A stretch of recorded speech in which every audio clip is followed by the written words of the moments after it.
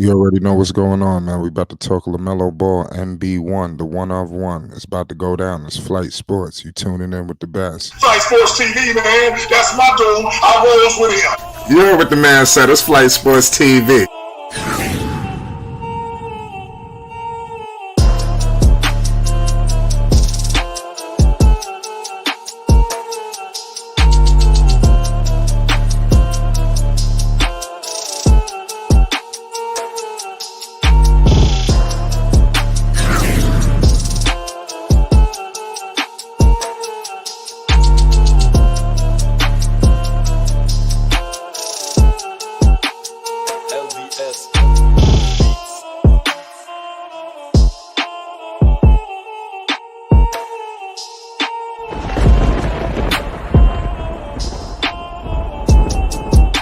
Like I said, Flight Sports TV, that's where it's at.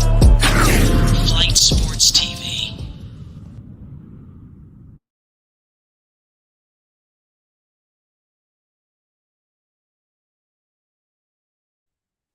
What's going on, people? It's Flight Sports TV. You already know what it is. We back with another one of them things. Shout out to everybody in the chat right now tuning in with us on this New Year's Eve evening, ladies and gentlemen. I haven't popped a bottle yet, but we got some back there. Let me know what y'all got going on. But I'm in the crib. I'm not moving and grooving. I'm gonna bring the party to myself. We got. I ain't gonna talk about it, but shout out to everybody tonight. Rocket. I see big Triple B's in the building. You see All Access over there. Salute to Triple B Racing. Everybody go get your merchandise right now at BigBallerBrandInc.com. Don't be foolish. It's holiday season. I know everybody running around with a lot of money. They better go out and support Big Baller Brand. So listen, before we get into things, man, we got All Access in the building. Dex, talk to the people. We live. Yes, sir. Shout out to Flight Sports TV, the machine, the voice of the voiceless, the people's champ, the hottest in these streets. Shout out to the panel as it reaches premium peak. And shout out to the chat for the craziness that's going to go on tonight, especially how the game ended in Chicago. And shout out and big ups to everybody that's rocking with Flight Sports TV. Salute to you for being here, because you could be anywhere in the world, but you chose to be with Flight Sports TV, and we appreciate it. And we have an in-depthness of gratitude for your presence. No, you pardon me, you're absolutely right. Listen, the Charlotte Hornets, LaMelo Ball, MB1, they was in a clear uphill battle. Tonight. It was crazy, to say the least. It was retarded. Right now, they took the L. A lot of people predicted them to lose to Brooklyn, 123-106. Charlotte fought violently, but it was, like I said, it's up. You got two teams on different sides of the spectrum. You got one team fighting, for the number one seed, and you have the other team more than likely on their verge to possibly getting maybe one of these lottery picks. So both different mindsets, so they collided. But give credit to LaMelo Ball. He did not have the best first half, but he did turn it on that third quarter, and that fourth quarter he tried. I don't know what Steve Clifford said in the halftime, but he said something, and they came out with a lot more effort. And it started with LaMelo. He tried to go toe to toe. He damn near did. You got Kyrie Irving tonight. He had 28 points. Melo tonight, he had 23. So, and damn near was playing with Miss Triple Dub with 11-6. Pardon me, 11-7. So the numbers was tremendous, just like always. LaMelo Ball's just been on a tear. We've been documenting this just 100%. So, like I said, we're gonna go from where the Hornets are going from here. Obviously, this season continues day by day, game by game. It clearly sees this is a wash. Better luck next year. I want to get into tonight, just a little appetizer, because we have some guys tonight who went to Greensboro. I seen that game today at 1:00. Bouknight went to Greensboro. He's not going to get off the hook. He came right back, though. They went out there. They did their thing. He didn't have monster numbers, but he did his thing. I believe JT Thor was there, if I'm not mistaken. Kai Jones. So they sent their young guys down there today, and they gave them some minutes tonight. I think they got their confidence up as well. So we're gonna be monitoring that this season. But Brooklyn, they just look crazy. I think the story tonight, more than the Hornets, obviously we know they was going up against an upper echelon squad. I think the real thing is Brooklyn. Brooklyn is real. I mean, I think it's time. I'm telling you, they're gonna scare the holy hell out of one of these top two teams. They might be the very top. I'm telling you, Brooklyn right now is live to walk away with the number one seed in the Eastern Conference this season. The way they rolling, they literally are only a couple of games back. I'm telling you, and that you clearly see what's on their mind. They got domination and destruction on their minds. So it's gonna be I can't wait to see this. Salute to all y'all in the chat. Shout out Rap Guy Reloaded, Chantel, Basil Carpenter Jr., all y'all that's in the building, man. It's live, man. You already know what it is. Dex, what's your thoughts on your early thoughts on this post game? With Charlotte, were you able to catch some of this game? Yes, I watched the game, man, and it was. I enjoyed it, even though Charlotte was getting their head blistered. They brought the game all the way back to 6 points. And then, Cliffy made a couple of rotation calls, and it seemed like the game just slowly got out of hand. And in the second half, he made another blunder, I feel, keeping Lamelo on the bench a little too long. And they brought it back to, I think, like 11. And then when Lamelo went out, that new core came in. Not core. That new crop came in, and the game just quickly got away from the Charlotte Hornets because their scoring was inept. Terry wasn't able to do much. Mark Williams wasn't able to do much. Plumlee missing point blank range layups when he should be dunking the ball. I mean, where do you get this finesse game from? And then, Oubre situation, I'm starting to see it affecting the Charlotte Hornets because those are 17 to 20 points that's damn near guaranteed. And it comes with ease. Even though they haven't really been winning, but his points comes with ease. Kelly really doesn't struggle getting 17 to 20 points a night. Lamelo, on the other end, played a solid game. He had 20 points by the third quarter. And he wanted to speed the game up, but unfortunately, the rest of the Hornets didn't feel the same way he felt. So it was a herky-jerky, and Charlotte is really not equipped to play a slow, methodical half-court game where thought reigns supreme because they're not a good thinking team. And you can see that with the JT Thors. You can see that with the Jalen McDaniels. You can see that with the PJ Washingtons. The only really solid thinkers, and even though Terry Rozier, the only really solid thinkers I feel that Charlotte have, honestly, in my opinion, based on my observation, is Gordon Hayward and LaMelo Ball. Gordon Hayward just doesn't have the athleticism that he once had, but he still know the game, and he still, I believe, have an adequate IQ to be able to operate under a playmaker situation. It's just that he's slow, he's beaten, he's battered, and the athleticism that usually would bail Gordon Hayward out, it's just not there anymore. I mean, that ship has sailed. But mentally, I think he still knows the game. I can tell what he's trying to do, but he just can't do it, and he loses the ball. He gets clumsy, but his intentions are pretty on the level. But the results is a mess. Man, like I said, Charlotte is just like I said. It is a mess, man. But give credit to them tonight. They played against a valuable opponent, man. Brooklyn is no joke. Did you even give them a shot to win tonight? Oh no. I didn't give them a shot to win. Kevin Durant was balling. I knew they were going to get beaten by 10 points or more, so I called good money on that. And Durant didn't even have a stellar game. Actually, Durant game point wise was piss poor. I mean, he was way under his average. And Kyrie came on late, but it was just a collective effort from Brooklyn to win this game. And it took a collective effort from Charlotte to lose this game in a blowout fashion. And like I said Mm. before, that herky jerky type pace doesn't fare well with Charlotte.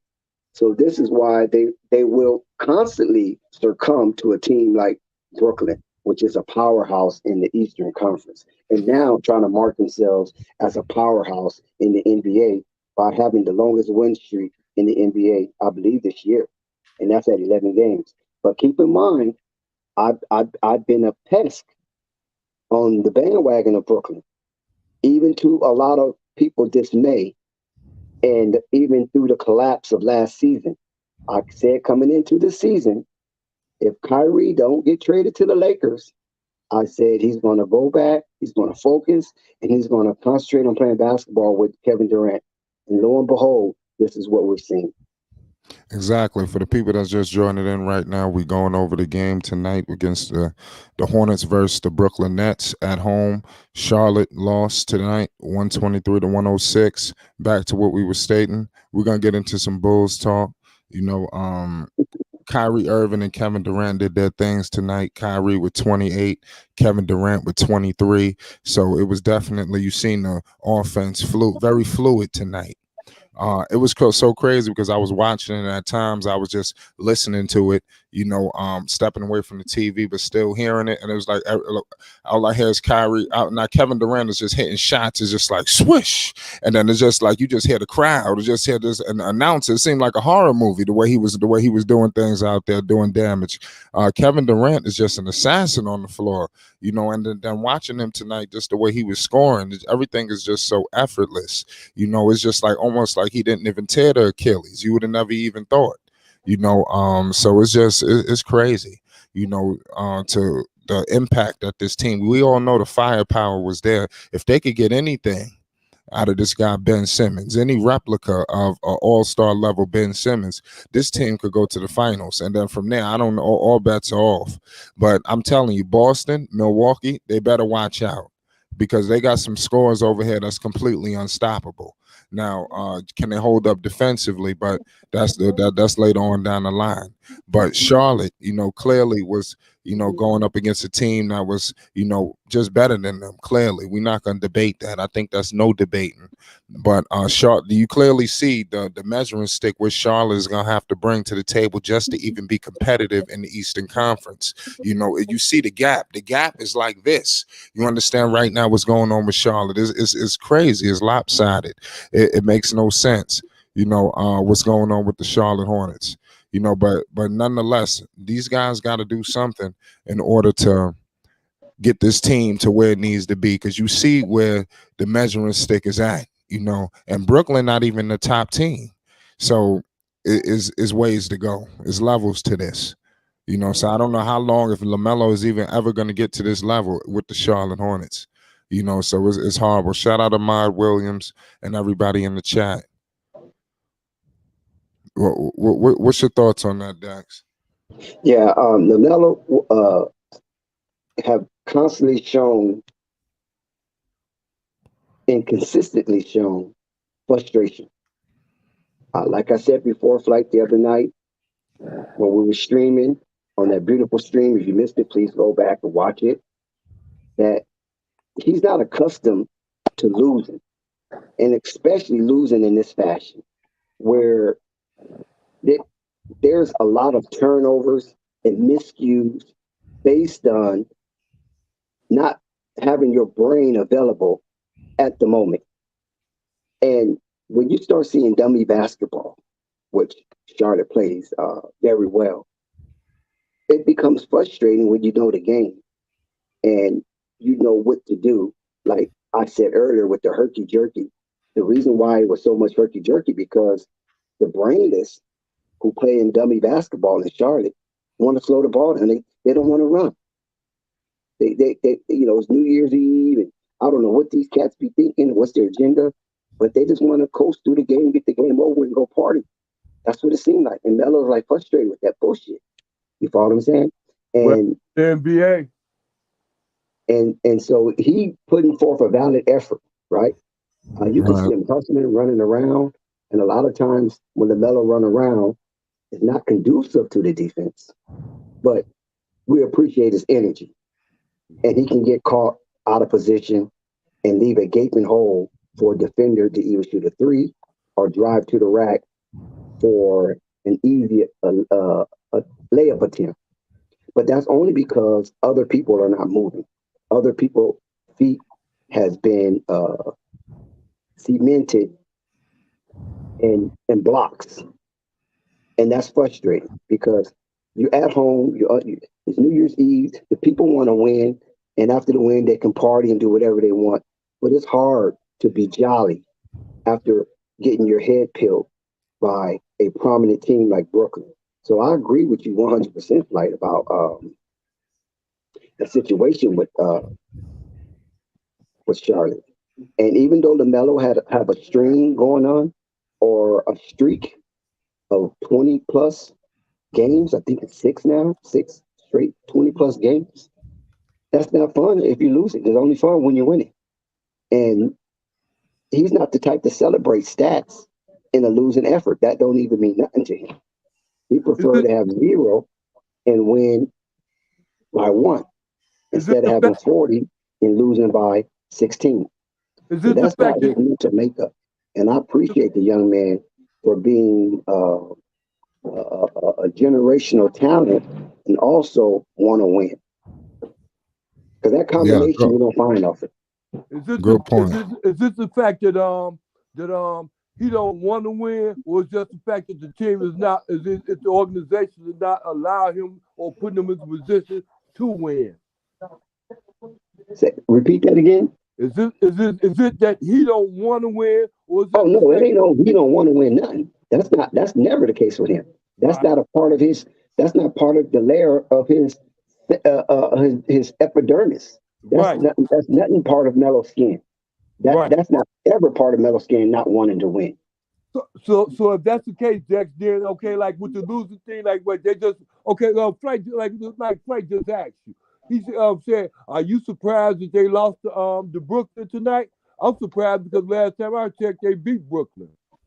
No, they haven't beat Brooklyn this year. The first 2 games this year, but I'm thinking back last year when they beat them in that. Yeah, they beat Brooklyn last year, but Brooklyn was in shambles last year. Yeah, see, right now their mental makeup is totally different from what it was last season. I agree.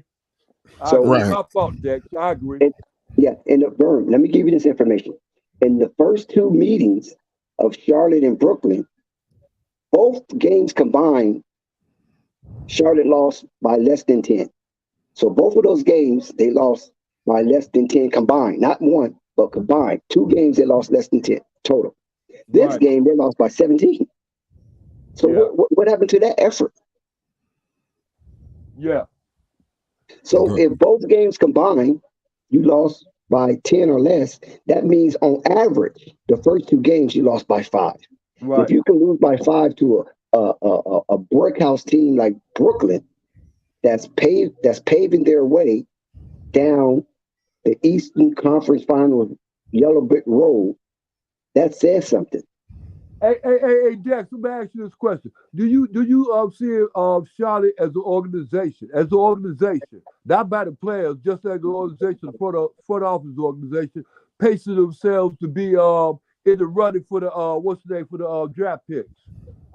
For Victor, for VM? Yeah. I can't call it. I just think that the talent there is very shallow. And like I said, Mike never made any moves. Mitty never made any moves.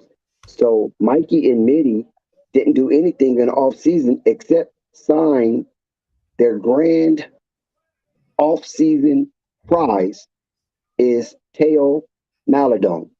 Matter of fact, today is the first day I figured out his name was Teo and not Theo, because we're used to saying it in American language, English language, it's Theo. So whatever language you're from, France or whatever, it's Teo. It's more sophisticated now. So that even make it worse. Yeah. I heard that. He ain't one of us. He ain't Theo. He Teo. Yeah, I So heard you that went name out and got before. Teo Maladon Together to figure out as your off-season prize. And that's the biggest acquisition they made in 2022. shout out to Boom. Rich Cupjack. Mm, mm, mm.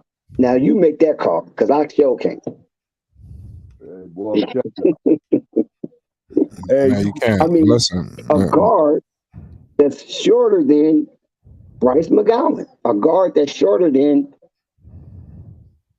Bouknight, a guard that's shorter than Lamelo Ball, a guard that's barely taller than Terry Rozier, a guard that's shorter than Cody Martin. And that's your season season prize acquisition. When you need height, you need grit, you need enforcement, yeah. and Teo Maladon. Yeah, hey, why pay Alonzo Ball if you can get somebody like him? I get it. You right. Hey, it's the organization, Dex. Now you see why I feel about him, the way I feel about him. Yeah, right. that's downright disrespectful to Lamelo Ball. That's all I can tell you. Yeah. It's very disrespectful. You brought up a couple of the young guys. You brought up Bouknight. You know, I don't know if anybody knows this, but today Bouknight was sent, you know, to the Swarm. You know, he played today. You know, at 1:00, I believe he had 29 points, if I'm not mistaken. You know, to me personally, I had high hopes for Mr. James Bouknight this whole season. You know, today I would have never thought in a million years I would have woke up with a notification that James Bouknight was sent to the G League. Did anybody have any? You didn't know this? I ain't surprised. I didn't know it, but I ain't surprised, though. This breaking news to me, but I ain't surprised. He was sent right back, though. I ain't gonna lie. He was sent back. He came back to the Hornets, but he played in the G League today. Bouknight was never supposed to be in the G League for 1 second. You know, this is truly unfortunate. You know, and this happens to be LaMelo Ball's teammates. Mind you, today with all of the young guys, it wasn't just him. I believe, like I said, Kai Jones was there, JT Thor. You know, these guys completely took minutes away from guys like LiAngelo. He never got an opportunity to play today, which was disgusting. Flight, You know, we've been what? hey, Flight, look here. Can I say this? I'm gonna tell you, Flight. Look here, Terry. What's the name? Terry Rozier said a while back ago, like 2 years ago. The only thing that was Charlotte's problem because they had no leadership. They had no veteran leadership, and that ball, Gordon Hayward, was a stupid move. I'm sorry, Flight. But I'm gonna get past that. They still ain't got no veteran leadership. Only veteran they got on the team is Melo. And they go like Melo go. And Melo can't take them far, Flight. So if I was you, I'd give up on that. No, I understand. I mean, I ain't gonna give up on nothing. But I mean, you're right about that. Melo, you say he's a veteran. I mean, Melo still is Melo's a the part of the veteran, young the core. youngest veteran on the team. I He has guess you 3 could say years. that. This is third year. Yeah, This is I mean, third if year. you want to say he might, LaMelo's no veteran. yeah, he is no veteran. But I guess he's trying to say He got to be compared to a 5 guy like years. I mean, who else did? Hey, look, the only veteran other but besides Rozier is what's his name, the one with the blonde hair, and Melo was on there before he was. They got 4 But veterans on the team. Gordon Hayward is non-existent.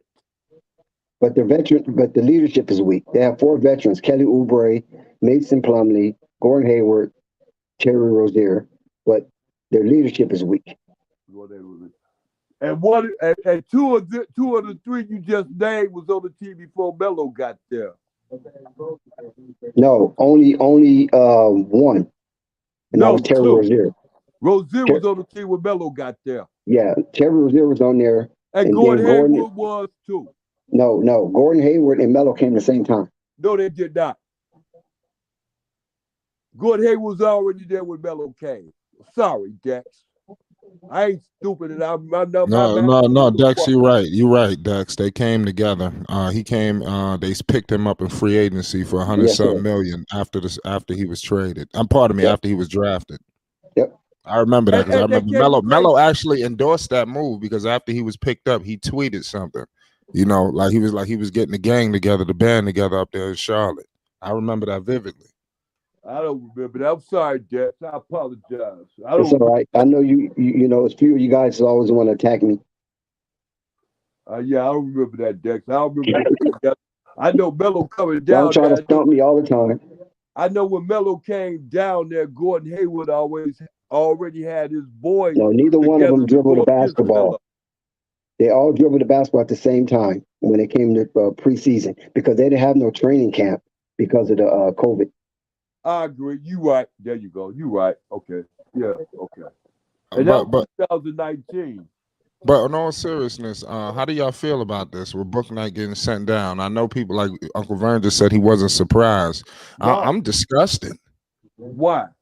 because I mean I had high hopes for Bouknight. This dude was a number 11th overall pick. Man, You know, I mean this dude Flight. When he wasting came, away on the Flight, bench. I'm I mean he sorry, got to Flight, do I'm cutting you something. off, Flight. Period. I don't want to cut you off, Flight. I know what you realize, but What? understand, though, Flight, when he came in, he didn't come in as a position. He didn't know if he was going to be a shooting guard or what's the name, or a Man, he point came in guard. to be a And scorer. another thing, when he came in, Flight, he had a history behind him, and that history caught up with him. What history we talking about? Man, Flight, I mean, being sitting up in the car drunk, doing stupid shit like that, all that old crazy stuff. Your game Yeah, ain't that no yeah good, that man. happened. Yeah, that happened. That happened Okay, recently. then catch up. No, it happened in college also. Oh yeah, okay, yeah. My bad. I'm not a Bouknight Why you think his aficionado. draft? Why you think his I draft just want down him the to way? start perform. I just want him to perform for Melo. That's all. Yeah, But go that's ahead. what What you happened in want. college? That's what you want. What happened off the floor in college? Tell me.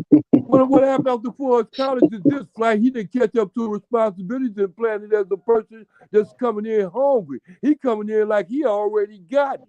And a Yep. whole lot of people did that same mistake and they didn't get it. That's why they fell short at the wayside. That's why they can't be they was good in high school and college and everything, but when it comes to being a Deion Sanders going out and pulling yours in, they can't do it. Why? Can't Because do they it. Yeah, with the that's true. program. They fell short of the wayside. And that's a Baylock, whatever his name is. Who? What's his name? The one that came in, Baylock, whatever his name, that brother, young man was talking about. He came in under a certain understanding. He came in on a bad understanding. And then that even got worse when he came into the league because he didn't know what he came with that cocky New Yorkness. and he didn't know what position he was going to hold it down there.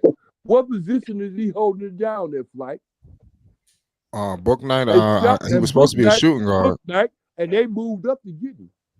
And that was a stupid move. Like they was going after the archetype of Lamelo Ball. Tall, athletic guard that can be combo. And they thought he can't handle the ball like that.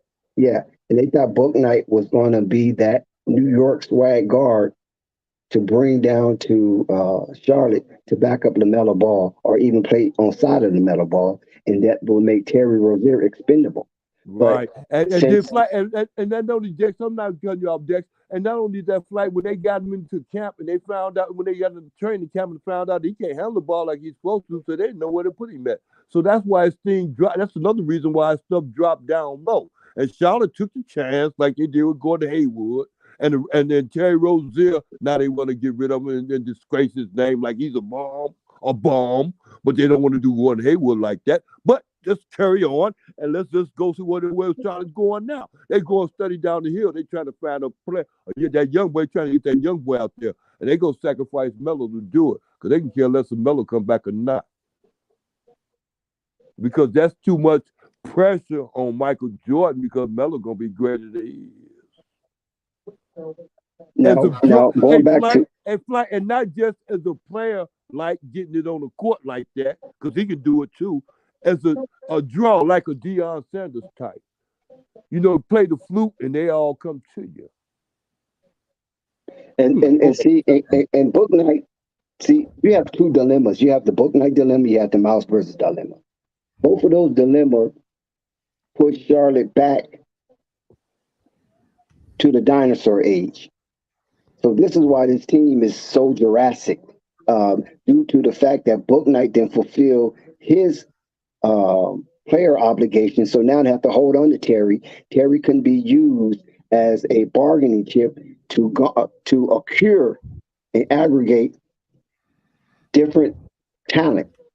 Because with Terry Rozier, you can put him out there and you might can get a few bodies for him that can fill some of the holes or address some of the woes of the Charlotte Hornets. And Right. Bouknight didn't do that, so now they got to keep Terry. They can't let him go. They got to keep him now because Bouknight couldn't fulfill his obligations. And we He the already only know thing what they got Miles. besides Melo. Who, Bouknight? No, Terry Oh no, Rozier. He the Terry. only thing they Oh, got besides yeah. Melo. Yeah, I mean, he's one of the Did you more understand what I reliable just ones. said? Did Yeah, I anybody got understand you. what I just I said? heard you. I understand. They can't afford to let. They can't. Matter of fact, they can't endorse Bouknight because he don't fit the criteria, and they can't. They can't let Rozier go because they're only what? Who they gonna rely on besides Melo? Mm-hmm. Not Gordon. Not Gordon.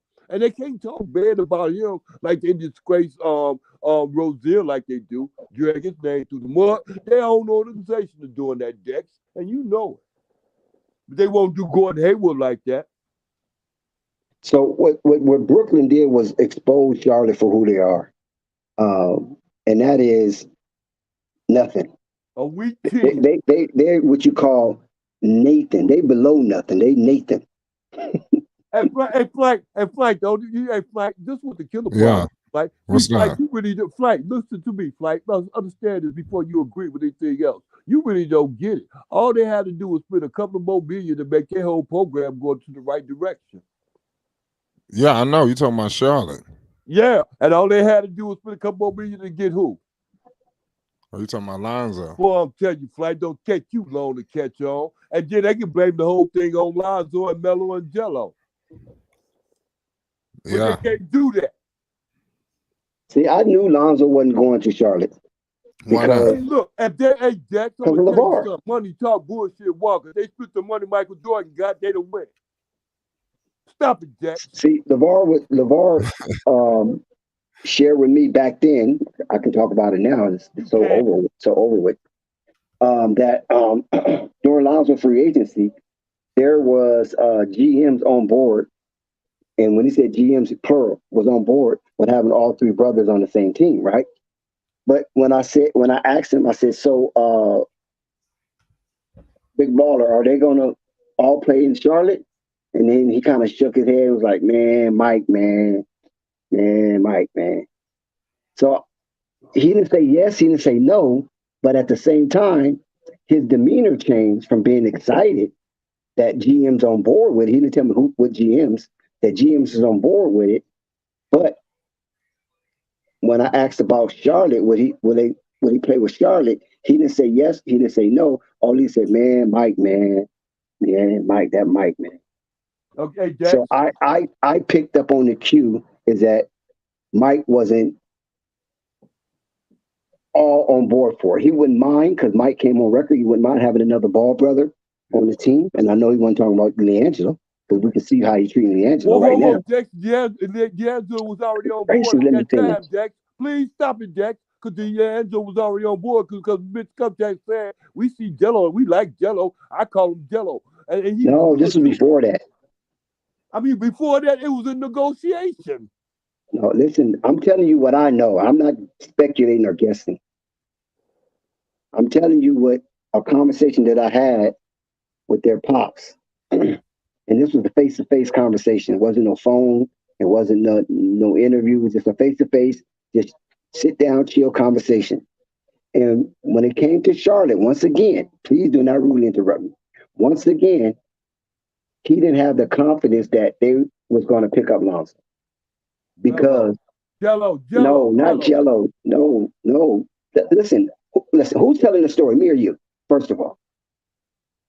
Like who had the conversation, me or you, first of all? It sounded like you said Melo. They wouldn't. Melo was already on the team. They weren't going to pick up Melo. They had Melo. So you said we talking about Jello. I want to be on board and make sure I got the right understanding. We talk about Jello now, right? If you let me expound, go ahead. You will have the information. And what I'm trying to explain to you is that according to the conversation, he didn't feel confident that Mike was going to sign off on it. So apparently, information that I don't have, now this is speculation. Now I'm speaking speculative, is that whatever was going on in the background, it wasn't looking positive that all three will be on the same team.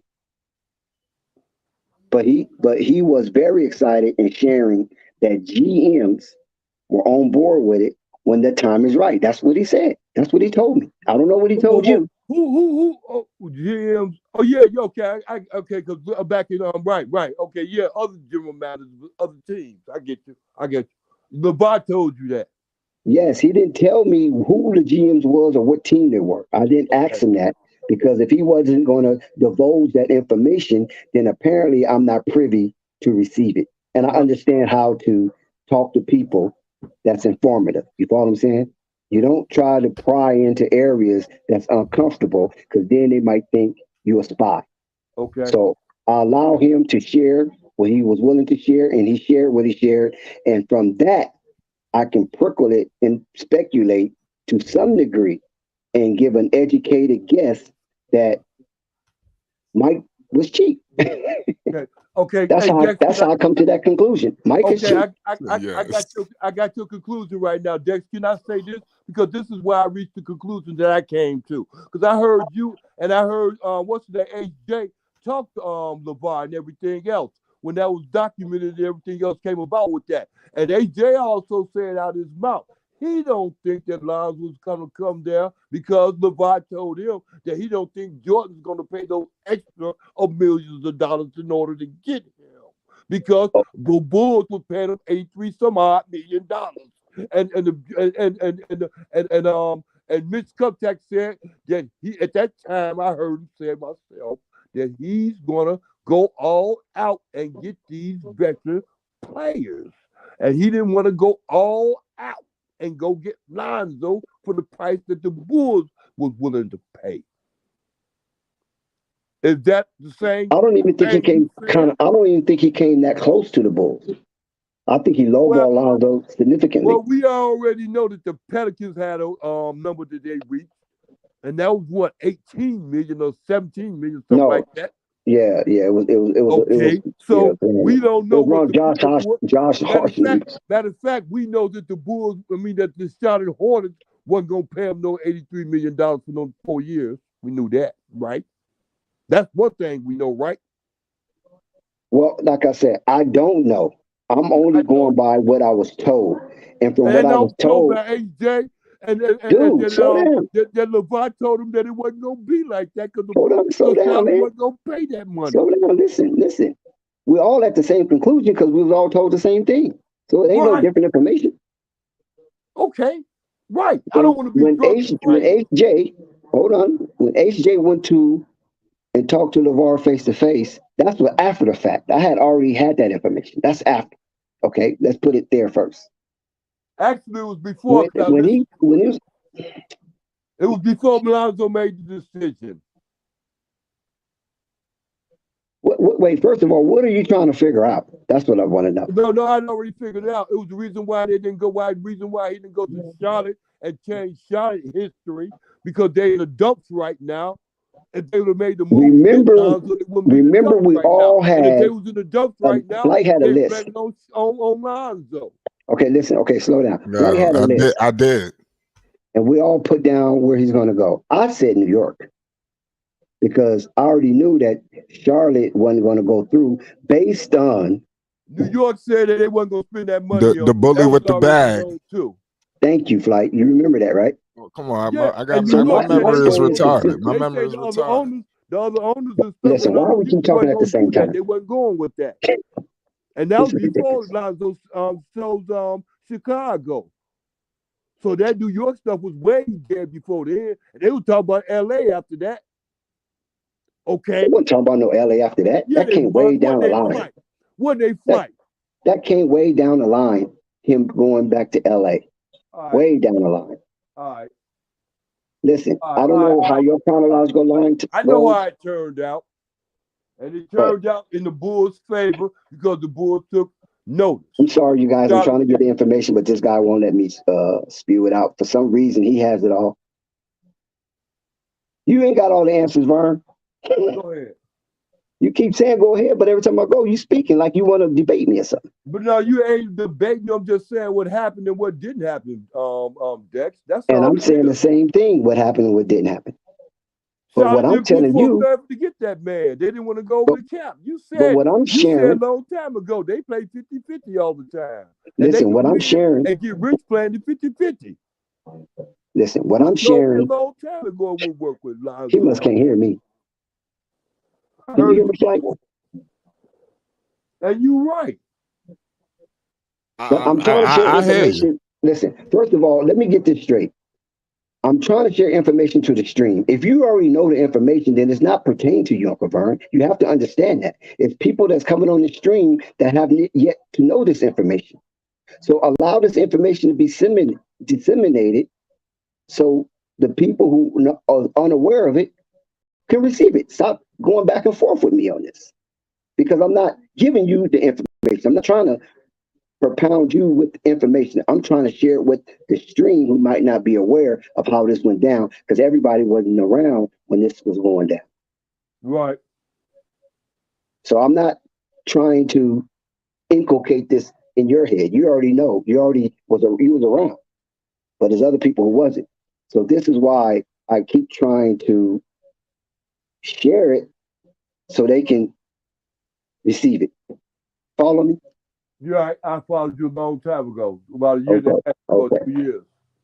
So what I'm saying is that when he showed some form of low confidence in that happening, because it could have happened. It could have happened. You don't know. Things could change. People can wake up in the morning and have a change of heart. But based on the Well, information that who he probably showed that? already, Who showed it? Who? He. Who was he? Change of heart. Who showed change of heart? Who are you referring to?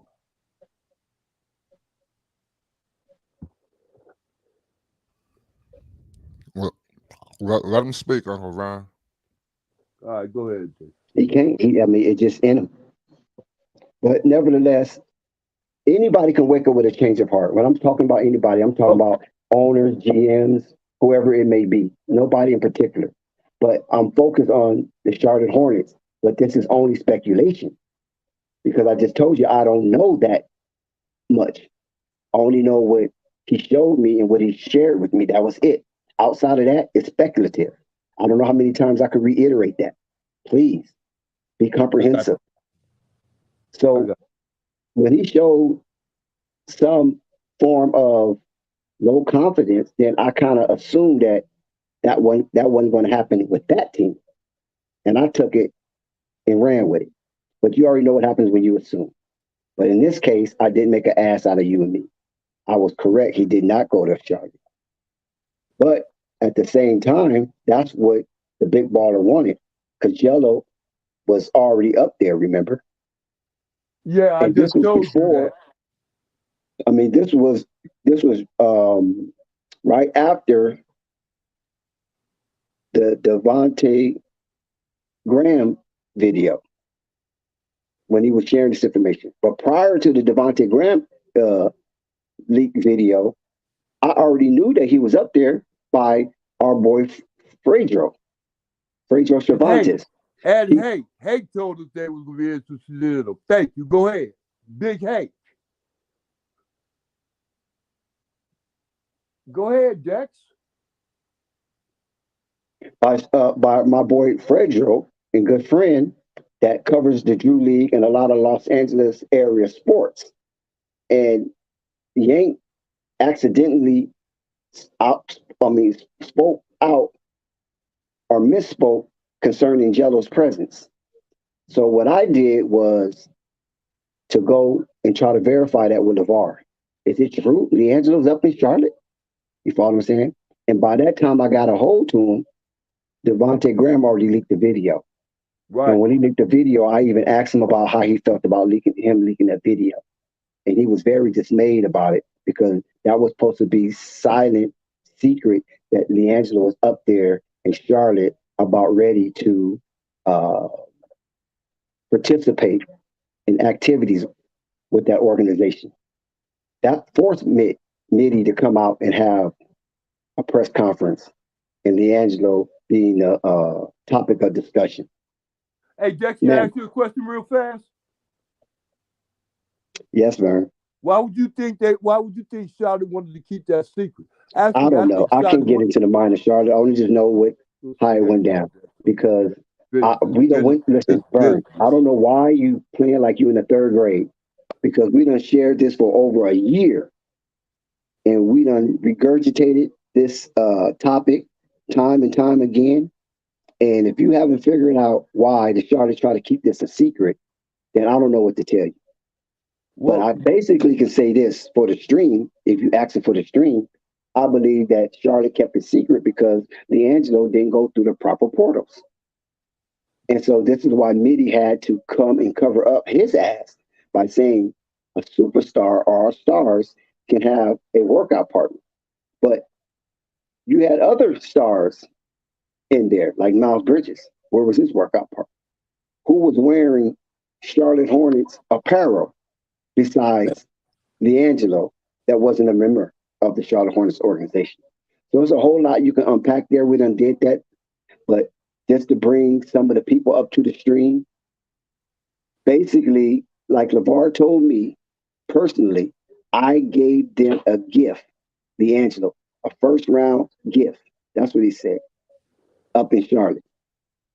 And they don't know what to do with it. I agree. I definitely agree. They don't know what to do with nothing. So they had a lot of gifts as far as that concerned because they didn't get it for nothing. A gift is something you got for nothing. And they got a whole lot of gifts for nothing, including Melo. So now the thing of it is this. Hold on, slow down one sec. Pump your brakes. Okay, now the thing of it is this right here. You can be skeptical that Lavar is trying to hype up LiAngelo when he said that I gave them a gift for free, first round gift for free, right? All they got to do is pair him with his brother in his curtains to rap. So you can be skeptical. You can be like, "Oh, Lavar, you're embellishing. I think you putting the 10 on the 20, and excuse me, you putting the 20 on the 10, and I don't know." But the proof is in the pudding. Okay, because when LiAngelo had his opportunity to showcase his skill, he blitzed the Summer League in his very first game in a Charlotte Hornets uniform.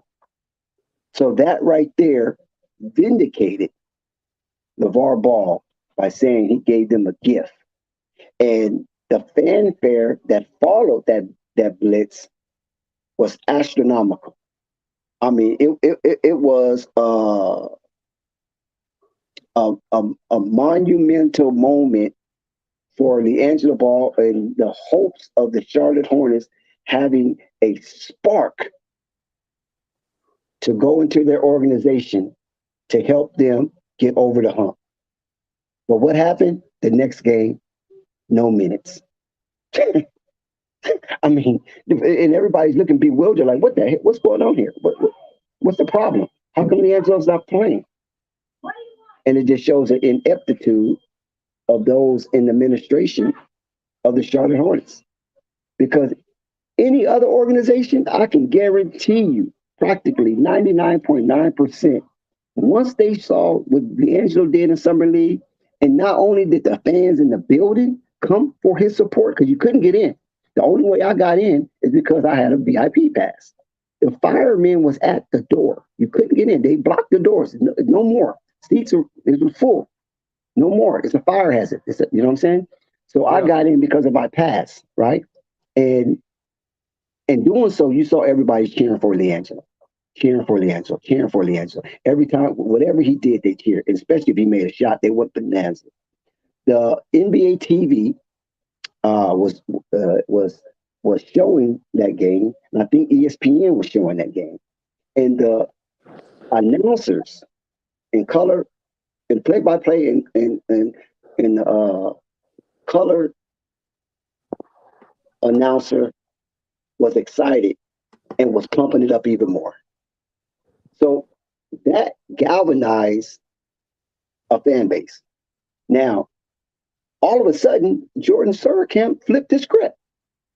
Instead of using Jello and propelled and tying his legacy to Jello in the Summer League, he flipped the script. It went opposite of that.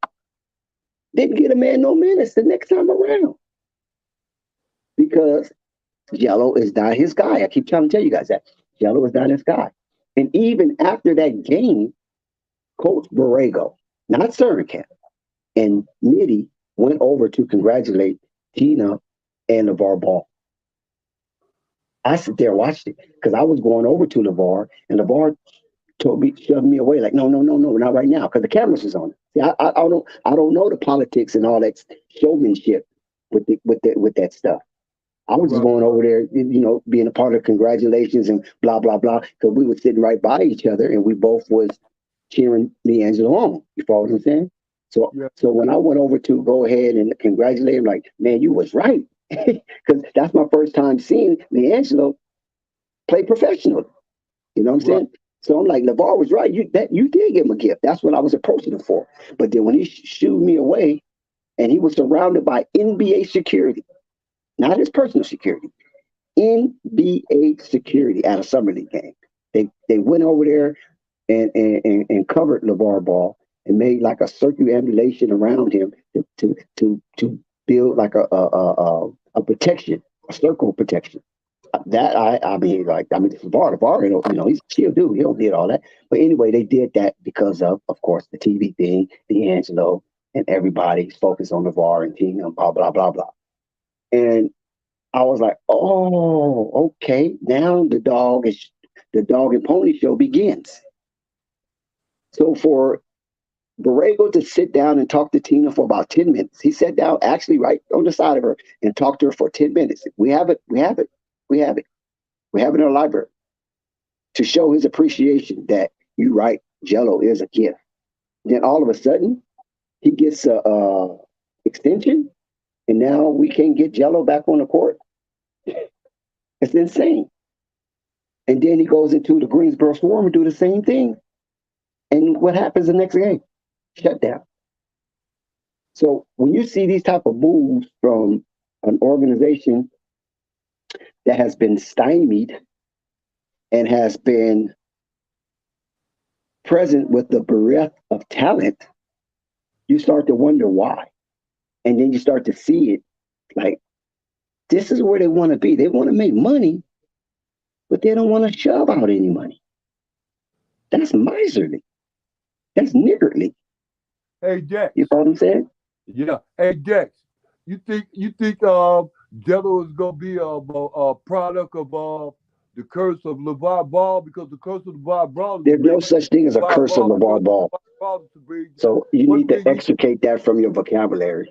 There's no such thing as a curse of Lavar Ball. That's those other cats talk curse. Slow down for a minute. Slow down. You're talking. But don't use that word curse, man. We not. Say what you just said. This is not voodoo. It's not a witch hunt. Right. Don't. Well, hold on. Don't keep talking. Say what you just said again. Then don't say stupid shit. Okay, now what do you mean by stupid? I said curse of Lavar Ball. Yeah, how Lavar Ball has a curse? The man's successful. What curse is successful? You talking? If anything, if you compare your life to his life, who's cursed? Bro, listen to me. Let's understand this. Lavar Ball did. You guys be bringing that negativity over here, man, because you listen to too much garbage. Well, listen to me, because you catching like you already understand what I'm saying. It ain't no curse. They don't need to understand. That word need to be extricated from a connection to Lavar. That's all I'm saying. Okay, when I say about the curse of Lavar Ball did this. It ain't no curse, dude. Okay, I take it back. Not the curse, but the understanding of Lavar Ball, that these people should be getting paid. And when they come in and they doing that, Lavar Ball something into not only the NBA and to college also, that these people should take notice of. Now one of his sons is being prevented to going into the NBA due on his skills alone, and what they say they like about him is because they playing that same game. They'll keep him down low and pay him a little bit of something and keep him satisfied and pacified, or whatever they call it. Now ask your question again. Do you think? First of all, let me repudiate you for using the word curse and attached to a man who is an iconic legend in the basketball realm by having two sons go in the top 3. That has never been done before, and we don't know if it'll ever be done again. So let's extricate the curse word from attachment to Lavar. He's successful on and off the court. His kids are successful on and off the court.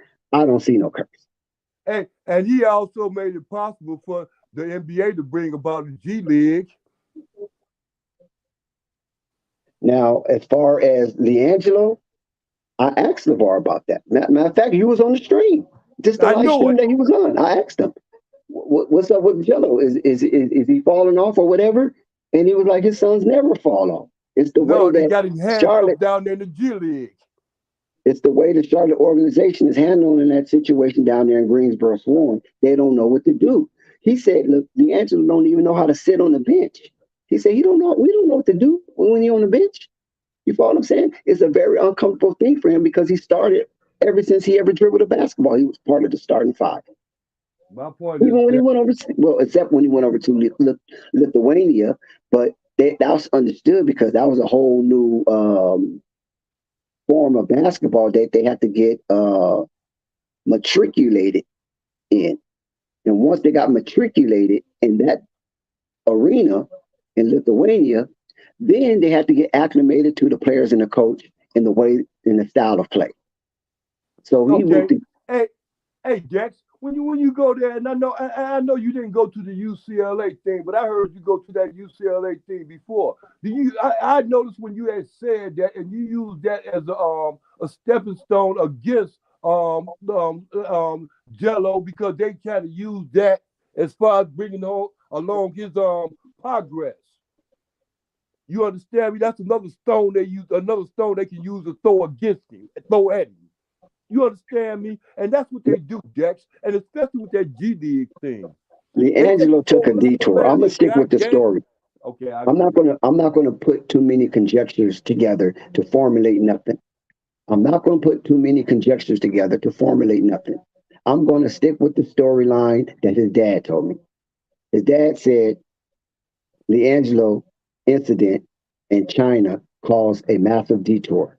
But on one end, it was a blessing, but on the other end, it was a sacrifice that LiAngelo put upon himself based on his decision he made overseas. We already know what the climate was, the political climate in that situation, right? So they're not preventing him from being in the NBA because he is a part of an NBA organization, my point is there is albeit the G League.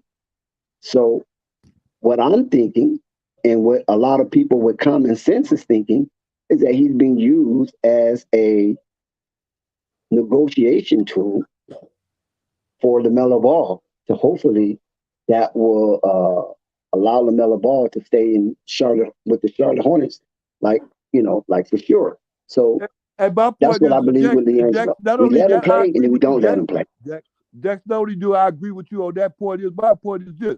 It was also used as a bargaining agreement with LiAngelo Ball at that time, but it didn't work out that way. So therefore, they have to deal with the consequences, but that happened. But the way they're dealing with the consequences now is what? Keeping Jello down. Okay, let me give you good information on that because I don't know where you're getting your information from. What Lonzo Ball happened is that Lavar publicly said on many talk shows when he was in old media, when he was on mainstream media, he blatantly said, "My sons can play for free if they all can play together. They don't care. Money's not an issue." So Michael Jordan is a gambling man. Michael Jordan is a gambling man. So if you put that out there, that money is not an issue, and they'll play, and they'll take a haircut or a hometown discount, then Mike is gonna play his cards. Oh yeah, that I was right there Okay, first. that's what he said. Let me see. Jordan was playing Lonzo like he a fool or something, huh? And playing LeVar and the rest of them, and he playing Melo like that too, huh? Boy, I'm telling you, Dex, you a goddamn genius. But with Lonzo, the case with Lonzo, he had Clutch Sports as Lonzo wouldn't let him his play. representation. Right. Where before, Thank you, Dex. Hold on. Let me share this information. Where before, all of the Ball brothers was under the umbrella of CAA, and then they moved to Rock Nation under the Jay-Z sports agency, right? Then LaMelo seemed to be more of the target of Rock Nation than Lonzo and Jello. So Lonzo, being the big brother that he is, he was like, "Well, I'm not going to be up under the shadow of LaMelo. I gotta do my own thing because I'm a father. So I gotta make fatherly decisions because I have a family." And so whatever him and LeBron talked about over the months, because they had they had communication, even though Lonzo was traded, it sounded good to him. And Rich Paul confirmed whatever Lonzo desires was, and he went with that and broke away from Rock Nation. And there Right. you have it. Because I believe if he would have stayed at Rock Nation, somehow Michael Jordan probably would have got his hands on him. Because Jay-Z and Mike are tight. Yeah, I agree. But then it goes right back to this before I said, like you said, Dex, Michael Jordan didn't want to pay the price. All that money he got, he didn't want to pay the price. Only person, I'm gonna tell you something, Dex, and you already know it. You said there's somebody out there that want to bring them all together, because that's one thing that you didn't mention. That's what Lavar want. He want them all playing together. That's when the championships gonna start coming in for real. But not only just that, and it's only one organization that would take that chance to do it, and that's what's the name them out there with the Clippers. And I don't know how long that window gonna be open. Well, like I said, he wanted to call LaVar bluff, but LaVar's not representing Lonzo. So There that's the you thing. go. So LaVar can say whatever he wants out of his mouth. He don't represent Lonzo. You know, he only represents Lonzo as his dad. But outside of that, contractually, Lonzo has an agency that represents him. So whatever LaVar say, It's Michael can't clutch. hang that on. Yeah, Michael can't hang that on his hat and try to use that as a poker chip because LaVar said money wouldn't be an issue. But Well, no. apparently, with Wait. Lonzo, money was an No, issue. Dex, see, I'm seem like I'm cutting you off, but I'm not cutting you off. I remember LeVar telling HJ that it's going to be hard for Michael Jordan to get him because he don't want to pay them extra monies. And I was thinking to myself, why not come up with a collection to help Michael Jordan get Lonzo at that time before Lonzo made his decision at 6 p.m. Atlanta time, 601. It was 601. whatever. But like I said earlier, when we had a conversation prior to Hoop conversation, he indicated a low confidence that Lonzo will be a Charlotte Hornet. How many times I got to say this? 1,000 times? Man, I told you, Jax, when you So, told me that Michael Jordan is the cheapest person, yeah, or cheapest owner in the NBA, and he only going 50-50, I knew then it wasn't going to be, I didn't see nothing around it. I told you, way before Lonzo made his decision. You told me that. I knew it when we was kicking it with DJ and everything. right. You said, bro, that ain't going to work because Jordan ain't going to pay that money, man. He's going Exactly. where he at. Exactly. And I mean, so, you was so, right. so, like I say, Mike is a gambling man. I mean, that's what he do. He's a gambler, And right? now It, look at it his almost ass cost right him his now. career. And now look at his ass right now. Well, I mean, he's sitting like a fat rat. We Man, ain't he gonna trying to deny that. sell He's that still team, rolling up the Dex. most expensive Cuban He trying cigars to seem there like are, a fat rat. He Turkish want to sell cigars. that team so fast it's pitiful. Go ahead, Dex. I'm sorry. I'm not cutting you off, but I want you to get it real. Keep it real, Dex. And then also on top of that, Mike is showing his investors, which is the art of capitalism, buy low, sell high.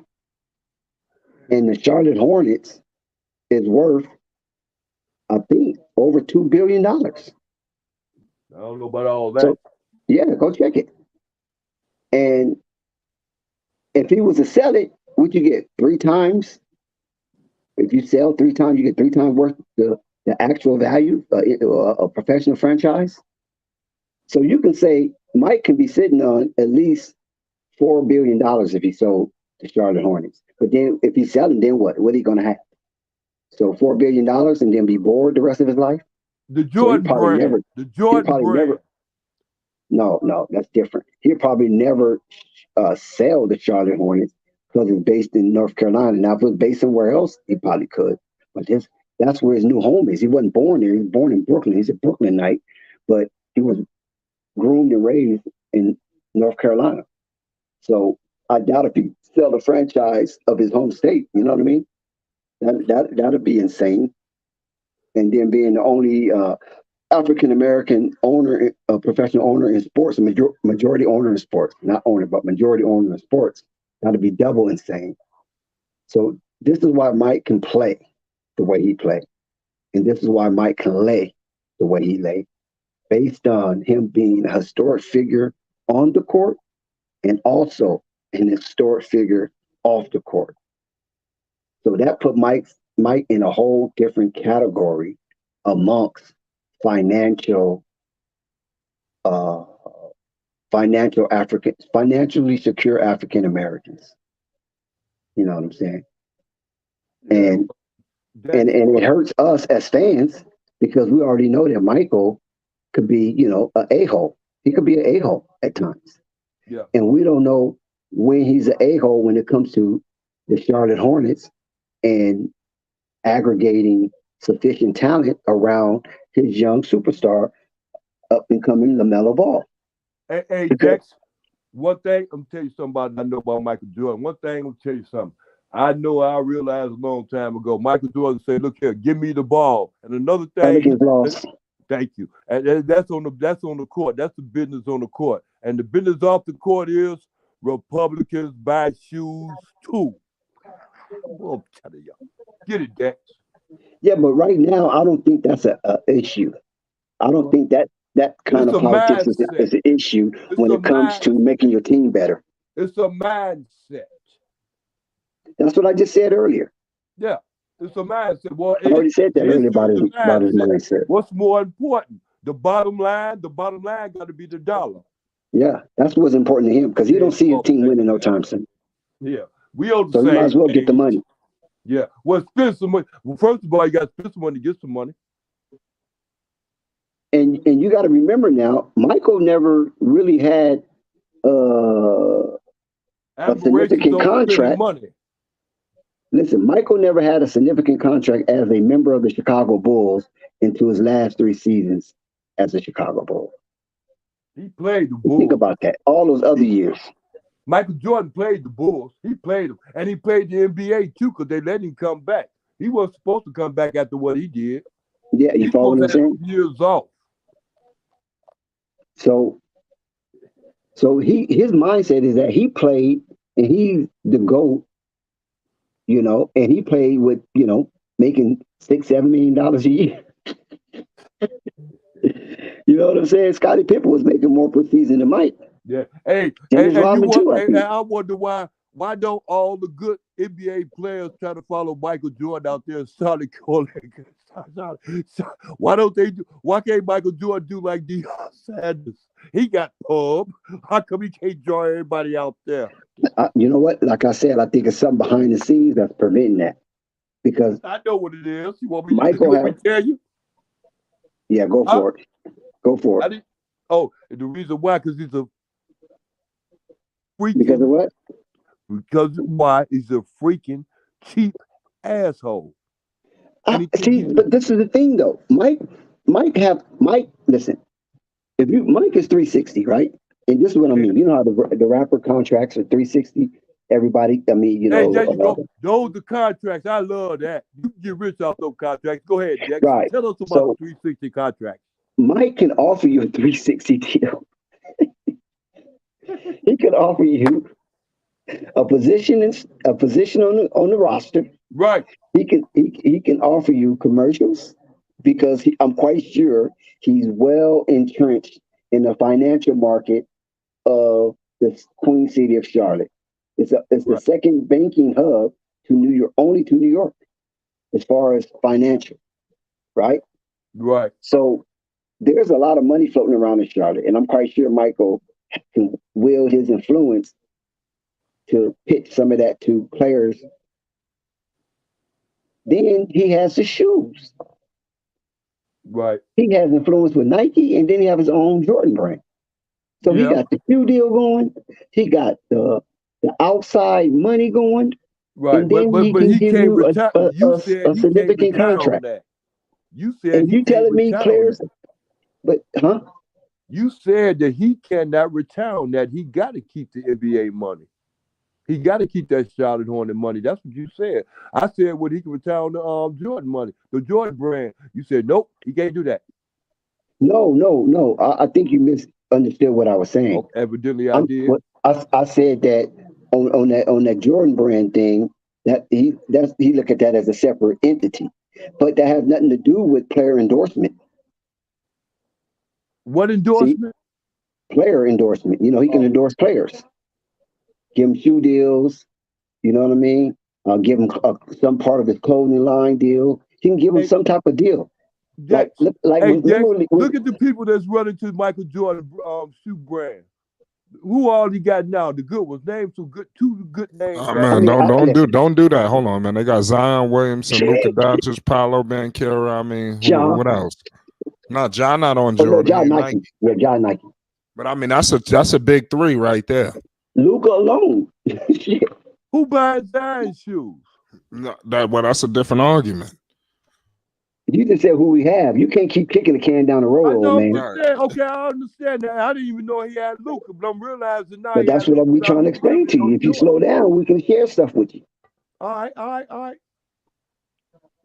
It's Flight Ask Sports me TV, baby. You know we in the know. right, and I want to know. I wouldn't ask if I didn't want to know.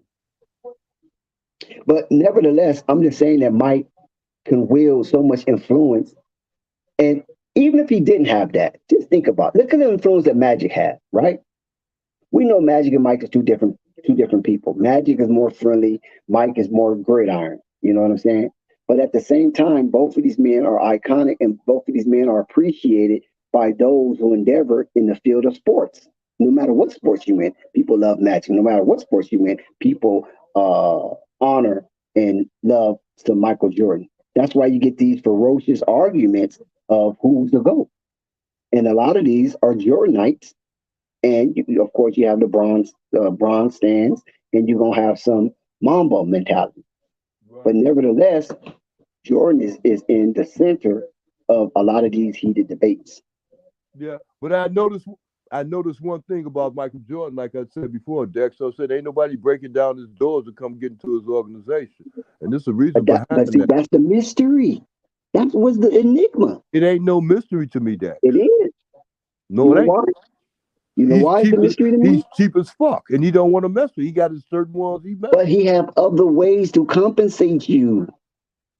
Because a lot of these NBA players, they might have some pretty decent contract, but they ain't got no shoe deals. Hey, They ain't got no clothing line deals. Jack, look here. Remember when I told you? Look here. One of the guys I grew up with and I played basketball with was Phil Gary. Phil Gary is who? He used to be who? Who? Phil Gary. You played for the. You played Phil. No, hold on. I've never heard of him. No. I apologize. I got the names mixed up. Rod Higgins. Oh yeah, Rod Higgins. Yeah, I'm familiar with Rod Higgins. You're a manager of the Charlotte Hornets. Michael Jordan's best friend. I grew up in the hill playing basketball in the south suburbs of Chicago Heights in Chicago. I grew up with him, so I already knew that he was Michael Jordan's best friend when he was playing with him on the Bulls. I already knew that. My point is, look, who else did Michael Jordan get besides Phil Garrett? That's the general manager of the Charlotte or his organization. Listen, I don't know those questions, and I definitely don't know the answer because I was not a part of that organization until Melo got there. So I'm not even going to sit here and act like I'm an aficionado on Charlotte Hornets history. My point is, Dex, is the fact that ain't nobody breaking down. Shout out to Jessica, First Lady of Flight Sports TV. Hey, Jessica, I love you. Shout out, Jessica. Happy New Year to everybody. Not yet. We're getting close. Too much in our eggnog, and I understand, but we're not going to harper on that. We're going to keep moving, and we're going to go back to what LiAngelo Ball and Bouknight, that situation right there. And Flight, to me, is devastating to LiAngelo to put in the work that he has put in to not be able to showcase it. And every time that he is able to showcase it with significant minutes, he comes through. He put numbers on the board. And those numbers he put on the board is exciting to the fans, whether they win or lose, because that's the type of person that LiAngelo is. He galvanized support.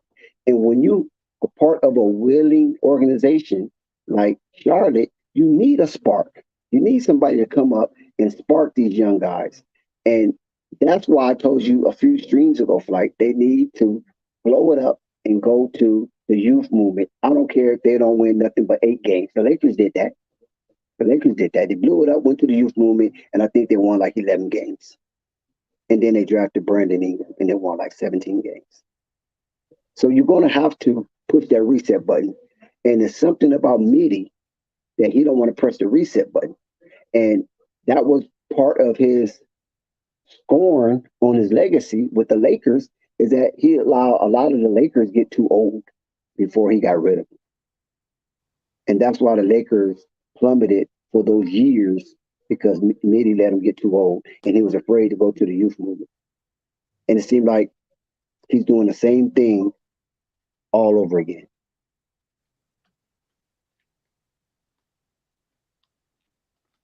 Man, that's crazy. Things just don't make no sense, man. Shout out Isaiah Curry, 15. Shout out Lamont. Shout out Basil. Everybody that's in the building tuning in with us, man. Everybody that's joining in. We discussing a whole lot of Charlotte Hornets basketball. We gave the post-game report. You know, the Charlotte Hornets fell tonight, 123 to 106 to the Brooklyn Nets. The Brooklyn Nets are just steamrolling right now in the Eastern Conference. Before you know it, they're going to be occupying the number 1 seed. We're going to be having to pay the utmost homage. You already know.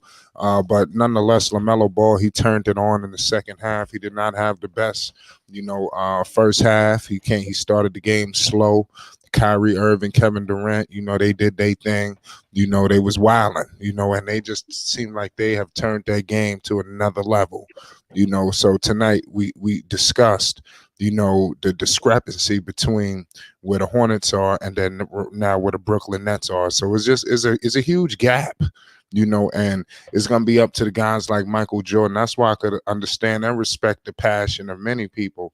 It's going to take a lot of people to get this situation rectified, because you see where Brooklyn is at, and they're gonna be holding it down for a few more years. Last time I checked, Jason Tatum and Brown, they still young, so people gonna be around for a minute. The East ain't getting no weaker, so it's time for Michael Jordan to pull up his sleeves. With my humble opinion, it just doesn't make any sense. Shout out Jessica too in the building. I see you. I forgot to shout you out. I definitely want to keep everybody up in tune with us. I want to thank everybody for tuning in. We're not going nowhere, but I want to thank everybody for tuning in on this New Year's Eve report. Because a lot of people could be doing anything in the world, but they happen to be here, on New Year's, so doing their thing. Let me know what everybody got going on tonight. What's going on in the kitchen? I know a lot of people like to cook up. Let me know if somebody got something catered. Who going out tonight? Who got us playing in the car on the way to that thing? I know there's a lot of. Let us know what's going on. I know it's gonna be a busy night. Like I said, we're gonna keep the cups poured over here, man. It's Flight Sports. We got my man All Access sipping that alkaline. I might be sipping a little something tonight. Who knows what Uncle Vern got in that cup? Man, What's in that cup? I know it's a cup over there. man, vodka, 100% See? vodka. I know. That's why I said. That's why he was talking like that. I mean, that's why. Stop it, Mike. No, I'm messing with you. Yeah. Uncle Vern had the vodka. Nah, I got some 18. I got some 1800. It's such thing of being drunk and being in your right mind too. Matter of fact, I'm not drunk because I'm not stumbling in my speech. Right. Nah, I feel you. Nah, you know how to ride your wave. Yeah. Shout out to everybody that know how to ride their wave, man. A lot of people be sipping and then turning into somebody else. Oh yeah, no. I stay me all the time. I can't go like this. Matter of fact, if I change, people will notice it. They say, "What's wrong with you?" Right. Watch out for the police tonight, ladies and gentlemen. They lurking. Closing doors, for real, and stay inside. Hey, I heard of a study that said if you go in at 10 o'clock and you don't go back outside until 6 a.m. or 7 a.m., you will live longer. I think that's right. Stay inside. Forget them parties. No, definitely, man. You know, them parties, man. Like I said, I mean, the guy's young. I ain't gonna say just forget him, but you know, do your thing, man. But back to what I was just saying. Lamelo Ball. You know, tonight he had 36 minutes. You know, he put up 23 points, 7 of 19 from the field. Like I said, he didn't have the best, you know, night, to say the least, but he shot 7 of 19 from the field, 7 rebounds, 11 assists. I think that was a valuable effort. You know, they just ran into a team that was ready to steamroll them. Some say ball hog, say green light. Who is ball hogging? Oh, you're talking about Zion? Okay, yeah. Shout out all y'all. LaMelo Ball has continued to play with Miss Triple Dub, man. There's a lot of triple near triple doubles LaMelo has been recording since his return. You know, it makes absolutely no sense. LaMelo, these all-star numbers, 31, 23, 25, 27, 27 again.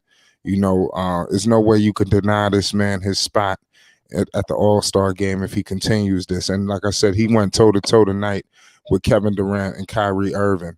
You know, and that was just like, it was just too much. You know, he did what he could with the little bit of pieces that he had. You know, it's not like he got big troops out there. You know, he going out there with butter knives, you know, and then he got to go out and do his thing, you know. So he deserves much more than he has. You know, we're going to continue to beat down that horn, but it is what it is at the end of the day.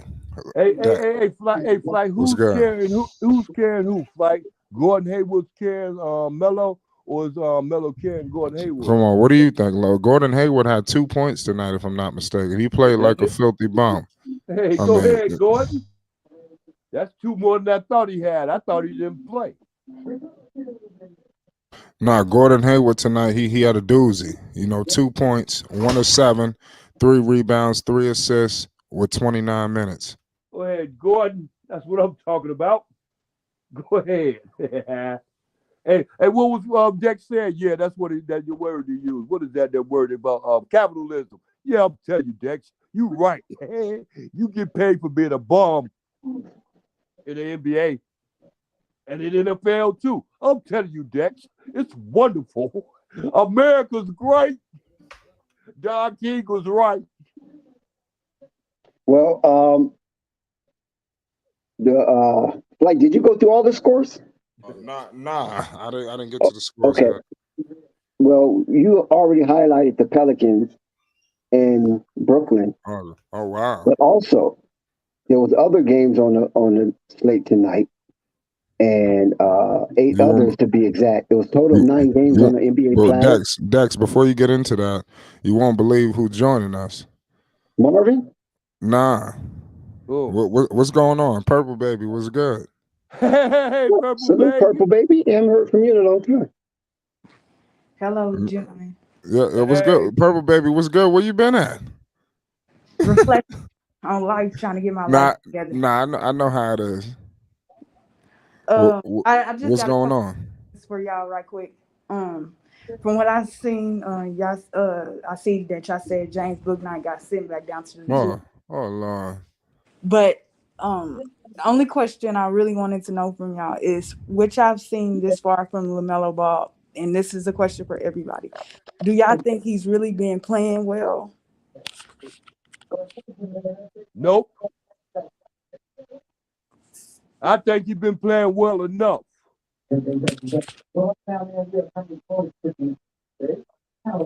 You do? Oh, yo, I'm sorry. Let me evaluate. Let me go longer with it, because I thought somebody else was gonna get in, Purple Baby. Thank you for asking me that question. I think he's been playing good enough, because I think the organization, the Charlotte Hornets organization, Purple Baby, decided when Miles Bridges went through that stuff like that they was gonna take a nosedive, and they didn't know what Melo was gonna do. And Melo ain't finna go out like that, Purple Baby, for real. I already knew then when Miles Bridges wasn't gonna be around, it was gonna be hard. And I knew Melo wasn't gonna go out like that, so he was gonna shine regardless. But he can't shine and make that whole organization win a bunch of games like that. So all he can do is give forth his so-called best effort and try to stay healthy and go out the season. Because he know already that it ain't gonna be no playoff type situation. I'm sorry, Purple Baby. Back to you. So, what's Miles Bridges' importance to this team? Right now, it ain't no importance. But when he was on the court, That's dead as thinking because it's not relevant now. Of course, his important was important. I'm not disputing you. Of course, we know that. But right now, it ain't even important. And that's a detriment to him, not to the Charlotte Hornets, but that's a detriment to him because there's a lot of young, silly, ridiculous players in the NBA or in the sports league period that do silly things like that and get themselves caught up. And they think they the best. Instead of thinking they not average, but they just like anybody else, they think they better than everybody else. So they get the wrong understanding. And it shows in their decision making. I'm sorry, Purple Baby. Back to you. so are we all agreeing that that like from the scouting department and or development department, they have been doing a poor job this far? Yeah. With the Charlotte Hornets? Yeah. Yeah. They're mediocre organization at best anyway. So what you expect out of them? They're mediocre compared to the other some odd teams in the league. They're not great. They barely holding on. Thank God they got Melo. Just think that they have Melo.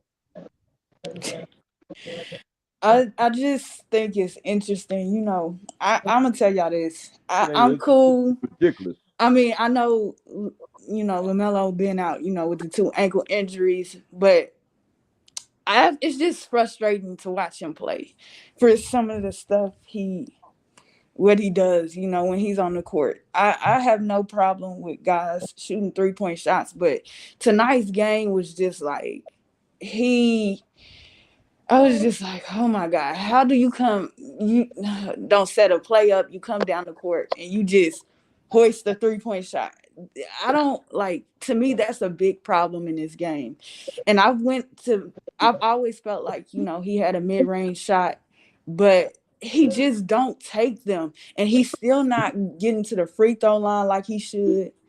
Like, it's frustrating to watch.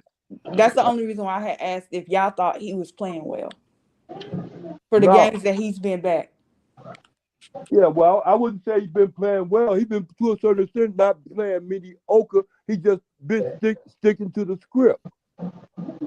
When it come out, he get the wins. He come out and get the wins, but he can't make them win like that, Purple Baby, for real. His game ain't that good. I don't know nobody in the league that got a game that just make him act. What's his name? LeBron James. You just don't come out and get wins like that. You're the only one doing something. You know, and then it's like I just said, just like we had just said a little while ago. Flight just mentioned it that Gordon Hayward had 2 points. I mean, he get paid how many millions of dollars? A lot. How many millions of dollars Gordon Hayward get paid for playing basketball, Purple Baby? He got overpaid. We can always agree on that. Yeah, well, last time I checked, it was $120 million.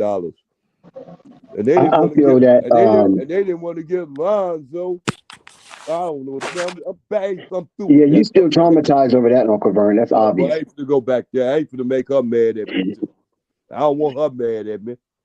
Yeah, but I feel that LaMelo is just surrounded by a lot of low IQ players, and it could be frustrating night in and night out that these guys are not improving the aptitude or the acumen towards the game of basketball.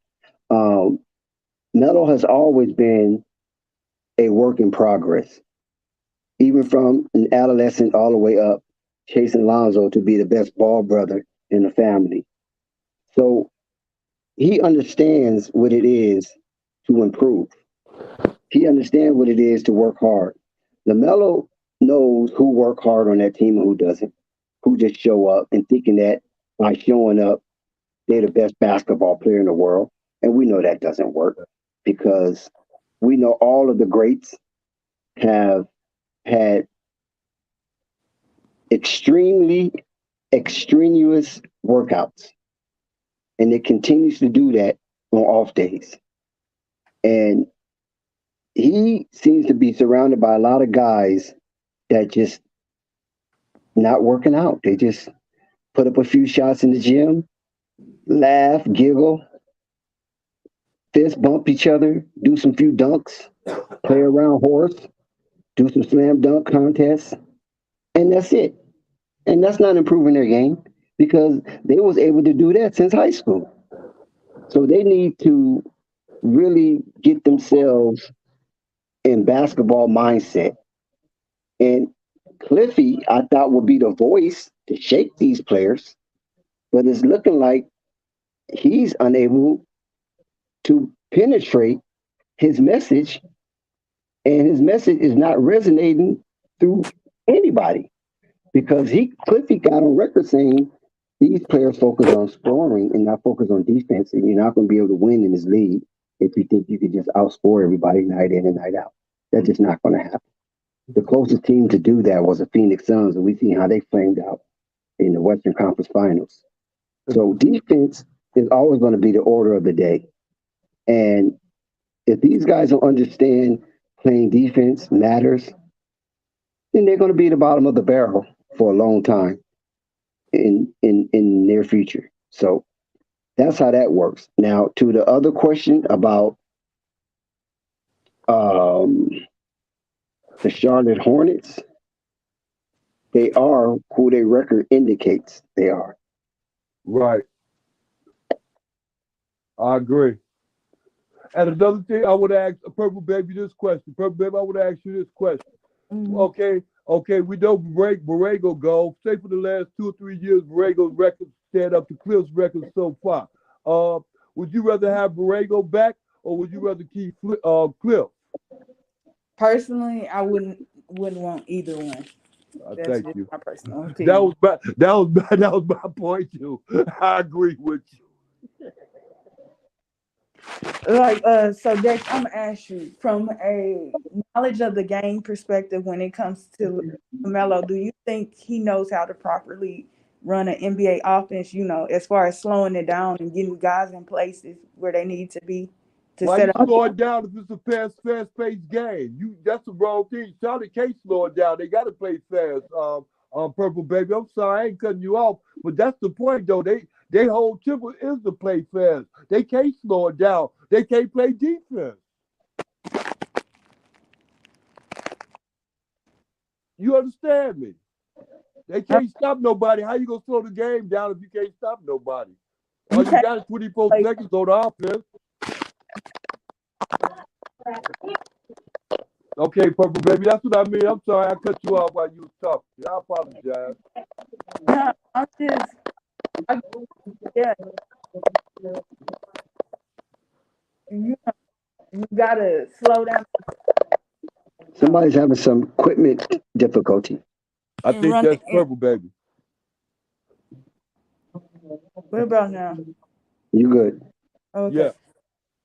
Yeah. Just I don't care about him playing fast as long as it's within control. But I worry that once he has to slow down and I feel like he knows his spots on the floor where he's good, but it's like you just be looking No, it's not him, Purple Baby. I know what you're Right. They getting. got to catch up. Go ahead, Dex. Yeah, I'm sorry. yeah. It's not Lamelo because I was watching the game and through my observation when it was playing slow basketball, these guys were just standing around. They're not doing any cutting. They're not doing anything.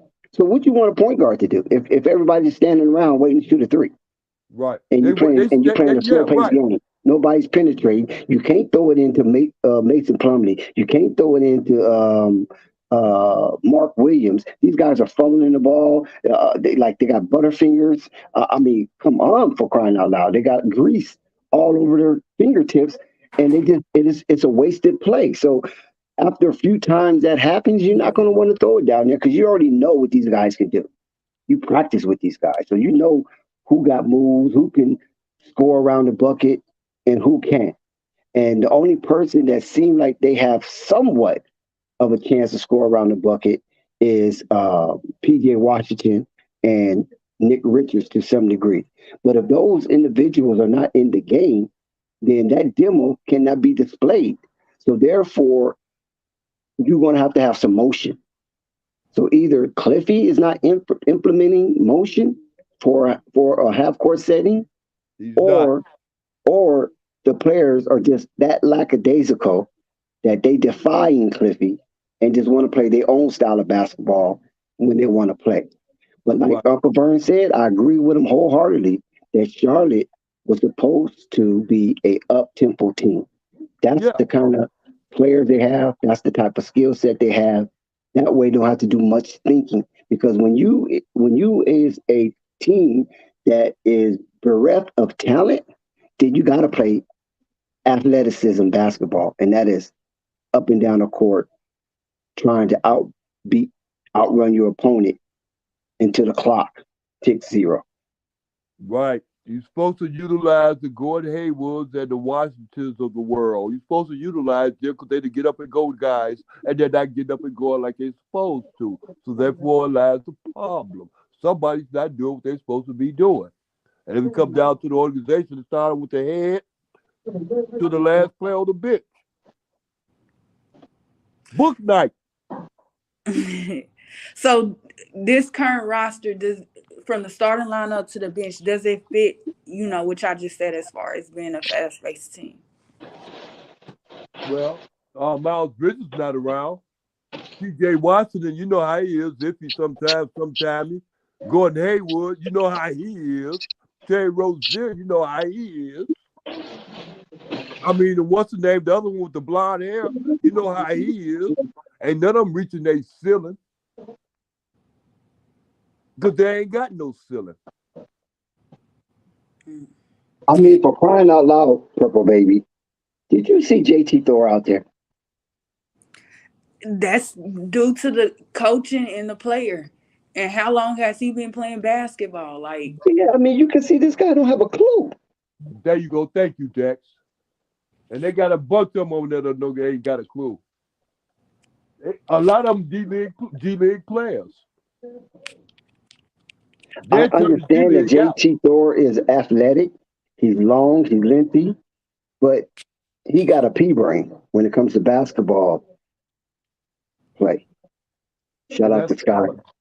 And that's important, Purple Baby. You can have all the talent and the ability in the world, but if you ain't got a mind to go along with that ability, you get outthought. You outthink. So Sky is on the panel. We know the New Orleans Pelicans have squandered a game tonight, a game they should have won. Sky, what happened? Give us your observation. We got boots on the ground in New Orleans. Man, we wasn't in New Orleans. We were gonna lose that game anyway on the back. No, you in New Orleans. You in New Orleans. Oh man, we good. We ain't tripping on that game. We forfeited that game. We knew we were gonna lose that game. Why is that? It's common sense. You guys are fighting with Denver, right? Man, we on a back-to-back. We was on a 5-game winning streak. We didn't need that game. If you look at it, Vegas had them pick the win by 6. We knew we was gonna lose that game.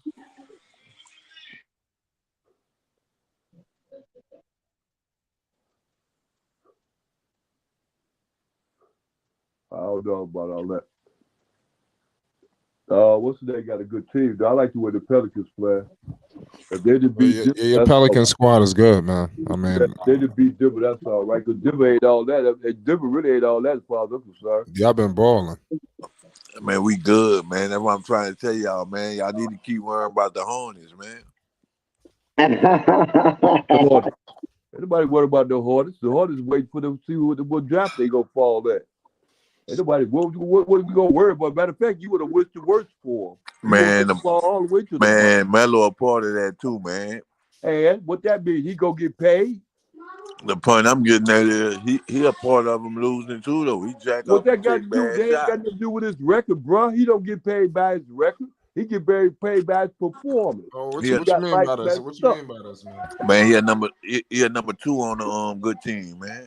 Nah, say. Who's the number 1? Who's the number one? Einstein. Who's number one on the team? You hear what I said here? Number No, two I on the know. I good heard you. team. You made a silly statement. No, I ain't. Who's number one? You say he's number two. Who's number one on Charlotte Hornets? Who? Nobody. Him. Well, see, there you go. Now you gonna drop the number. You gonna drop You the hear number what I two to said here? nobody. Number two on the good team. No, well, but let's go on with that. You see, that's ridiculous.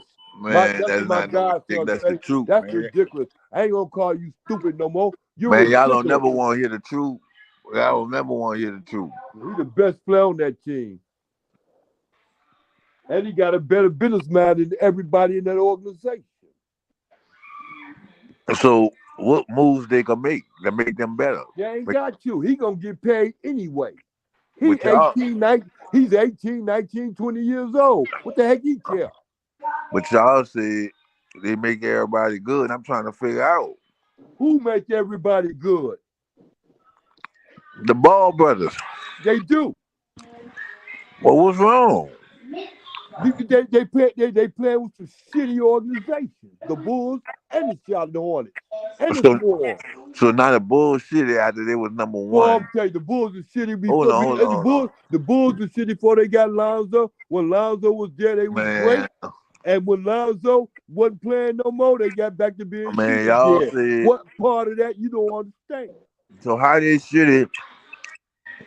How are they shitty when they was number one last year and y'all was bragging They on had it? Lonzo was running. The Lonzo was in the factory. He was in the picture then. He's not in the picture now. Take Lonzo out the picture. So Lonzo the reason they was winning? Hey, yeah, because he was there when they was winning. But he ain't even the leading. They stopped winning. He ain't even the leading scorer on the team. That Well, don't he make ain't no playing. sense. He's not playing. So then he wasn't the leading scorer because he was in a position to run the show. He never was running it. DeRozan was doing the same thing he doing now, though. DeRozan can't do what he doing because DeRozan ain't got nobody to pass him the ball. Man, DeRozan was doing the same thing. DeRozan up. Remember not DeRozan, but what's the name? Zach LaVine. He was setting up Zach LaVine.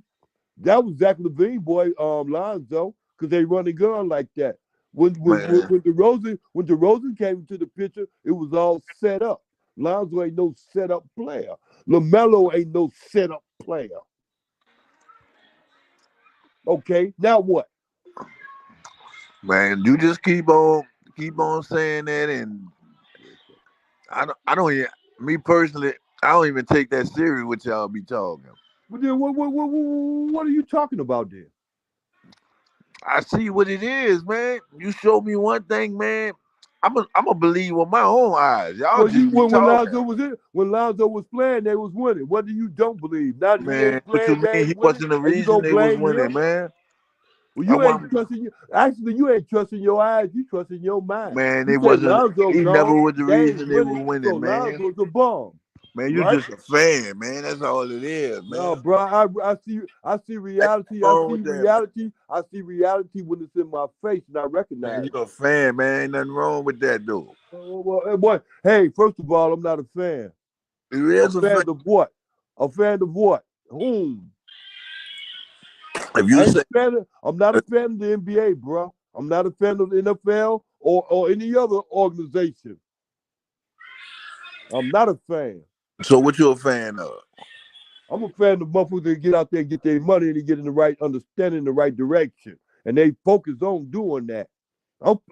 I stay focused on the real good ones, especially the young good ones, because I know the old good ones is washed up now or being washed up. So I focus really on the young good ones. And I hope and pray that they go in the right direction when they choose their decisions. Not the Miles Bridges of the world or the other fools, but the ones that go in the right direction. And well, why you bashing Miles Bridges? Because he's a fool. See, you contradicting yourself. Well, see, no. I said he's a fool. He made a decision that took him into another situation that got him all out of his situation, which is important. And he jumped into another situation. Now he want to be a gangster. But the thing about it, though, just like I say, man, that's like you choose, choose it. You picking and choosing who you talk about. Your lane. But I'm That's saying not you like this. choosing who Scotty, you to me, bad, man. Scotty, to me, for real though, Scotty, because you already know it because you're a successful young man. But what I'm Not saying a is picking and successful choosing. businessman, but you're a successful young man in life. But So what you I'm saying, already know you have to do what? Main thing you have to do is stay focused and stay in your lane. Some people jump out of their but lane. what I'm saying is you picking and choosing who you bad. That same energy. Whoa. I say Lonzo is one of the greatest NBA I'm players trying to played in figure the out why league. Sky scared they gave that game away. I don't understand it. What you mean? Why they gave that game? We ain't need Yeah, that game on the you back. said that you guys you knew you were gonna lose that game. Man, we knew, man. We knew we were gonna lose that game. Man, when you play somebody like Memphis and the Nuggets, we the top 3 teams, man. We gotta be full, them people full throttle, man. We not even full throttle, man. Hey, Skyler, who gonna be the team to come out of the West? What you mean? That's what I said. Who coming out of the West for the championship? Who gonna play the Western Oh man, Conference championship? Pelicans, man. You already know that, man. No, I need you to tell me that because I know a lot of things. Evidently, Man, don't go with what you think.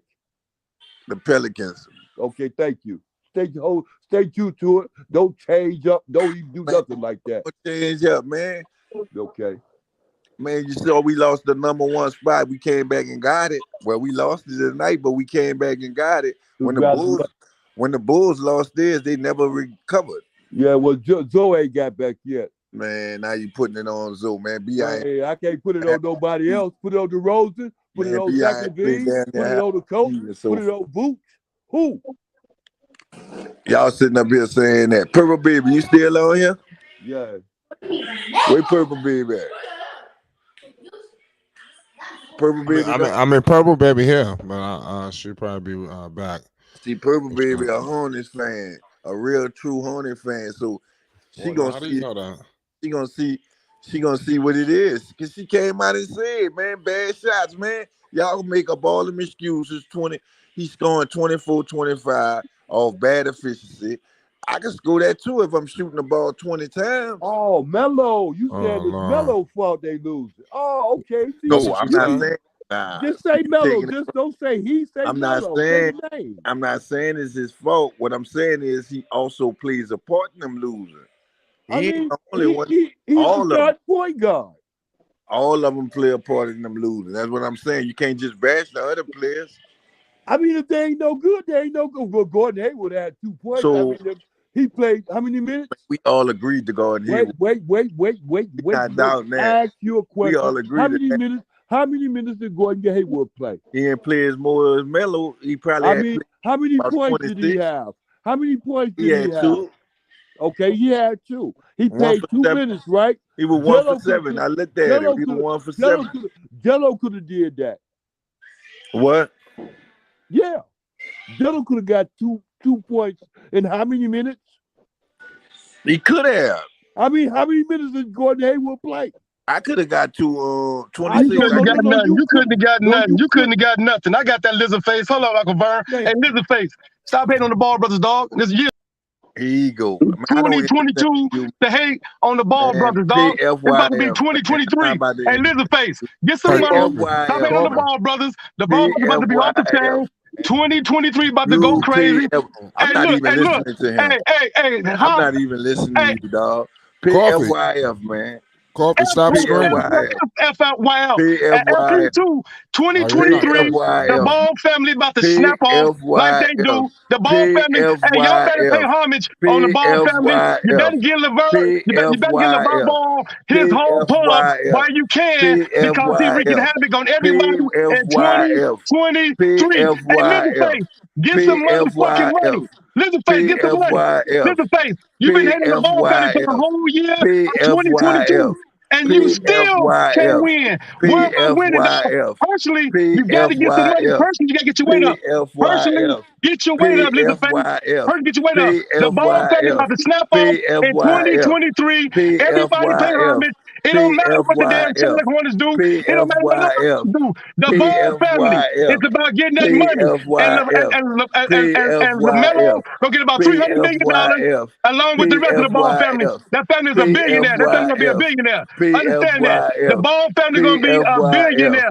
Stop hating on the Ball family, man. I love it. I came on here just for you because you hate on the Ball family so much. It ain't about what Melo do with Charlie. Charlie, and if anybody else talking about it, and it's not Michael Jordan's fault.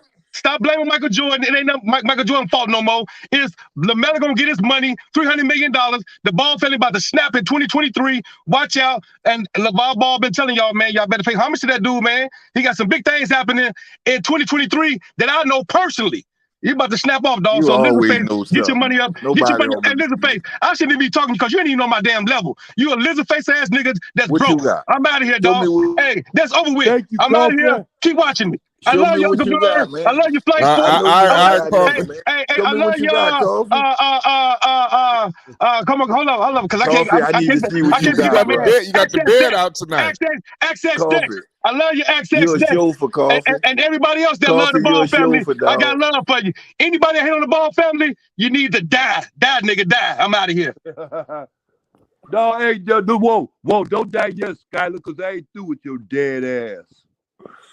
So don't go nowhere. First of all, I told you before, Skyler, wait till Miles will get back. I'll be glad when he get back. The whole show and everything else gonna be going low. It's supposed to be going low, like it's supposed to be. That's all right. I knew when he went out, it was gonna be a low in the progress, but it's just gonna be a little low. It ain't gonna be no long low, and it's gonna come back and it's gonna be good and better than ever. I'm telling you, watch and hold on, Skyler. Just hope that the Pelicans pull it out there in the West.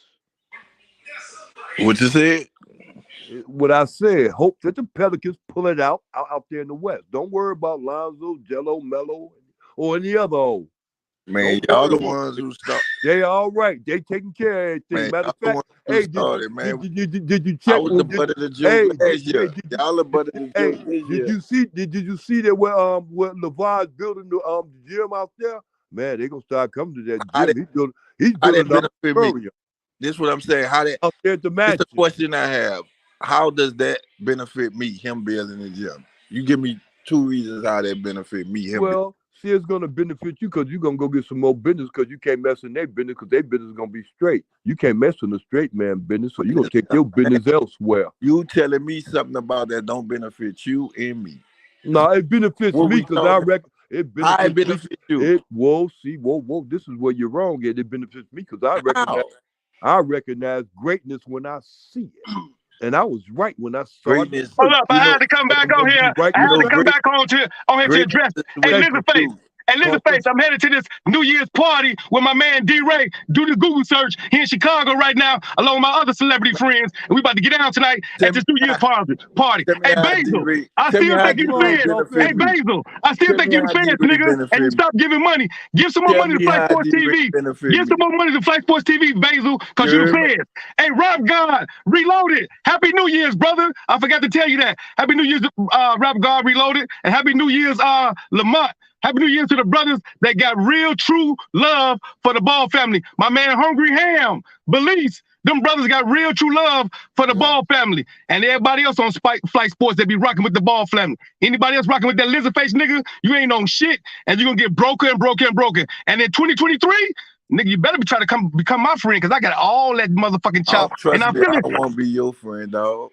What are you talking about? Hey, Uncle Vern, I got you. Hey, Lizardface, you ain't getting nothing. I don't you can be on your last dime, and I ain't giving you nothing. Matter of fact, I might come by your house. Weak mind. I got myself. I don't need you. I might come by your house and tell that motherfucker I'm not looking for no handout. I might come by your house and tell that motherfucker down. And for those of you who don't know, this called a silver fox, motherfucker. Not Uncle Phil. I gotta sell it first. Watch how this motherfucker go. I might take your bitch. I gotta sell it first. That's the way it works. Headed to this party. Happy New Year's 2023. Get money is the motto. I gotta sell it to you first, Coffee. He gone. Yeah, I'm glad. You should be gone too. He gone. With that bullshit. He illiterate, man. He said he could buy me. I gotta sell it first. Yeah, right. What is he talking about? He don't know how this works. Now, all of a sudden, he's illiterate because you got a high school diploma. You okay? That's what you think. Yeah, that's what I know. You got the right. Look, you got the right to think whatever you want to think. No. For the simple reason, whatever I have, it don't benefit you. Wait. See, it don't benefit you at all. I can't help you with what I have. Well, see, first of all, it don't benefit you. You right. First of all, Skyler, look here, I understand. I could be wrong about a lot of things, but I get a good understanding about things. And then when I get that understanding, I try to stick to it. Now, if I'm wrong, I see it, and I rightly say, look, I'm but wrong. You've been wrong, though. Huh? You've been wrong. That's what I'm trying to tell you. First of all, about what now? Because I've been right about a lot of things about wrong. Man, no, you didn't, man. You ain't been lying about it. I'm wrong about Lavar. That's what I'm trying to tell you. Y'all make it. Hold on. Let's get this understood. Let's get this understood. When I come on here, I talk basketball. I don't talk. I don't care. I don't care about what he building. How he? None of that has nothing to do with me. Y'all the one who make it about that. I don't care. Him building a court for it, that don't have nothing to do with me. That don't benefit me. Hey, when Dex came on, Dex said, "Hey, Skyler, Skyler, you know, Pelicans lost today," and you said, "Yeah." We cover Lavar Ball, so when he doing powerful moves, so we gonna document it. But it's powerful when we speak on powerful. Powerful is based off of what you think is powerful. I don't think that's powerful. Well, yeah, that's not. Yeah, I know, but you just one of many. I mean, you're not. We don't make all the videos for you. That's the point I'm getting at. So don't try to bash me when not you. Oh, I didn't. Oh, my not you, Flight. I'm talking about them when I just place my opinion on basketball.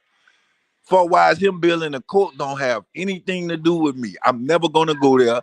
Never want to go there. So how is that beneficial to me?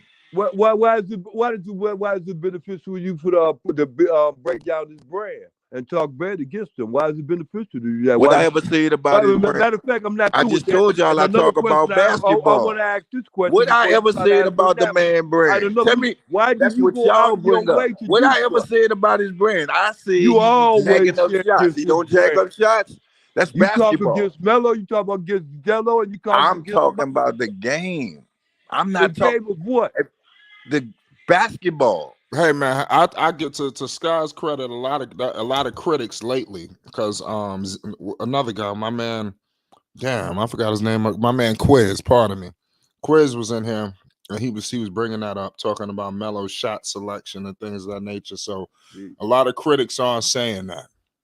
That's what I talk about, the game. I don't say nothing about the BBB because I'm never going to buy Melo's none of improving that. You need to get some BBB and stop playing. They bring that up in the picture. I never talk about the man shoes. Sky, shop Big Baller Brand, man. Stop playing. Big Baller Brand, Inc.com. Stop playing, man. You get something for the whole family. I get paid for promotion, man. Why would I just shout that out for nothing, man? This your you ain't got to shout it out. You ain't got to shout it out. That's what I'm saying. Just buy it. If you have, bro, you ain't making no promotions. You ain't making no promotions that you getting paid for. Stop fronting. Man, the point I'm getting at is listen, I'm not getting paid for nothing. I'm not promoting. I bet in all seriousness, you eat, right? But Big Baller Brand, they got hot sauce. You take showers, right? They got soap, they got shampoo, you know, they got everything. They got something for the kids, they got something for the women. I get crest. Why would I say I'm gonna go get that? All different prices. Can I say, hey, let me say this right here. You got children, right? You want your children to be strong and grow up in the right way, right? Why not lead them the same way that he led with his children? Be influential in their lives, take them places and do these type of things with basketball. This is the question. Influence that Vern, be a part of their life. Vern, you follow me on Instagram. Look at the pictures, Vern. I don't need him to tell me that. Whoa. Vern, I don't need him to tell me that. That's what I'm trying. Y'all need that motivation, man. There's other people's out there. I'm 63 years old. I ain't got no kids. I like hearing what he's doing. I like hearing about the LeBron. I don't know about y'all need motivation. I just think it's about celebration. Man, that's what I'm saying. I don't knock his celebration. Well, y'all bring it up. You knock you know, Sky trying to he taking it to the next level. But keep LaMelo just signed a $100 million contract and he didn't bounce the basketball. Now check this out. Where that benefit you at? Well, look, Lonzo just I'm signed just an showing you. Lonzo just signed Where an does that $82 million benefit you at? contract. Tell me where that. Why would I talk about somebody else's money? Where does that benefit me at? Why do you talk Listen to what about I'm saying. why Where do does you that talk benefit about, me at? why do you talk Listen, man, about Uncle the Vern Pelicans? is analysis. Listen, wait, slow down. Slow down. Why do you talk about the Pelicans? When that lady got two professional teams, I talk about the sports. That's the point I'm getting at. You care more about her teams than you care about yours. And you ain't got nothing to do with the Pelicans or the New Orleans Man, the point I'm getting at is I talk about the sports, man. You don't never hear that's me what I mean. up, So man. if I talk about the person instead of the sport, you got an attitude with that. Because I don't go with the sport. I go with the player. Y'all push that narrative on me. That's what I'm trying to get you to understand. I don't say nothing. When y'all bring people up here I don't say nothing. I don't get I was on the live screen when Lavar was on there. But I'm not about to get on there. Yo, I was about to say that. Yo, you was watching. You waited, time out. Yo, you waited for Lavar to leave for you to pop up and say something. As soon as Lavar left, you popped up in the chat. I remember that like it was yesterday. When I got up there, the reason why I ain't getting in there, Phonics too. Why would I get on there to talk about what he doing in his accomplishment? I talk basketball. Now, if y'all you could have talked basketball. No, listen, you should have. He wasn't talking basketball. Now you had that opportunity. You had that opportunity again. No, y'all just can't be saying no dumb shit. If he talk basketball, if he get up there and talk basketball, he wouldn't talk anything that you asked him to talk about. That's what he was here for. No, if he wanted to speak to basketball, he would have talked basketball. Because I remember when he gave you the water, that's what he was doing. I'm not gonna talk down on the man brand. If you buy into it, you buy into it. This guy is so out of it. He's very wrong. He came on here as a comrade. It wasn't even like a guest. It was more as a comrade to share with the community whatever you wanted to talk about.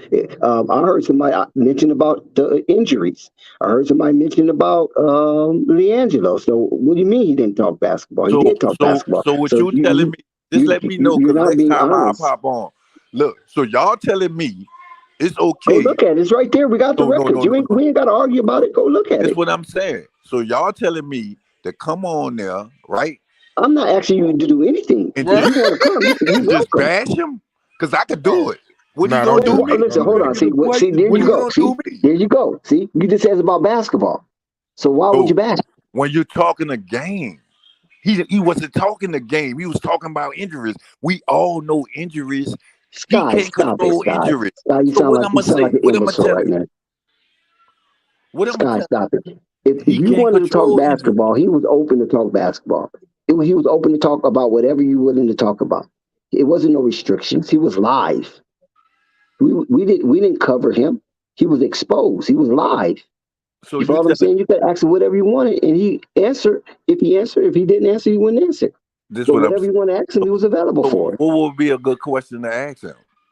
Why is son so sad? Which one?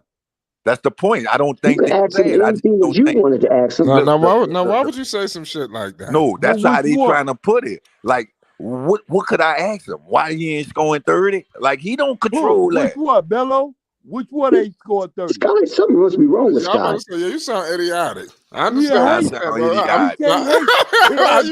What question? You're gonna say why Melo not dropping 30? Who you talking about? That's the point I'm getting at. They wasn't talking basketball. You telling me on there and ask the man something like what it is to ask him. What it is to ask him. If you don't want to talk to him, just say you don't want to talk to him. You don't fuck with him. Just say that. Stop dancing around the bush. Again, Flight. He pushing the narrative. Now I don't want to fuck with him because we talk basketball and I talk basketball with y'all. So since I don't want to tell him, ask him a question or something. Then if I do ask him a question, y'all may think it was hating. Basically, from y'all standard, from what I see. Yeah. For what I see too. That don't make no sense. Yeah. I see it, and I'm half blind. No, what we saying, you not making any sense because he was available for whatever.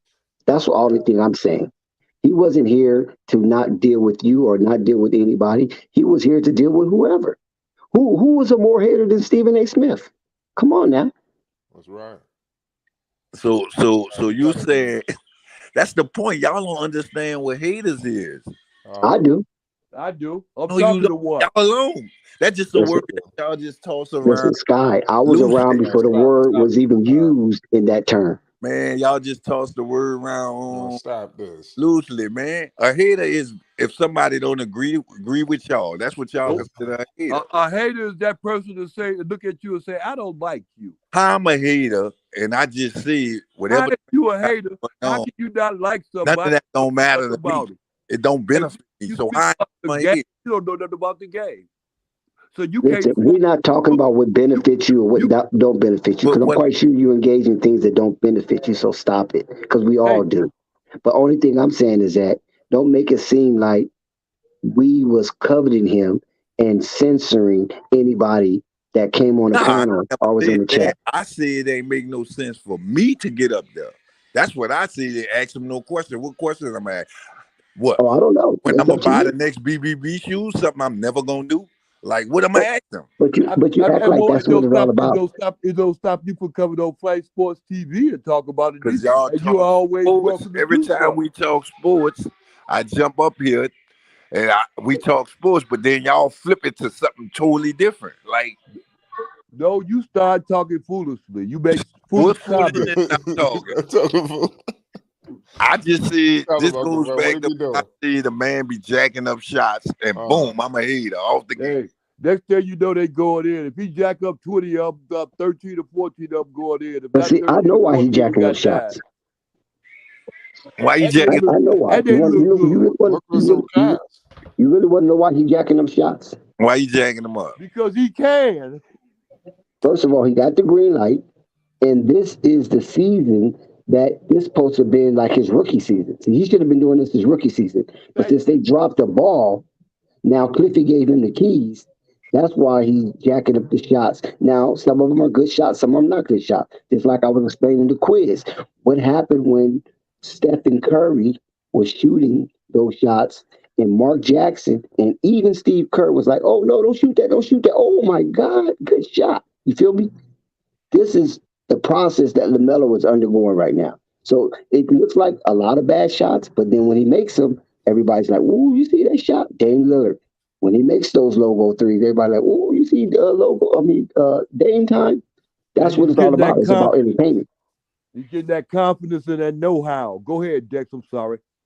Yeah, and so since it's happening now, since they losing, you might as well start doing it, Lamelo. You might as well start getting your rhythm and finding your spots and finding your niche as a shooter and leader of this team, because it's going to be your team, because a lot of these guys are not going to be here next season. So this season they're not winning. They're the worst team in the NBA. Why not? Would you want him to play so methodical and still get his head beat in? No, you might as well get your rhythm and start shooting and open up a new lane for yourself. Hey, and another thing too, Skyler, this is not college. You can't stick around because you ain't playing good. You ain't playing good, your ass gonna get out anyway. They'll get you out, they'll still pay you. Go ahead, Dex, get you. Yeah, I mean, you can see Terry Rozier and Gordon Hayward, them guys see the writing on the wall. They know they're not probably going to be there next season. You know what I'm saying? And it's already the keys have already been put around LaMelo neck, and they know that they will never be the face of the franchise, and Gordon will never be the face of the franchise ever again. He knows that time has passed him. So that's why they're playing the way they're playing. They're losing. Nobody has been enthusiastic about getting on the court, because basically this is going to be a wash season.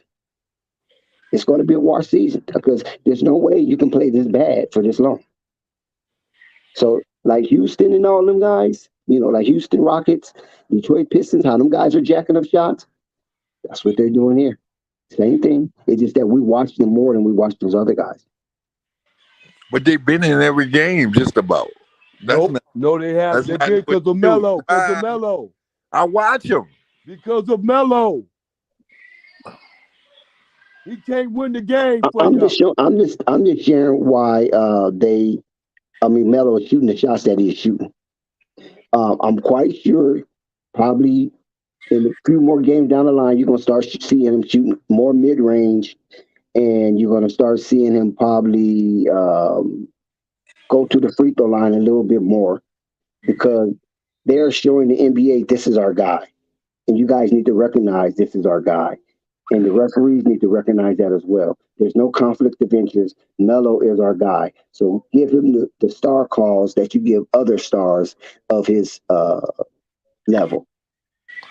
Hey, Jax, look here. That 3-point is open with. They're not giving him the lane. They're not letting him go to the lane to shoot the two or anything like that. His money is gonna come on the outside. That's why he's trying to shake him and get onto that three, because he know that's where his money at. He ain't gonna hit every one of them, but he gonna hit a lot of them. He gonna keep it. He gonna keep them honest. But Burns, he's 6'8" and he can dribble the ball. He can get to the lane. He can get anywhere on the floor if you want. Even when he get into the lane, they but the reason why he don't tell me what he can do. I know what he can do. But the reason why he don't is because he doesn't get a lot of calls. You see, he get frustrated and be looking at the ref like, dude, I can't get that call. And that's why he's chucking up the shots. Thank you. And the referee tell him, look, you should have shot the three instead of trying to do that. I mean, it's ugly. A lot of us don't like that kind of basketball.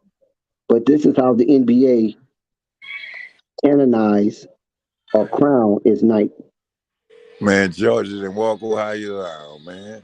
Hey, and another thing with that too, I tell you, they did that same thing. See, Melo learned. But they did that with Lonzo, that made him change his shot and stuff. And Lonzo went around him, changed his shot, did all the things he was asked to do. Understand? I mean, he was successful in doing it, and it paid off. Melo ain't got to do that. All he got to do is stick to what he do. And what he do is good enough to make it all through Charlotte and down past it too. And I'm glad when he come down to the last part of his being out there, he'll leave. I thought you was a Bulls fan, Uncle Vine. Oh, I told you. I see. That's what I mean by you thoughting all the time. That's where you get it wrong. See, I do the same thing. I be thoughting one thing and then get it wrong, and I rarely admit that I was wrong. You're a fanboy. Yeah, I bet. Yeah, you keep using that word, man. Yeah. No, I know where he got that word from. Where you get that word from? I know the nigga. I want you to say that nigga name. Where that nigga you get that word from? Man, that's something my best. No, say it. No. Go ahead. Say it right. Say where you got that word from. I know where that nigga got it from. Who? There you go. You are out now. There you go. You are out now. You is, man. You're a fanboy. You don't see nothing wrong. Man, I see greatness, bro. I see greatness when it's in my face, man. The Bulls ain't great. A nigga that play for the Bulls is real great. Charlotte ain't great, but that nigga that play for Charlotte is real great. The Swarm ain't great, but that nigga play for the Swarm, he real great. And he can go too, if given a chance. So, I mean, what do you mean? That's all I'm saying. And you got to also remember that Lamelo was 20, 21 years old. He's asked to shoulder a burden that is greater than most 21-year-old can shoulder, and he's doing the best he can. And we should commend him for even accepting responsibility to try to pull a team like Charlotte up out of the murk and mire of the cellar. And not only that, he has to try to get his teammates involved. He has to do a whole lot to make this team look somewhat presentable on the NBA parquet floor. So there's a lot of things that goes on to what Lamelo was doing. But from what I can see, he's in training for next season to become the full-fledged face of the Charlotte Hornets and emerge as one of the next great superstars and face of the NBA. And the only way you're going to do it, just like how Ja was and Luka was, just putting up shots regardless of the results, and get your rhythm and understanding the concept of basketball and the concept of those who are trying to stop you and get to your spots, hit your angles, and appreciate what they call sacred geometry. And when you can do stuff like that, then you can be amongst those elite players, what we consider top 10. Because most of those top 10 players, they beat their opponents not only by speed, but they beat them by knowing where to get to and when to release the ball. Right. Because these guys can jump out the gym. So you got to understand that that form of geometry to use those angles and to ward off would-be defenders who's trying to alter or even block your shot. So right now he's in that training as a 20-year-old. Now a lot of us probably feel he's older because he's been around for a while, but the guy is only 20, 21 years old, and we got to respect that. And that's true, Dex. And not only that, Skyler, only this right here, too, Skyler, we go right back to the Bulls. He gave you what's happening with Charlotte, the whole thing, but they go right back to the Bulls. The Bulls sitting around there, almost $1 billion, multi-billion dollar organization. You know what they doing right now? They sitting on their hands right now, waiting for Lonzo to come back. You get that? And if that's all you put your own hopes into this one so-called guy, you just paid him $83 million. And you understand me? When he left, they was playing good. Now they hoping that he come back and do the same thing. They got their hopes in one thing. So what do you think Lonzo gonna do when he come back? Skyler? That's a question. Answer it, please. I'm not gonna say nothing because then y'all gonna say I'm hating. I mean, whoa, you ain't gotta hate this opinion, asshole. Come on, sour lemon. You've been giving your opinion all day. Why stop giving it now? The same thing he been doing, nothing. Wait, when he was there, he was winning, fool. We losing. That's my point. They was winning when he wasn't there. I mean, when? They made the playoffs. What part of the seat? What, last? They made the playoffs. Last year? Last season? They was losing. They started losing when he left. Remember? How many games they is before 500? I know all He that. played 37. How many games they need to win before they be 500? 30-some-odd games. How many they need this year before they get 500? They ain't got Lonzo. I ain't gonna count. 17. They're 17 games below 500, Sky. How they 17 games below 500? They lost. Because their record is 10-27. Hell, they lost. That's how they got there. They lost. Can you imagine that? 10-27? Yeah. So they 17 games below 500. All this time. Skyler. Well, I'm telling you, you get smarter and smarter every time I talk to you. So you shut up there, you don't do no talking. So I know you thinking when you ain't talking. I like it when you ain't talking, because I want you to think. Well, we don't want Skyler to blow his head up. Yeah, thinking. We want him to be around. Everything I see so far been right, but y'all still. Everything you said so far was wrong as fuck. I mean, I'm sorry. But Skyler, that's what we're trying to explain to you is that the reason why Lamelo is taking these shots is because I believe it's part of the process of becoming the full-fledged guy for the Charlotte Hornets, and he gotta have the mindset to be ready to pull at any given minute. You can't be afraid to pull that trigger. You know what I'm saying? Look at over there in Chicago. Chicago paid a man over $200 million this offseason. And he do not take the last shot of the game. Right. And he ain't the man. Thank you, Dex. He ain't the man. Can you imagine that, Sky? Man, them people terrible. I told you that last year. You were saying them people was good though. Now hey, Skyler. terrible. Hey, look, hey, Skyler. I'm gonna tell you, Skyler. Okay. Not cutting you off. We asked you a question. Not cutting you off, but look, Man, don't when I laugh. told y'all Don't laugh because the Pelicans gonna come into that same situation. No, we not. Because of B.I. and what's his name, Williamson. They gonna come into that same situation. They gonna have a problem with coexistence. If that's what you see. That's what I know. Because none of them play defense. Neither one of them. Well, why our record the way it is, and look at because you got a couple of them that sacrifice their game to play defense. Bulls ain't got nobody but Lonzo that do that. And Bulls are not playing 500 basketball. That's a shame. that is a I'm telling you. cotton picking shame. 500. And it don't look it gonna get no better, do it, until Lonzo get back. That's their hopes and their prayers. And just you pay a man $200 million, and then you got another player that's getting $90 million, and you under 500, and both of them are all-stars? Boy, I'm telling you. Think about that. It's gonna be some changes. Yeah, somebody here got to roll, because you can't have that. That's almost $300 million, Sky, in Vern. Yeah. I know Tied Lions up in 2 players. losing. And then one player that's making over 80 million, he's not even on the court. That's how I know that ain't the problem. The Bulls losing. LiAngelo Ball. Why you say that ain't the problem? That is the You don't problem. pay nobody like that. That is the problem. Nah. Lonzo's not there. That's the problem. And it's just like you said that I say all the time. If Lonzo was there, they'd be all together because Lonzo make the team win and Lamelo make the team win. That's what they do. Man, we've been playing with a makeshift team the whole time. Who is we? You know, Pelicans. Y'all wasn't a makeshift team. Y'all put that together, bro. First of all, y'all got rid of that bum for a coach, and then y'all had a good coach that put that thing together. Y'all got McCollum. Y'all made good decisions. Bulls ain't making no goddamn good decisions. They ain't been accused of making good decisions. Ridiculous. So you don't think DeRozan? So you'll take McCollum over DeRozan? Hell yeah! On only given Sunday. DeRozan. Well, not only do DeRozan know what he's doing, McCollum know what he's doing too, and McCollum can make decisions that DeRozan would never make. But McCollum not the reason they winning. He a part of the reason they win. McCollum is the reason y'all winning, bro.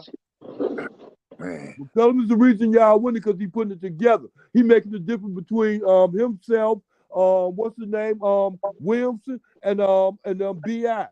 B.I. ain't been playing, so how you making the difference? This is what I need you to understand. Yeah, what's wrong with my camera? The reason why B.I. and Williamson ain't got no problems is because the ball can go to either or. It ain't no first option. With the Bulls, it's a first option. So now you say it's not a first option. Am I right? But it's an option. Am I right or wrong? Who's your first option out there in New Orleans? It depends on the situation. Well, see, it ain't no situation out there. It's always DeRozan. Because I guess they don't trust Zach. Well, see, that's their business. That's their fault. Y'all ain't got that kind of problem. That's my point. Don't worry about it. Lions are gonna come back and he gonna make it great again. I already know. The last shot. I know that. I know how that movie worked. I've seen it before. We gonna came back. Just for you, Basil. All the haters stop talking. Basil, are you looking? Back, they stop talking. I'm sorry, Dex. Go ahead. Yeah, I want to show Basil. Basil said he loved wearing slides.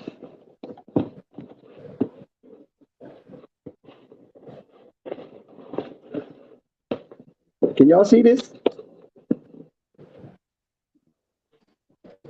Barely. I can barely see it. Oh, that's okay. I see triple B's. Oh, okay. I see Look at that, now. Basil. That's perfect for you, Basil. Ooh, Georgia went out bad, man. I mean, Ohio State went out bad, man. He missed that. Ooh. Hey, I like those, Dex. Them nice. Yep. And Basil can grab these because Basil loves wearing slides. Yeah, I do too. Yeah, I got to give me some triple B slides. All right, there you go, Dex. Happy New Year to everybody, man. So I hope everybody doing their thing. Flight. It's 12 o'clock out there, Flight. And look it's not 12 o'clock where everybody at. Damn, okay. I forgot we got Dex in the West Coast. It's New Year's over here.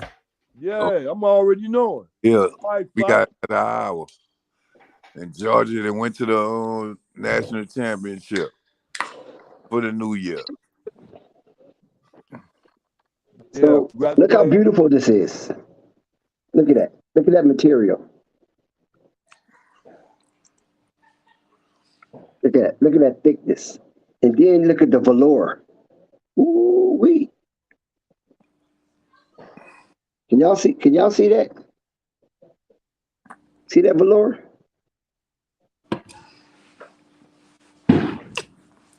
And they want to say this stuff is bargain and cheap. No, man, this is high quality. Look at the embroidery. Look how thick that embroidery is. Look at that. Look at the stitches. Look at the perforation. Come on, man. And y'all want to laugh at a black man product? Look at it, all the way around.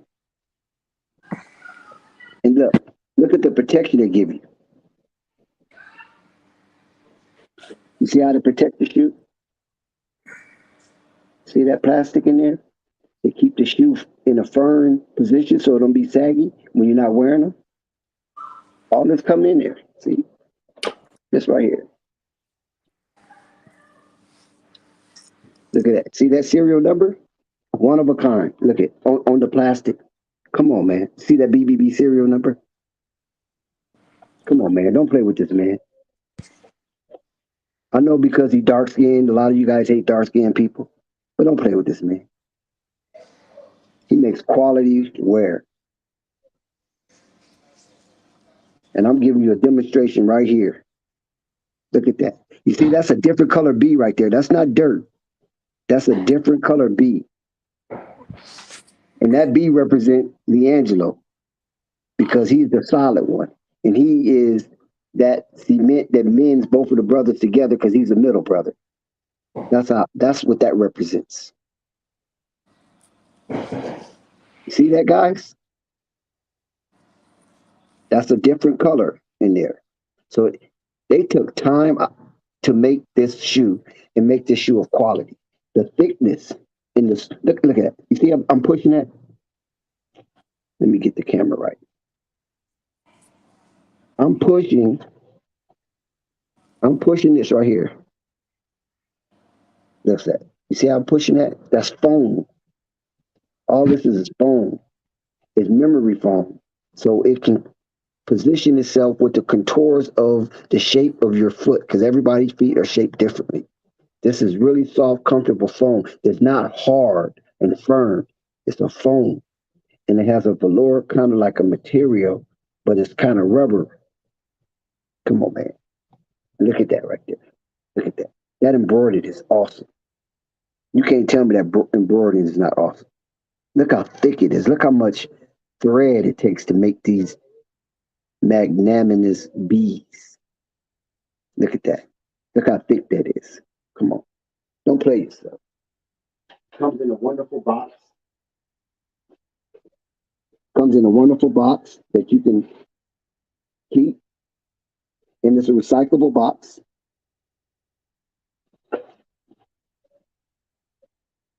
See that? I don't know why my camera's not picking this up.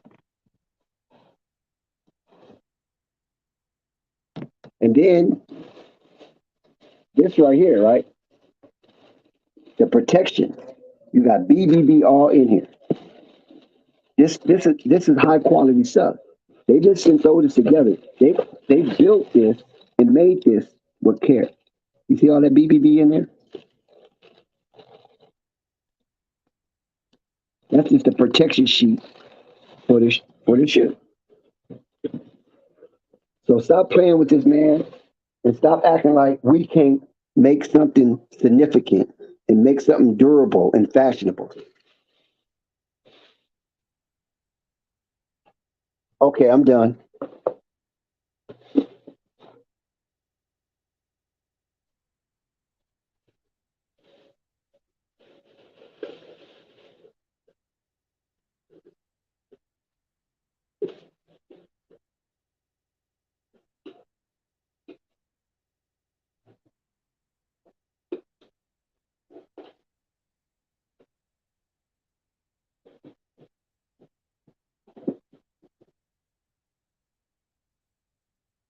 So you see how what the get down is.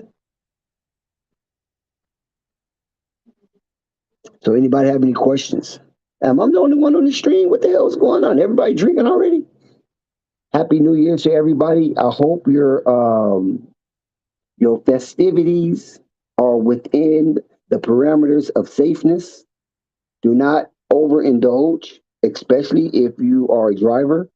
And if you happen to go over your limit, please find a designated driver, take an Uber home, leave your car parked, and come back the next day to get it because we don't want to take that chance of being inebriated while you're driving and costing the loss of something, property, life, license, or even job.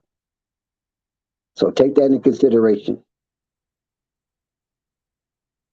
Yes, I did break it down.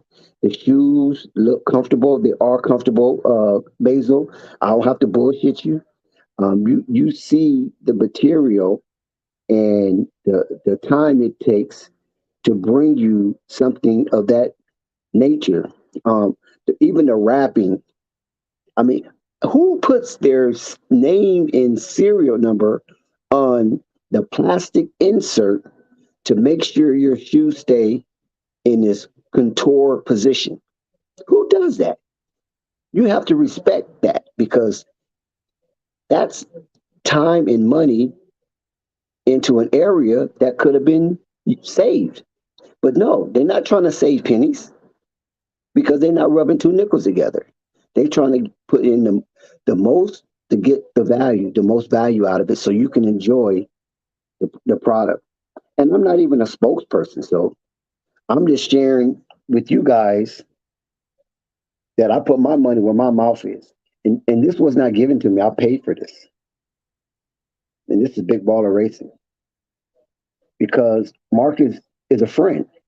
You already heard Marcus invited me to his crib and to, be amongst his company.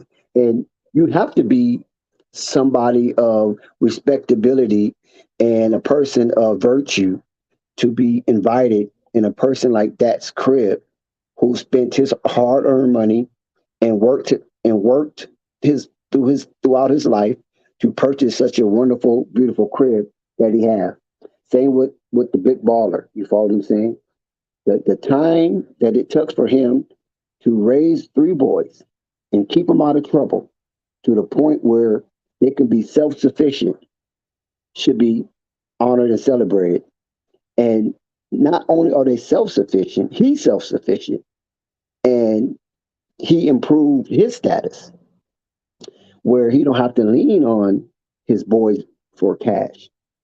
So everybody has their financial independence, and hopefully they can be financially free from debt and burden of bills.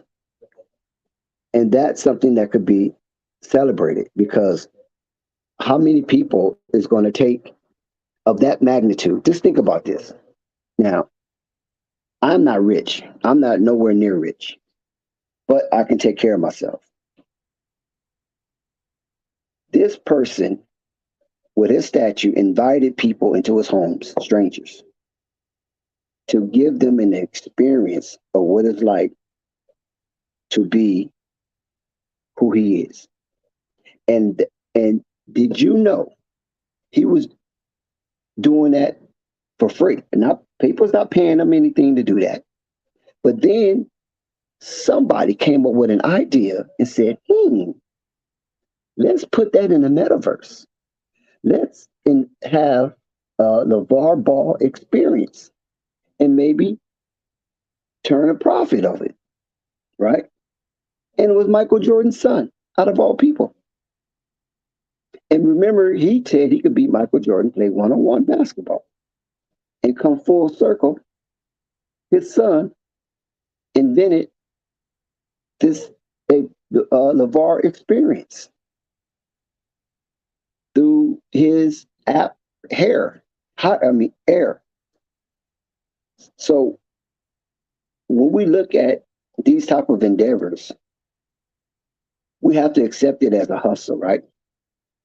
And what's wrong with us continuously to hustle for our namesake? Isn't that what Dame Dash said? He said, hustle for your last name. I don't really agree with hustle for your last name, but hustle for your name, your brand, your legacy.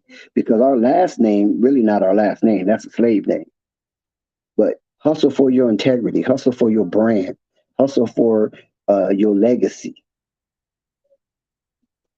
And you continue to do that. So everything that Damon Dash said when he came on the Breakfast Club and talked to DJ Envy, Angela Lee, and Charlemagne the God, when he had that encounter with them, and he spoke prolifically about hustle for your last name, Like I said, I agree with everything that Dane was saying, except hustle for your last name.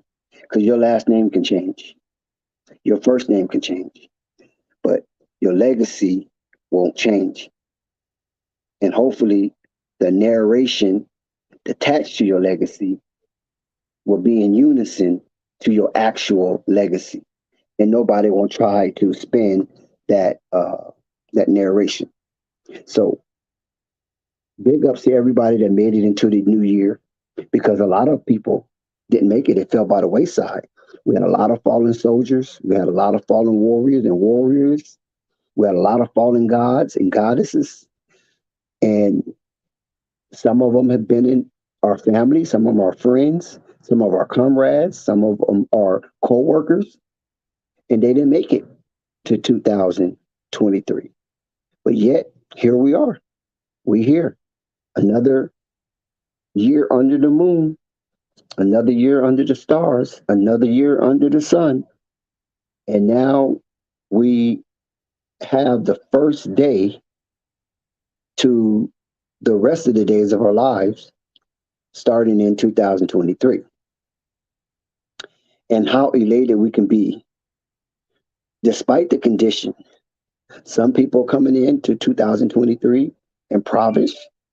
Some people coming in 2023 with hopes and ambition to be what they plan and fulfill those desires through fuel from ambition. And some of us coming into 2023 set and with plenty of resources to take us in to 2024 and further. So hopefully you are one of those who are coming into 2023 healthy, with minimum and light burdens, and you coming in with very little to light anger and disappointment, that you're coming in and you're seeing the blessings that have been laid before you be manifest as I speak. It's very important that we show a mountain hill of gratitude for every step that we take forward, for every endeavor we encounter, and the results that come out of that that's positive. Have gratitude. Don't look down on anybody that maybe didn't come as far as you came because of lack of information or lack of courage, but appreciate every day that the Almighty Creator, or the source of it all, gives us to soldier. Because I was bed stricken and almost had to be hospice due to the fact of chronic fatigue and other type of things that affected me. But I battled back through alternative measures. I avoided being hospitalized or having any type of surgery, and I'm happy. And the one thing I always pray for, I'm going to share this with you guys. I was always a small guy, right? But I was a well-fit guy. I can do 100 push-ups at one time with no problem. I was able to do 200 sit-ups at one time, no problem. And then I got a little lazy and starting to overeat and eat a lot of things that wasn't really good for me. So my body wasn't responding well, and I eventually became obese for my size. But I still looked decent on the outside, but in the inside, it was dead man bones. I was very unhealthy in the inside. And so I prayed to my creator. I'm seriously. I was like, I do not want to be big. I do not want to be obese, because I know this will send me to the graveyard faster than a rocket going to the moon. And on top of that, I want to be able to live long to see my grandchildren grow up. And I was granted that. So to me, I was granted a second life. Now, through the turmoil of losing my weight and my body being reconfigured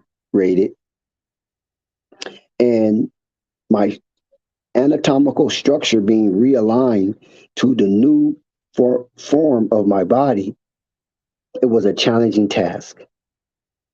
And I didn't know if at 54 that this was going to be the doom of me. I struggled through it. I was very stubborn when it came to just relax, Dexter, and just let it go. You lived a nice life. I mean, your daughter's well off. She's going to be good. You got a high price life insurance. Everything will be good. Just relax and just let it go. And I just refused. I was stubborn. I was like, no, I'm not ready. So I fought it off mentally. My body fought it off anatomically in molecular. Shit, I can't even say the word. But anyway, to make a long story short, so far my recovery has been spectacular and molecular, on a molecular level was broke down. So it seemed like my creator anatomically broke me down on a molecular level that I died and came back. True story. I died and came back. I was in a bed for 5 days with no movement. I had to order my food, had it delivered.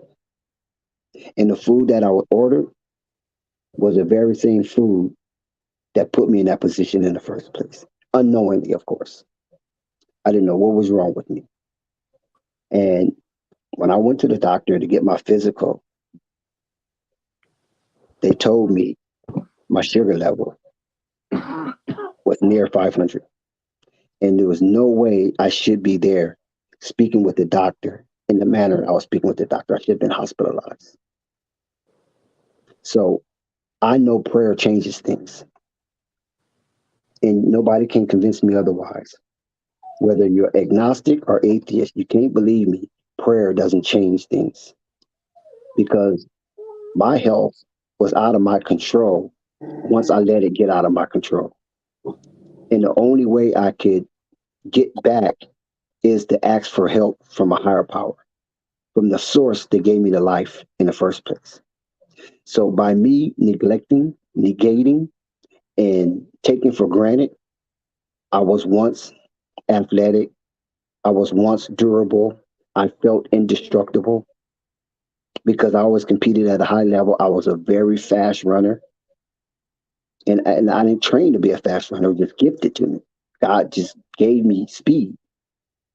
And you get to a point in your life that you don't see the decline.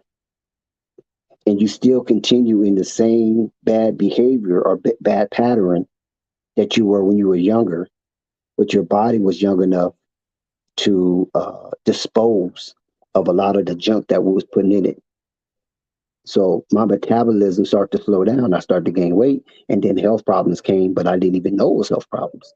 I just thought it was something that might be temporary and I could just shake it off. And I found myself bedridden for 5 days straight. And that's where I was at the crossroads in my life. But so far, I've bounced back. I feel reinvigorated. I have a newfound an appreciation of the beauty that's out there before my eyes and the various colors of flowers and the sky and the trees and the houses, the cars. And at one point, everything that I have, it didn't even matter. I'm going to be honest with you. I never thought I would get to that stage because I was somewhat chauvinistic. I was somewhat flamboyant. And I displayed a lot of brashness when it came to my loot, my bread. You know what I'm saying? And that allured a lot of bad and negative people in my life. Because when you have somewhat of money, a lot of people come. Some good, some not so good, and some just downright awful. And sometimes it's hard to differentiate if you're not focused and you're not on a spiritual line with your creator, because you have that voice in the inside of you that'll tell you, nah, I don't mess with that. And you're like, nah, I can overcome that. I got this under control. I can keep it under control. And sometimes it might spiral out of control. And then you have to revert back to that self-accusing spirit, your gut that tells you don't do it in the first place. And so when I was laying on that hotel bed, reaping and reeking for air, for go through my body so I can breathe properly, I honestly felt that was it. And this could be the way it ends. But like I said, I was stubborn and I was like, this is not the script that I wrote, and this is not the testimony of a testament. So I'm going to remove the period and keep it a testimony and disregard that which was trying to make it a testament. Because once it's a testament, it's over. It's dead. It's over. But as long as it's a testimony, it's still active and it still have motion and momentum. And I wanted to continue to have motion and momentum in my life. So this New Year's is not necessarily a resolution, but it's a promise. It's a covenant that I made with myself and the core of myself, which is my creator, that I'm going to put better and more improved foods into my body, and especially those things that's considered superfoods, like the turmeric, the ginger, the garlic, and things of that nature, which I did when I was younger to some extent, especially the garlic. I used to eat a lot of garlic, and I used to eat aloe vera. I don't know if you know what aloe vera is. I used to actually eat it and put it on my skin. Yeah, I heard And of now, aloe vera oil. no, not the oil, the actual plant.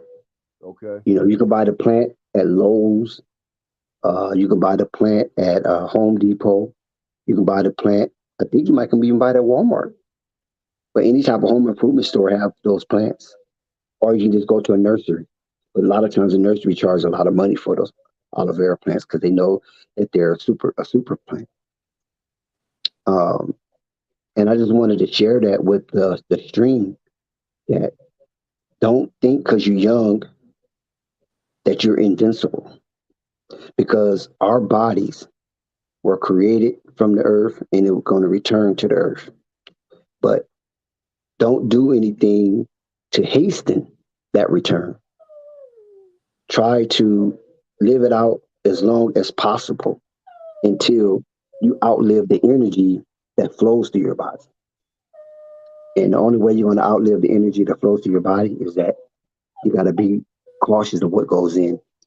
Because what goes in your body can keep you here, and what goes in your body can take you away. And don't be a contributor of the things that's going to take you away. So just be careful when you bring in the New Year's. I know it's a celebration around the world, and a lot of us want to be in a celebratory mode, but just be cautious that you don't overdo it and you start putting yourself and others at risk with bad behavior. Salute. Yep, I agree, Jack. Salute. Yeah. Yep, it's going to be a wonderful time. It should be a wonderful year. You know, my plans is to be in it and go along with it. Hopefully, look forward to the best of it. You know what I'm saying? Try to make the best out of it. Yep. That's what I'm looking forward to, Dex, as far as this year goes. Yeah, eggs are good, but the best part of the egg is the egg white. because the yellow has a lot of fat and cholesterol. The egg white have zero cholesterol. So if you're going to eat an egg, try to eat the egg white. But if not, the egg in itself is a good thing to eat. Oh yeah. And sugar is very addictive. See, the American Diet Association, you know, they give us that diet of breakfast, lunch, and dinner, and a lot of it is high carbohydrates, and carbohydrates turn into sugar in your body. But even cane sugar, or even what's that algae sweetener or whatever. A lot of times, your body is tricked to believing that's actual sugar, and that can cause an overload too. So try to eat less sugar as possible, and try not to drink the sodas. I know because the sugar is addictive. Because I was addicted to sugar. I was eating cupcakes and all kind of stuff. Just eating. I wouldn't even eat a real meal. I would just eat a cupcake, a honey bun, and something today, and some apple juice. A lot of apple juice got sugar. Juices have sugar. Period. Try to get the juice that's no sugar or cold press, or just eat the fruit. There's many ways that we can enhance our dietary implementation. Shit, my tongue is tied again. There's a lot of ways that we can implement a good dietary regimen by just being a little more patient in what we grab off the shelf. Stop giving the kids the sugary cereal. I mean, that's one of the worst things you can do besides feeding your kids pork all day. Is give them cereal that's just nothing but a ball of sugar mixed with grains. I mean, that's killing the kid, and it's taking away their brain power because a lot of times the sugar does affect the brain cells, and then we wonder why our kids are too overly hyped. We wonder why we can't settle them down, and that's because the sugar is a drug. If it's a drug for grown-ups and it energizes us, because that's what we base our anatomical performance on sugary things that we convert into energy, and then we move throughout the day. And the reason why sugar has been implemented, even though they used sugar way long time ago, it's an old thing, the island thing, but it was mainly because it was the drug to give the labor force. And it became more prominent during the World War One. Yeah. Sugar and cocaine. Right. It was an aphrodisiac. Mm-hmm. Sugar and cocaine. So sugar was really something to keep the industrial industry up and running 24/7 during World War One, because they wanted people to work around the clock. They wanted the women to work around the clock and things of that nature, right? But it never was for us to use as plentiful as we have used it. There's been wars over sugar, the Kings, the Island Wars. You know what I'm saying? That's how bad sugar was. Like the cocaine wars now, or the fentanyl wars. They had sugar wars, just like the opiates. You know what I mean? Right. So just keep that in mind. So when you're feeding your kids cereal in the morning because you're too lazy to cook a breakfast, just keep in mind that you're destroying them slowly but surely. Yeah. It's a slow death, but it's. And then when they get junior diabetes, or they get of age and they have actual type 1 or type 2 diabetes, blame yourself for pouring sugar into their system when they're kids because it tastes good. And it had somewhat of a calming effect on the kids, or because you was too lazy to just scramble some eggs and give them, a little bit of this, a little bit of that, but you gave them cereal and milk. Milk with the mucus, it causes a lot of mucus, and the sugar affects you in ways that you don't want to be affected, especially if you use it for a protracted time. And it's best that you adjust your diet early than late.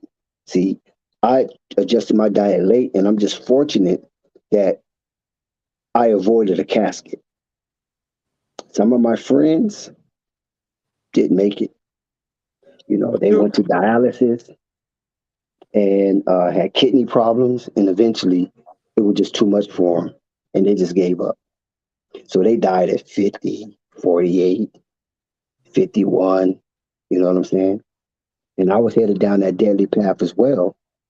But luckily, my Savior intervened and said, nah, we ain't through with you yet. Just hang on in there, be stubborn, and you can have another life. So when I prayed for a weight loss, it happened, but it didn't happen the way I wanted it to happen. It wasn't like a smooth transition. That shit was horrible. And like I said, I felt death and it felt like I died 3 times. But the weight is off. I'm here. I'm able to work out. I'm able to do runs, walks, lift weights, and I feel good about my new body. And I didn't have to have no surgery. And I still have muscle tone. 51. You know what I'm saying? Yeah. It's not like I'm feeble. I don't know if y'all can see that. It's not like I'm feeble. See them forearms? It's not like I'm feeble. See that back arm? See the definitions? So most people, they could be, thin, but they're weak and feeble. But I work out. I'm not weak. I'm not feeble. And I just appreciate the source of it all, giving me another opportunity in answering my prayers of having me lose weight. And then by you changing your diet like that, you faster, you smarter, and you also more mobile because you get around a whole lot more better. You feeling a whole lot more better. So that works all the way around the board as far as I'm 54. Baby boy, I'm 54. Oh yeah. So I just wanted to share that coming into the New Year's, that we need to think more on a health tip. Now, mind you, a lot of us, especially Black people, I'm talking about Black Americans, eat a lot of bad food because the bad food is cheap and the bad food is more readily available to us. When you have a liquor store on every corner and a grocery market on every 2 corners, a lot of bad food is in that proximity. But when you want to get the healthy foods, then you're going to have to go out like Whole Foods, Trader Joe's, Creations, Fresh Market, and things of that nature. You have to kind of go out of your area to find it, and that's gas and that's time, and a lot of us don't want that. So when it comes to our time, we rather take the cheap route and go to the liquor store or the local store and just buy the bad food that's closer to us than to go out and spend a little more time to get better food that's in other areas that's not too close to us. Yeah, I agree. I gotta I gotta do the same thing. I gotta change my diet because my diet is all the way bad around the board. It's all the way bad.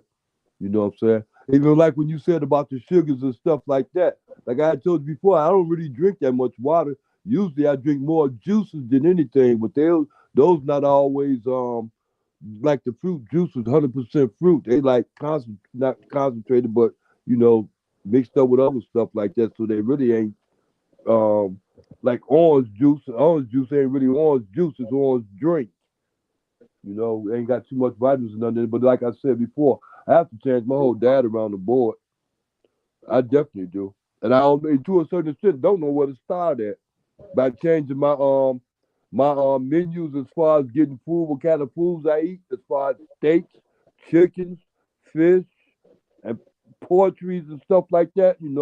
I have to change those things. A lot of things I have to change, especially that sugar part, because I'm already half blind. I don't want to go totally blind because I'm always eating these sugars. And I smoke a lot, so I'm telling you, it ain't good, Dex. I realize that, honestly. I do realize it. But then I don't put myself in a position where I'm going to say I'm going to make a New Year's resolution, I'm going to stop doing this. I stopped doing that a long time ago. But I still had to face the fact that you know what I'm saying, I'm not living right as far as my health goes. Matter of fact, I'm burning the candles at both ends. And I know that. Yeah, so I'm aware of it. But being aware is half the problem. Then you got another part is doing something about it.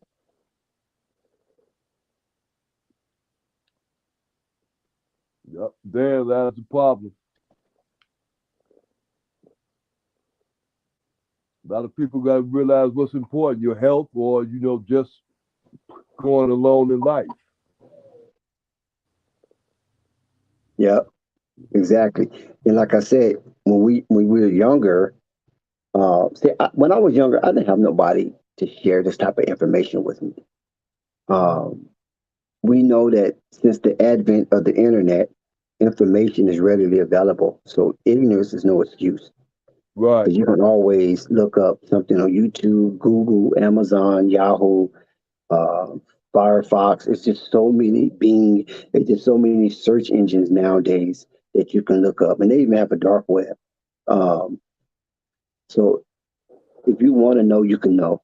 And this is why I don't have mercy on young people who are uninformed, is because they know how to work the Instagram, and I'm quite sure there's a lot of commercials that even come on Instagram that can it might not be what you want, but it could be a starting point to spark your interest. And we have to see more value in ourselves than we currently do, because that's the only way really you're going to have an epiphany to alter your lifestyle. If you don't see any value in yourself, you're going to continue to be reckless and move with abandonment. And you're going to aid and abet your own demise. So stop protecting your bad behavior with unnecessary excuses and deflection, and take it head on. Don't be like me and some of the others like me. Say, "Oh, I just want to have some fun. I don't want to be strict on myself right now. I just want to have fun, and it's my time. You had your time, old man. Let me have my time. And when I get to a certain point in my life, I'll change." If you want to think that way, cool. But at the same time, I feel guilty if I'm before you and don't try to disseminate this kind of information that will help you if you're interested. And also, when I was young, health food tasted bad. Oh, health food tasted bad. So that was a discouragement in itself to eat health food, because it tasted like chalk. It didn't have no real taste to it. It was so bland. But now you got food that are healthy and even superfoods that can be masked with a delicious taste, and you still reap the benefits of eating healthy, and it tastes good. I mean, they got dishes now that is so flavorful. You'd be like, why in the hell was I eating that garbage? You know? So a lot of things have improved, technology have improved. We just have to improve our pockets so we can afford to live longer. Because because the system is set up for you not to live long. I'm gonna be honest with you. Once you get a certain age, the system look at you as a burden, and they just want to throw you away to some type of convalescent or in-home care, or what you call that type of living, assisted living, and then rid you off the grid to some extent, because the system is made to eat its own in its youthful stage. Because when you're youthful, you have more energy. When you're youthful, you don't have any hospital. Well, I won't say you don't have any, but the majority of people don't have hospital bills, and they can go to work. They can buy into the insurance. They can buy into the life insurance and the health insurance and the dental insurance, and will never use it for 8, 9, 10, 12 years. But you done spent a whole lot of money already from your paycheck into those different forms of insurance. And then once it's time for you to use it, that's when they want to lay you off, fire you, or change coverage, and you have to start all over and things that there's so many scams and games they play in the system, and the system upholds it because they know that's what makes the system go around. So let's be cautious and not participate in these type of whimsical and maniacal and vicious machinations that the system has hurled towards a lot of us, a lot of you young people. And don't think for an instant that the system will show you mercy or care for you. Because once look at the veterans, look at the situation they're going through with the VA and all that. And these people have put their lives on the line for the country. And we appreciate their service. But once their service is done and they're not re-enlisted, they fall by the wayside. They just throw them to the sharks. And this will cause post-traumatic syndrome in a lot of our veterans because they went out and put their lives on the line, and some, to some degree, even took lives to protect the sovereignty of the United States, to come back and be treated like they're nothing. So that's why it's really incumbent on us to understand when we take those steps into these tunnels of nowhere, that we understand that when we come out on the other side, we have to be prepared to take care of ourselves in the best way possible, because we can't depend on anybody else to have the same care for our welfare and our being as we do. You might find some people that go above and beyond humanity and will show you care and will do everything they can possible for you, but that's almost like finding the needle in a haystack. And don't bet your odds on that. Bet your odds where your odds are high on yourself, because you with yourself every day, all day. Don't forget that. You are with yourself every day, all day. And you have that self-accusing spirit that's inside you that's going to help guide you in matters that you might not be aware of. And it might seem odd and uncomfortable to listen to yourself sometimes, but if you do, the results will be beneficial more times than not. I'm not going to say you're going to be 100% right, listen to your gut, because I can't say that. Because I ain't never listened to my gut 100%, so I don't know what the ratio is. But more times than not, since I've been older, I've been listening to my gut. Like some tell me, make a right turn here. I was like, make a right turn there for? Then I make a right turn there. The next thing you know, a police car come by or something, or somebody run the light or stop sign. And I was like, damn, if I would have went straight, that shit would have smashed me. Or if I would have went straight, the police probably would have pulled me over, and try to give me a ticket for something or whatever. You know what I'm saying? So just be cautious going into the New Year's. I'm not trying to say I have all the answers, but I have 54 years worth of experience to share. And from that, maybe you can get answers, or you can find ways to avoid pitfalls that you might see yourself headed in that you can avoid. But what I really want to share is I want to see everybody in 2023 to have prosperity and longevity in endeavors that are positive. Now, if you engage in endeavors that are not so positive, please devise an exit plan. Do not think that you can just be in negativity or things that are harmful to other human beings forever and not pay the consequences. So what I would do was shorten my karma by trying to find an exit plan and then pray my way to safety and hopefully the source of it all, the creator, can find forgiveness in your remorsefulness. Because we as Black people, we have to be honest, are minorities, whether you're Latin, Black, Asian, that we find ourselves in predicaments that we might not want to be a part of or be in, but due to the survival nature of our instincts, we feel that's the best or maybe the only way to get to some type of comfortability before we stop. But you also got to remember when they blow that horn, you better have your alternative plan or you better have enough money saved to get you out of any jam that you're in.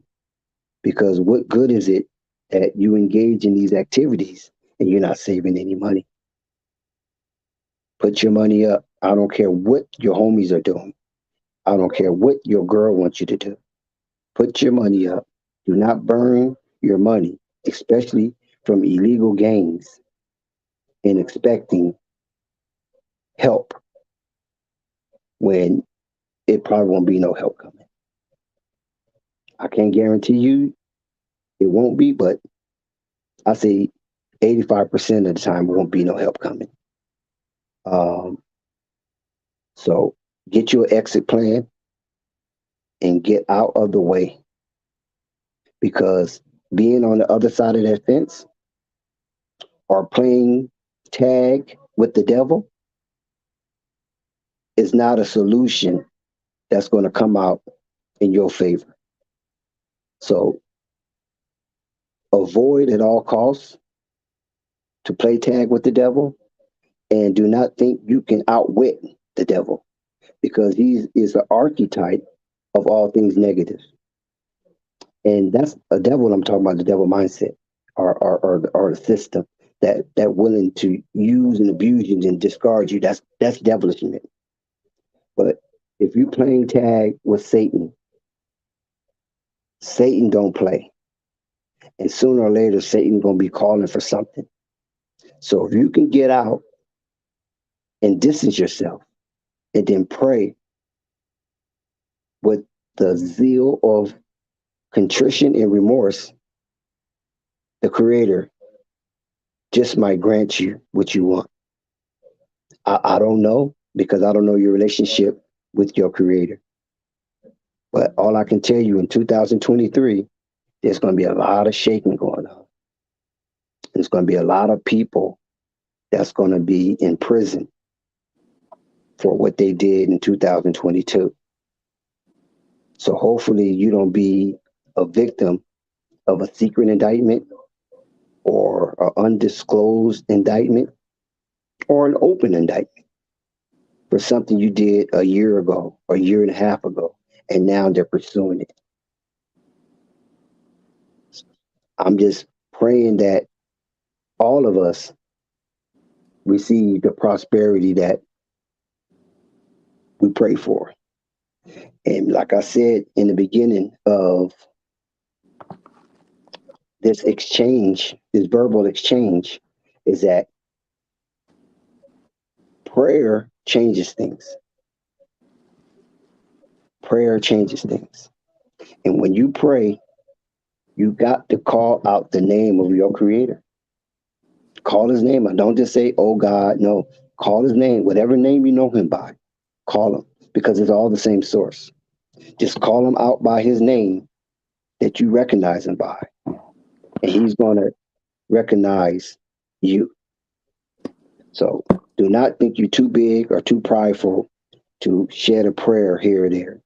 And especially if you're a family man, you should be praying anyway, because a lot of times our kids don't even have a concept of what God is. So they ain't really knowing. So you pray on their behalf as the adult that brought them here. That was a vessel that brought them here. Because not praying or and when I pray, you can meditate. I mean, anything that directs you to a higher source. I'm not saying it in some religious content, because I'm not religious at all. But I know there's a higher source because I didn't create myself. But the only thing I'm saying is that source that helped you to come through the vicissitudes of life and the ebbs and flows of whatever you have endured up to this point, you made it. Because you're here on the stream with Flight Sports TV.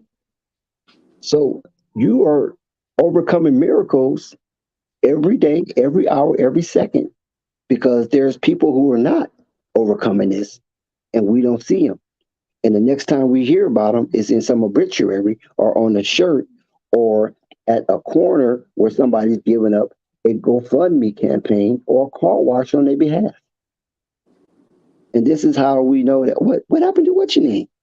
What? That happened to him? Or that happened to her? You know what I'm saying? So let's put ourselves in a position where we are good and safe and we're out of harm's way to the best of our ability. Because there's no guarantee, but to the best of our ability. Let's try to make decisions that will propel us to be better. Now, finance is a whole different thing than health. You can be poor and healthy, and you can be rich and sick. Because remember Steve Jobs on his dying bed, how he said that all of his life he spent his time making money. Now that he is on his deathbed, he is spending his money to get more time. So that is a conundrum and a paradox. And that is what the system basically wants you to do. Spend all your time getting money. And then once you get the money, you ain't think about no health or nothing like that. Now you got to spend your money back into the system to get healthy again. So we have to figure that perplexing puzzle out in 2023 and try to use this stream as a means of motivation and come back. Because I don't know if I will ever have this conversation with you again, but use this because it's being recorded as a motivation and go back.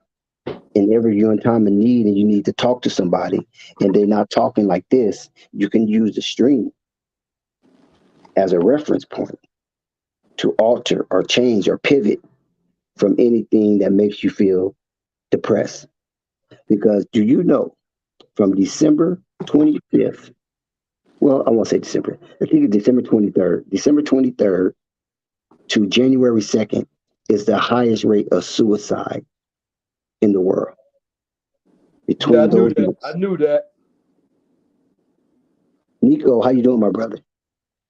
Yeah, I knew that all the time. Great, Dex. Thank you. How about yourself? All right. Happy New Year, bro. I know it's not New Year yet out here, but in a couple of hours it will be. Yes, Happy New Year's to you guys.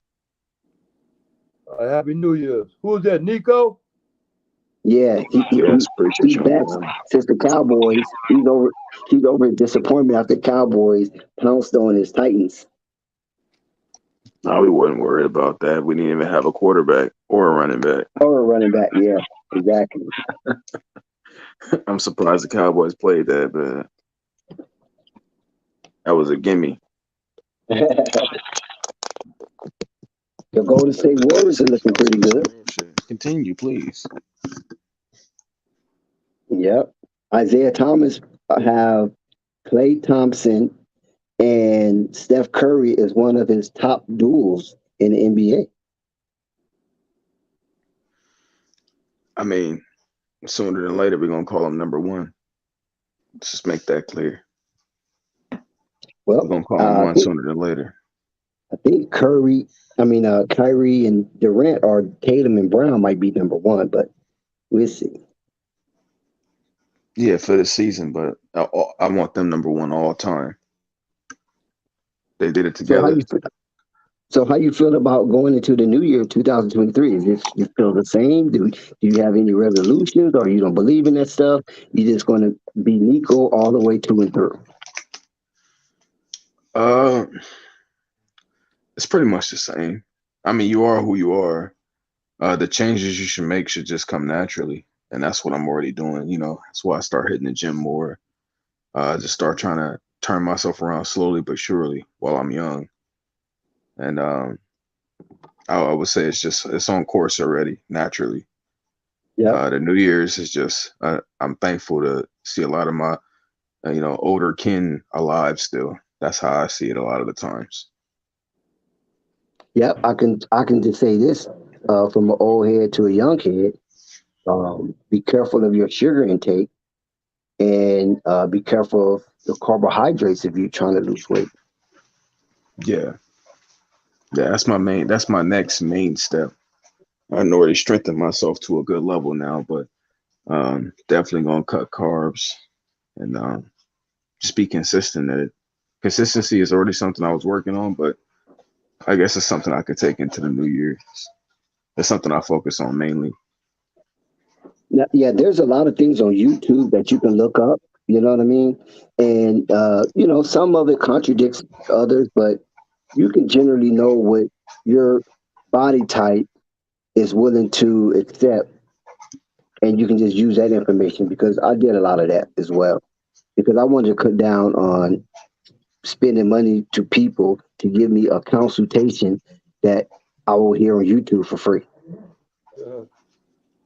Oh yeah, I gotta remember what it was. I think I put it in my notes, but I had seen a commercial for something where you could see what your body is sensitive to, and I think it was like $60. But you get to understand what packs on a lot of your pounds and or loses a lot of your pounds, and just makes you healthy. And I'll probably find it when I look at my notes again. I don't have it readily available, but that was something I was going to spend some money on just to figure out because we don't know half the time. We just have an idea of it. It'd be nice to have some solid information. Hmm. Yeah.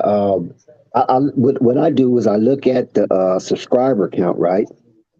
And then I look at the engagement of the person who disseminating the information through the comments.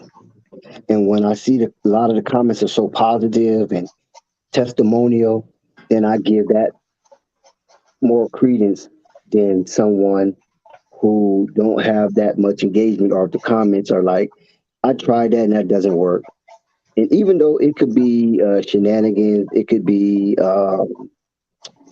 skullduggery going on between the competitors. You know how it goes. Just like people come on our stream and start talking trash because they came from another stream that's competitive to this stream.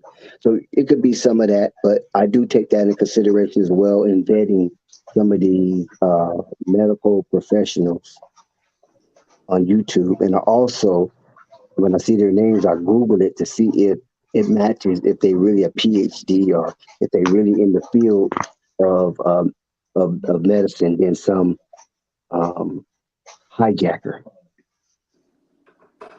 Yeah, I understand that. I respect that journalistic integrity. I don't think I've ever done that for a YouTuber, but I'm going to start doing that.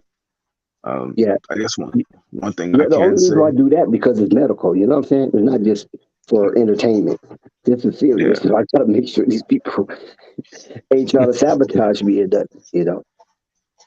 Yeah. No, a lot of people do make a lot of stuff for views. Like I don't know if you see it sometimes, but this is one doctor that pops up like every time an NBA player has an injury. Oh He yeah, tries to break it down. yeah. I've seen it. I've seen it. I think I seen it one time, but I didn't pay attention to it. He came across my timeline. Yeah, he pops up every time. I remember. I mean, he popped up for Clay, KD, Lonzo. He popped up for Jetty Osman recently. Yeah. With his yellow fluids and shit and stuff. And I watch him here and there, but you're gonna make me have to Google him now. Never thought about doing that. Mm-hmm. I don't know why that's never crossed my mind, but never seen anything of sort about it. Yeah. So we were just speaking about some things that we have encountered in 2022 that we will try to rectify in 2023. And I didn't call it a resolution. I just call it, change your behavior, or change your paradigm, a self paradigm, because it's dealing with you and yourself. And I shared with the stream a term that you are with you every day, all day. So who better knows you than you, right? Yeah. But sometimes we're just not honest with ourselves. Yeah, people do like accountability and self-awareness. That's something I try to be very cognizant of, especially since like a teenager. I never like really seen people have certain conversations where they really identify who and what they are and what's going on. It was just people trying to fit a narrative and a stereotype in, or whatever the mold was. And I never understood that. It's kind of why I was an oddball. I didn't get it. Like, Yeah, and, always. and like and like also I was sharing is that at Flight Sports TV, we pride ourselves in bridging the gap between young and old, old and young. And we try to destroy that chasm that creates broken bridges, and most time the older heads say youngsters ain't nothing, they stupid, they won't listen.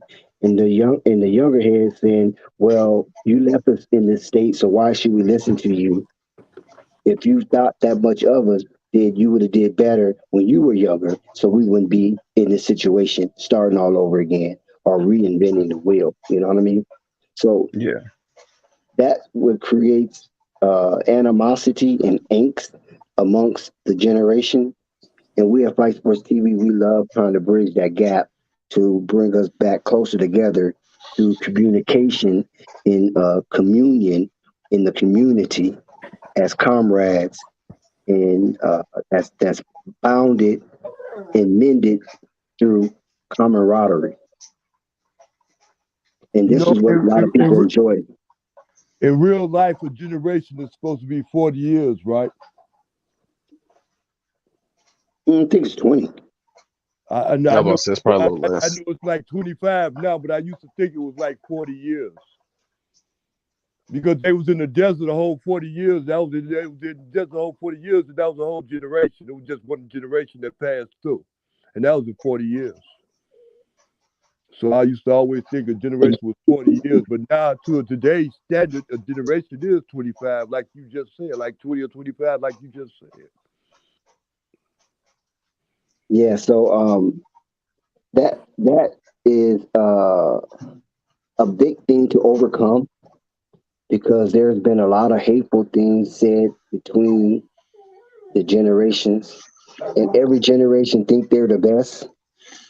But I believe in this right here. This is the type of progression that I believe.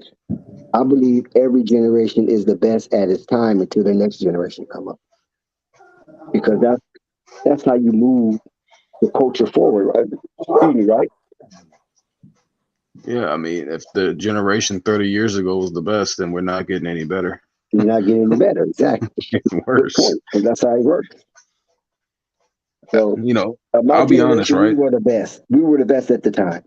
Now you had the millennials; they were the best. Then the Z's, then the X's. You know what I'm saying? It just however that go, and I recognize that. That's why I appreciate a lot of the youngsters right now, because look how many entrepreneurs we have. I think this is an all-time high of entrepreneurs we produce since what, the advent of the Emancipation, the Proclamation. There had Yeah, to be this is entrepreneurs a then. generation of that.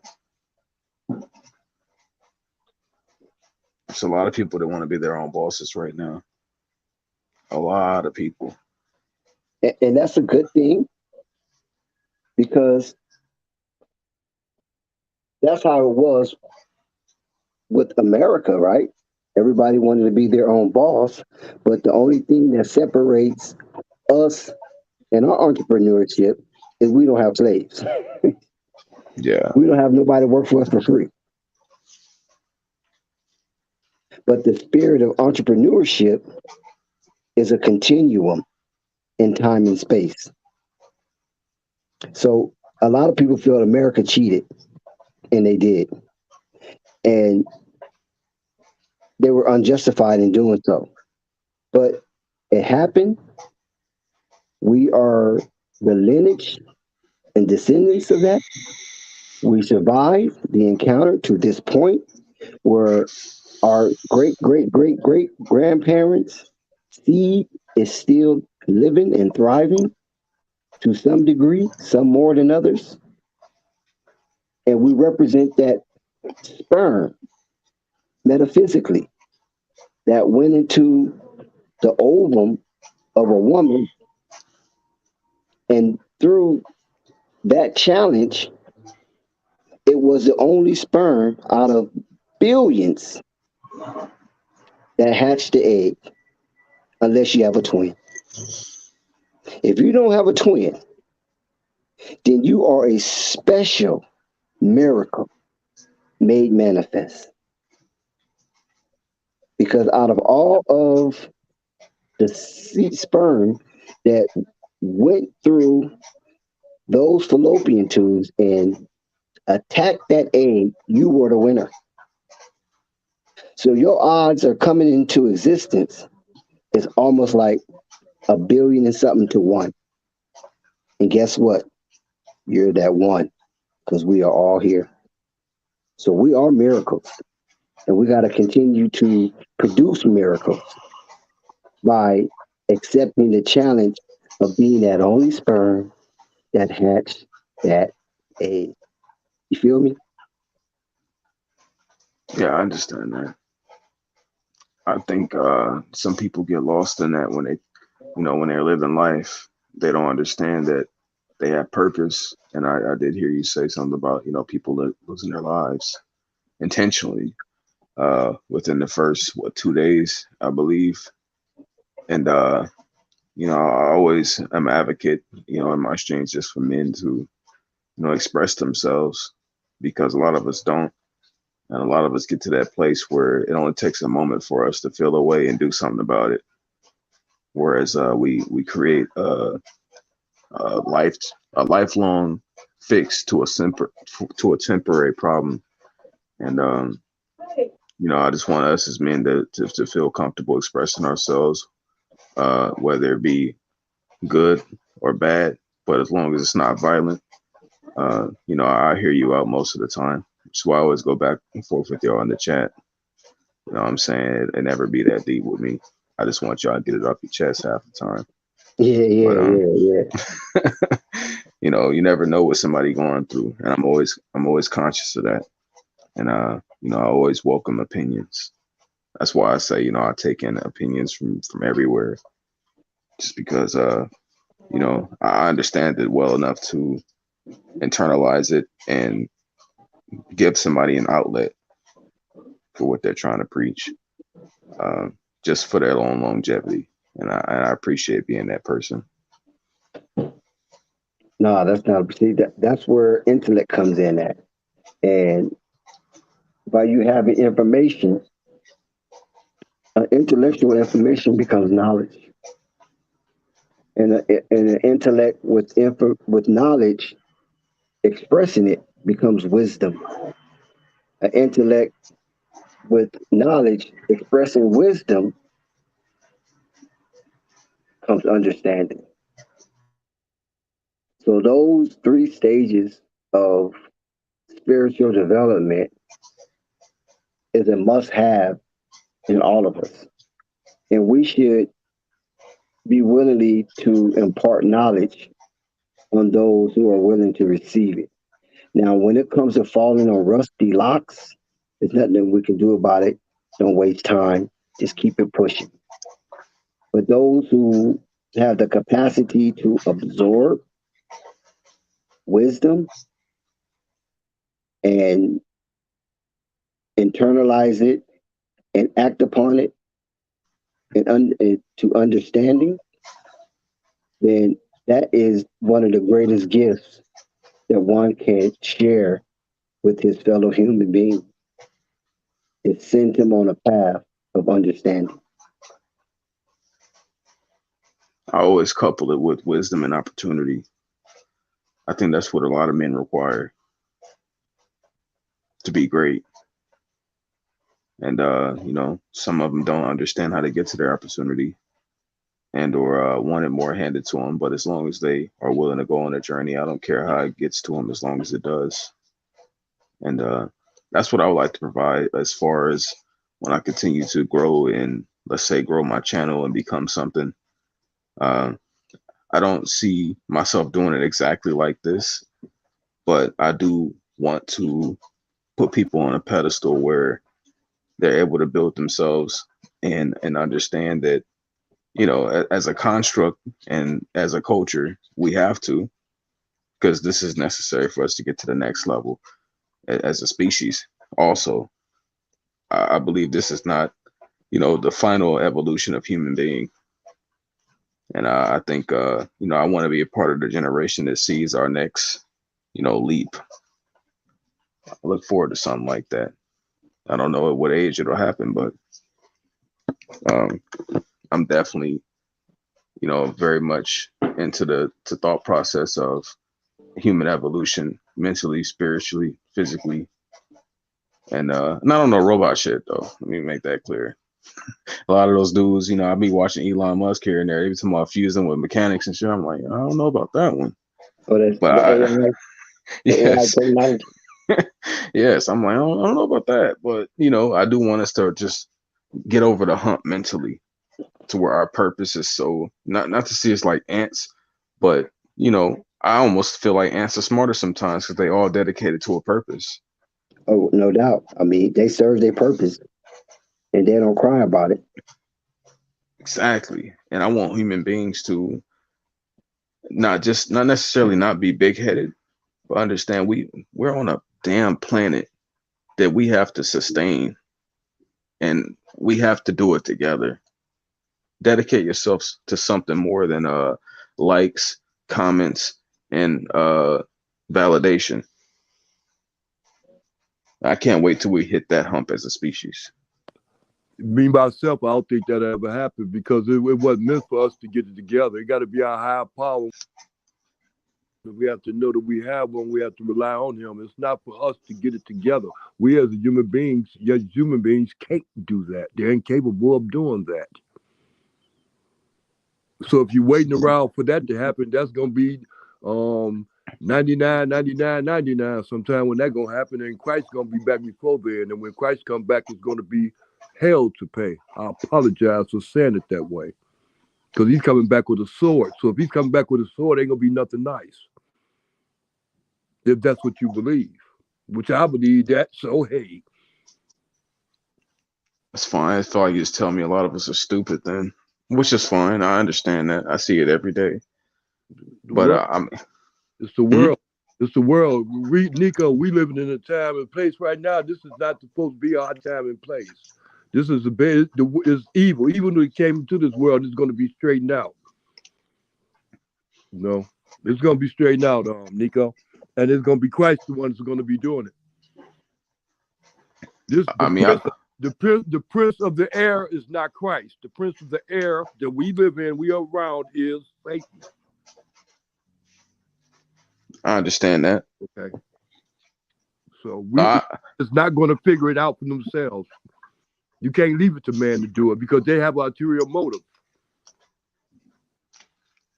Well, I'll say this, right? Because if you come from the side of looking forward to getting people to be right, you only can do so much, as a human being. None of us really have that power to change everything. But, overall, I just want to do my part in it. Whether it happens or doesn't happen, right? I want to do my part in it. And I kind of got it as soon as like graduating high school, I started to really see things differently. Right. And as I can continue to build my platform and, have certain conversations with people to make them think and do things differently, I'll feel justified and comfortable and as if I served a just purpose Yep. Just like Dex was saying at first, knowledge, wisdom, and understanding. You got to come across those things. In order to come across those things, you have to be aware of the person that gives those things. And I it ain't gonna be respect the that. college professor to do it or the preacher down the street. You have to have that knowledge and that wisdom in order to get that understanding of what's going on. So if you have that knowledge and wisdom therefore you won't be lost. You understand? You won't be like you blind, going into life blind or blindfolded. That's why we suffer from lack of understanding, lack of knowledge. We suffer from that because we don't know that we ain't supposed to be eating pork. We don't know that we ain't supposed to be running after Tom, Dick, Harry, and Mary. We don't know that we ain't supposed to be burning the candles at both ends. We follow the world, so the world is wild and we go wild with the world. But everybody can't follow the world. Why? Because the road is narrow and straight is the way. The road ain't all over the place. So you have a messed up I understand that. situation. You have a messed up situation when you're trying to get to the truth of what's going on, to the knowledge of what's going on. So you confused. You're all over the place because the world is all over the place. Everybody Yeah, thinks the United States is the wonderful place in the world, but look how crooked it is, though. Look what it did to get there. And you think they'll let that go because now they want to be righteous in their endeavors? Their endeavors will never be righteous. Never. So yeah, I don't know. I understand that Pay, because pay, pay Peter, steal from Peter to give to Paul. That's all it is. I understand. Yes, I'll sir. say this, Uncle Vern, because um, I forgot what the dude's name was, but I was watching some dude on a podcast, and it resonated with me because I'm gonna look up his name later, but or probably when someone else starts talking, I'll look up his name. But it resonated when he said, "You take someone from the hood and you take them out the country, they'll never be the same." Because he was talking about his overseas travels, because I think he's from Los Angeles. He was saying that his mind could never think exactly in the box it was again. And I struggle from that today. Like as I go through my everyday life, it wasn't like this before I left the country. I can't think of things normal again. And you know, back then I used to think this country was the greatest thing smoking. And once I left and I seen just because people are people, so we're not gonna pretend like people are just greater all around the world. Right. But just when you seen the level of respect for nature, respect for human life, as far as the cleanliness, uh, the way things are taken care of, and the way people are treated. Just because things don't have to be perfect inside the home. We're human beings, we struggle. But the way that it's presented, I respect more than what I deal with here. I came back and I felt like damn, I'm living in a free prison, and I can't shake that feeling. Like I went out there, and as a black man, I felt more love than I ever felt in my entire life. And I came back here and I get dirty looks from people who are supposedly allies and minorities just like me. And I've done nothing to them. Hey, But hey, what? hey, hey, Nico, I'm gonna tell you something. You see, you noticed this from a long time ago, but like out in California, they got it a lot too. They got those enclosed neighborhoods. Those rich neighborhoods, they gated neighborhoods and stuff like that. Yeah, They put them gates up not to keep the people in. They call them to keep them up to keep people out. But that ain't yeah, really what it is. All it is giving these people that's on the inside a false sense of security, thinking that they're safe from the outside. You understand me? But they're paying millions of dollars just to be inside this gated community, living real good. But it's a false sense of security because their security can be invaded at any time. It ain't nothing for somebody to come up over those gates and come in. I So they understand that. so they pay all that money for a false sense of security. You understand me? And it's just like even in California, like I said with California, noticing even in the bad neighborhoods, they got them what? Them gates on the bars, on the windows, and on the doors. You Yeah. say, yeah, for fire started, I wonder how they gonna get out. They got bars on the windows and the doors in black neighborhoods. Yeah, I experienced that False, in school and at home, false. where all the windows are barred up. Yeah, false sense of security, not barred. Yeah, barred up with bars on them or gates. False sense of security, bro. That's what it is. That's what the world is. That's all it is. That's all it is. Yeah. And you got to pay out that extra money just to get that extra protection. And at least feel safer mentally, because half of it is mental. Yeah, but then you got people living in tents on the side of the road. They ain't got no gates. It's rough out here, boy. I'm telling you. It used to be cold but fair. Now it's just cold and unfair. And I blame. And Dex was right. I blame it on my so-called generation. Why? Because just like when you notice too, Nico, out there in California, they had the Black Panthers and all them. When the Black Panthers started getting arrested and started going out of style, you know what they started doing? Going to drugs. The main drug was heroin and cocaine. Now, at first, they was leaders of a revolution and redoing all this and all that. Now, all of a sudden, they drug addicts. Go right back to Tupac when his mama came out. When his mother got up out of jail to start like with that. What she do? She didn't turn to an activist no more. She went to drugs. Go with that dude, not Stokely Carmichael, the one that's out there with the Black Panthers. The other one that used to run it for the Black Panthers live out there in L.A. He was a big-time dope fiend out there. They used to talk about him good. Oh, man, you used to run it for the Black Panthers. Now you sitting up there robbing the dope dealers. Beating up the dope dealers. See, that's that weakness that on us, crack cocaine made my generation real, real weak. So the generation just like Dex said it. The other next generation that come after me ain't listening to what my generation because we dropped the ball. I so there ain't no that. help for us. I respect you saying that because it's a lot of people from that generation that don't take a lot of credit. A lot of them are passing away at this point now. But the point is, I grew up in it, right? And I grew up at let's say the end of it, which is like our, mid 90s.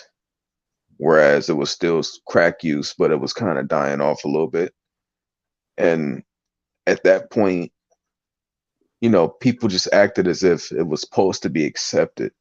Nobody ever talked about it. You know what I'm saying?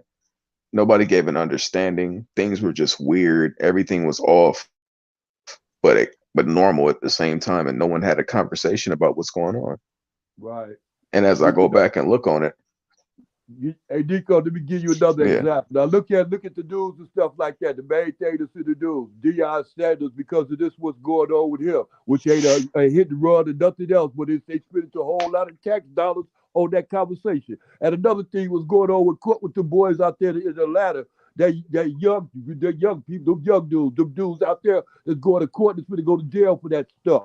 Look how you see that little stuff right there. See how it's holding everything that's all in the news and in the media and everything. If it ain't Kyrie Irving, if it ain't the Boston Celtics coach, it's always something. You understand me? And it's always stupid stuff like that. Now they talking about this young man. He's going to go to do the rest of his years in jail. But I look at it like this. When he was out here on the streets, he acted like a homosexual. Now he can go to jail and dress up and wear dresses and everything he wants to and have a whole lot of fun. Oh, he's talking about Young Thug? All these young thugs, that's all he was doing when he was in the ladder, sitting up there having these fools riding up behind him like he's something. And now he up in jail now, live it, get it in. So that's the way it is. You gotta pay for this. A lot of people don't want to pay for what they do, man. They think they just get it and just sit up in court and look at it stupid. Oh, Your Honor, I didn't know. Oh, Your Honor, I didn't know. I didn't know. I didn't do that. I didn't do that. They can't prove it. I didn't do it. And then when the evidence comes, it's like, oh, man, go. Oh, now they want a trick and they want to tell now. Man, go on with that trick and tell the shit. Y'all tell on yourselves. You get on rap music and tell about how many people you killed and how you did it and everything else. And they in court using it against them. He don't have to worry about his friends telling on him. They using all his lyrics they use against him, and they tell it to the judge, and the judge take it down and use it as evidence against him. That's Your facts. Honor, he was on the video saying this, that he shot at these people's parents and all this and that, and this wind up happening. Stupid, Nico. Stupid. This world ain't gonna be saved. Glad.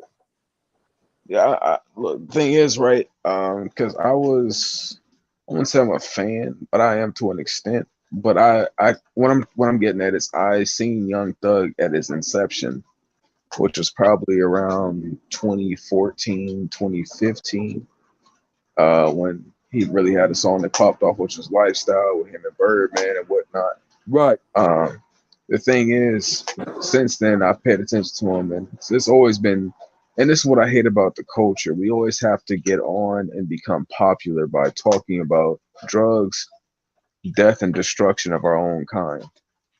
And even though he was singing and harmonizing and brought a unique style, it still was as poisonous to the culture as anything else.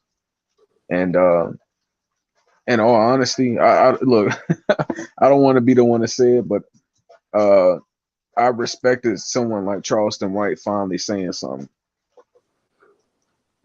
He was from a generation of people that realized that the generation after him was very corrupted, and it needs to be a stop put to it. And I respect that. Like, I have no remorse for any of these guys going to jail. I don't respect and promote genocide of your culture for anybody, but especially my culture.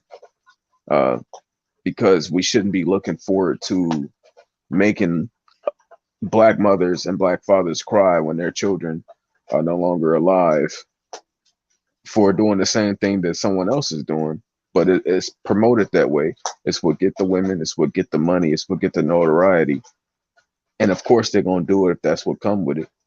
And it's about time we start going a different direction. So I see, especially for our culture, things potentially getting better. I do believe we are the people to, lead a lot of the earth to brighter things, better things, loving things. And we kind of head in that direction a little bit more. The confusion has been placed upon us, but we kind of getting the wheel of the ship a little bit. And we got to put a lot of these demons behind bars, if I'm keeping it real with you. If you got no remorse for killing your culture, no matter, like, if that's your shtick, I'm good on you. That kind of like that was a switch that flipped in my head like a year ago. Like, I used to be cool with it, you know what I'm saying? It was cool. But it's really not when you think about it. When you really, are awakened. Yeah. It's nothing cool about seeing another Black man dying and bleeding out. And I didn't see too many. They posted online. And I've seen way too much of it. Yeah, I hear you. I have too, but it's gonna be a whole lot more. We're gonna be seeing a whole lot more before it get better, Nico. Sorry to say that, but that's just the way it is. It's gonna get a lot worse before it get better. Yeah. So, yeah, look, I'm willing to take it as long as it's getting better. But I think we reached a good breaking point where things are getting better. And it's happening on all fronts too, right? Because I mentioned to people recently that we have consumers of certain talents. What Black people offer that is unique from everyone else is we have the physical talent, and we have an entertainment value that no one else on the planet Earth can replicate. And with that power, I think that we should do something monumental with it, and we are to an extent. But it's still more to come, and I can't wait for that. I can't wait. Is Dex still here? Dex, you around? I see his the picture, his thing is up there. I don't know if he's still around. I know. It might be sleep. I understand. No, I ain't gonna front. I'm definitely off the whiskey right now. That shit got my eyes closed a little bit. I'm out here just listening and talking. Oh, okay. I'm here with you. I'm here with you though. All right, yeah. Well, I'm still here, Nico. Yeah. I ain't gone yet. I don't know when my time gonna be up, but right now I'm still there. Yeah, I appreciate that. Trust me, every time I see you pop up, I'm thankful to hear you because Yeah. it's a point in my life where I the naive shell had to be cracked. It was a point in time where all my grandparents were alive, all my uncles and aunts, and everybody was alive. Then I had a point where I realized they're no longer here, and I had to realize oh shit, this is real. And that's why I'm always thankful, always. So appreciate you being here for sure. Oh yeah. Yeah, I would want to say it's my pleasure, but yeah, well, it's my pleasure. Whether it's a pleasure or not, I'm still glad to be here. Don't get it wrong, Nico. I ain't gave up on life. I just gave up on a lot of this so-called moving around out here in life. I know people move real different out here in this world. I'm complaining about the movements. Oh yeah. Yeah, I watch people that come past me and they go past me and everything else. I have to. It seems like I'm really watching people more than I'm accepting them. It's like I'm watching them all the time. I got my eye on them because somebody finna play a game or something. They try to get something or whatever. Oh, that's all it is, Nico. Yeah. I ain't depressed in this world, Nico. That's something I still battle as a young man. Hey, Nico, I don't drink all day and smoke all day because I'm depressed. I just do it because it's fun, as far as I'm concerned. Because to a certain extent, ain't too much else to do. And try to learn as much as I can. Besides that, yeah. But yeah, Nico, it's just the world, man. The world is messed up, and I'm in it, and I'm aware of it. So that's how I deal with it by putting my mind and energies on other things besides thinking about this world. That's all it is. I'll say this right.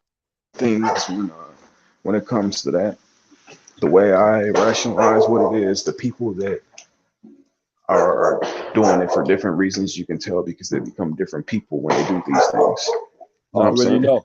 Yeah, they sell themselves. So for me, when I drink and or I get lit in other ways, I still remain myself because I'm not doing it for any other reason other than to vibe out and chill. Yeah. Yeah, I agree.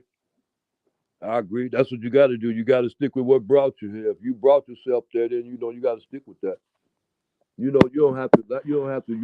What wobbling, tripping, or anything. Right. Yeah. Yeah. But, you don't have to kick it.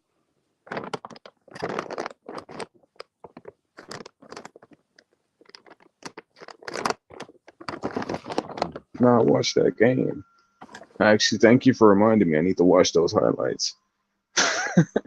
Well, I did see he scored 31. Highlights of what? Klay Thompson dropped 31 on the Blazers. Oh, yeah? That's one team he always go off against. I have a list of teams Klay Thompson cooks. Lakers, Blazers, Celtics, the Mavericks, and he also cooks the hold on, I know him. Hold on, I said Blazers, Lakers, Celtics, Mavericks. Oh, the Grizzlies too. Hey, I wanted to ask you a question about that, about the Golden State Warriors. Hey, how long you think they're gonna be able to keep what's his name on the bench? Who? Jordan Poole. Until he's gonna be a problem with that organization. He's gonna become a problem with them. You know that, don't you? Because they're gonna have to sit Steph Curry down. They're gonna have to move him around. And that's who I see getting moved around, just because it's his defense. And can you imagine them moving the great Steph Curry around just for a Jordan Poole? Yes. I was happy when Steph Curry was coming off the bench for Jordan Poole against the Nuggets in the playoffs. I was very happy about that. Yeah. Yeah. And, Steph Curry wasn't happy about it, was he? I mean, he plays a good monotone, happy to help the team, energy. Yeah, I know that. We jump up and start clapping and all that. I see that. I see him doing it all the time when he be clapping for Jordan Poole. Because remember, when Jordan Poole is out there, he's on the bench. Yeah. Yeah. So usually when Jordan Poole's playing good, his biggest cheerleader is who? Hey, Steph boy, Curry. it don't take you long to catch on, Nico. How long you think Steph Curry gonna be a multi-million-dollar cheerleader for another paying the man that's supposed to be taking his place anyway that ain't taking his place? How long you think Steph Curry gonna get paid for being a cheerleader? How long you think they go? Not Draymond Green. They ain't talking about Draymond Green. We talking about the great Steph Curry. Yeah. Yeah. With Steph, I probably see 2 or 3 more years at best. Yeah, until he starts scoring under 25. Oh. Yeah. That's how I see it. Yeah. I see it happening way before he started getting that scoring under 25. Because the only way he can score under 25 is they take his minutes away. And they got to do that slowly but surely because of the fact that Jordan Poole needs more minutes. And, then they're gonna play Poole and Klay Thompson and Steph Curry. They don't do that, do they? I mean, well, they can't. But that's why they say Draymond is the odd man out. So they could pay those guys, and they're trying to get Kuminga to play the Draymond role. That's why they got him getting his PT right now. Okay. So unfortunately, because let's keep it real, Draymond is an offensive juggernaut. They're trying to brainwash another young man to play that pass the ball first role and play defense. Right. Yeah. And it could work. It genuinely could. I don't know. I don't know about all that one. Yeah, I don't know about that. Like I said, they need their main thing is and the reason why I said that too, Nico, is because of this. It ain't about just the coaches that's making that decision about Jordan Poole. Them owners love him. All them owners they got out there in Golden State. I think all 20,000 of them. They love Jordan Poole. They love them from Jordan Poole. Some people, where he got some people that are willing to die for him already. Like he's got a little bit of a Steph Curry fanboy curse already. Okay, you understand what I'm saying? Okay, you get it. It's gonna be a problem out there. Yeah, and matter of fact, that's why Lamelo didn't go out there to Golden State. Wasn't able to get out there to Golden State. Steph Curry wasn't gonna have that. For sure. But that's what I was explaining, right? I remember we talked about this before because we was talking about Wiseman or Melo to Golden State, and I was saying that Melo wouldn't have had a good opportunity there, not because Melo ain't Melo, but it's because Steph Curry ain't releasing to nothing. Yes, and I'll be honest, as a Klay Thompson fan, I've always got to watch Steph Curry from a lens that supports him, but also realizes his flaws. That's what a lot of people don't do. A lot of people see Steph Curry and they just think this dude is fucking pure cocaine. It's just the greatest thing they ever had in their life. Right. And they can't shake it. But for me, I'm like, damn, why you shoot that? That was contested. I'm like, right. He had wide open shooters who can make a wide open shot. Like, why would you shoot that? Like, I always get the, a different perspective of him. And I don't see him as the golden boy everybody else does. That's why, I'll say people call me a Steph Curry hater, but I'm not. I just keep it honest with him. Yeah. Yeah, I like him. I like Steph Curry. Yeah, I like him and I like his game. But he's not to give all out. He ain't to give all out there because I remember I used to say all the time because of the fact I didn't understand why I come with all them championships they got. He only won one MVP of the tournament. I didn't understand that. He was there for all the championships. How come he didn't win MVP all the time? If he's more than just once, what they got about 5 4 championships now? He's been part of 4 championships. How many MVPs he got out of the 4? One. And he just got that one last year. They gave him that. They should have gave it to Jordan Poole. That's my point. You don't get it. He wasn't even supposed to got that one. I'll say this, right? Because Basil did say Clay will go to the bench before Curry. Just be real. The thing is, right? Klay Thompson wouldn't go to the bench before him because Klay Thompson brings an intangible ability to make the right play defense, and hit shots. And Steph Curry gives you one of those things, hit shots. Good shot. And the thing is, when you deal with someone like Steph Curry, when you have someone who can reproduce his talent, which Jordan Poole is the closest thing to it, you've seen Jordan Poole do this 2 years ago. The year that the Warriors were knocked out of the play-in by the Lakers, the whole team you see now was there, except for a few young pieces, obviously, that they drafted. But Jordan Poole was starting at shooting guard. Steph Curry was there. Andrew Wiggins, Draymond Green, Kevon Looney. They won 30-something games. Steph Curry is very potent, but he is not the X factor. He's the X factor when you put all the pieces around him to where he doesn't have to do more than what he does. When he has nothing to worry about but shoot that damn ball, then he's an X factor. There you go. I get it now. I didn't think of it that way. I get it. But anything else, taking them out and playing some defense or running this that, no, you ain't gonna. It's gonna be a problem. I get you. You get you 30 wins.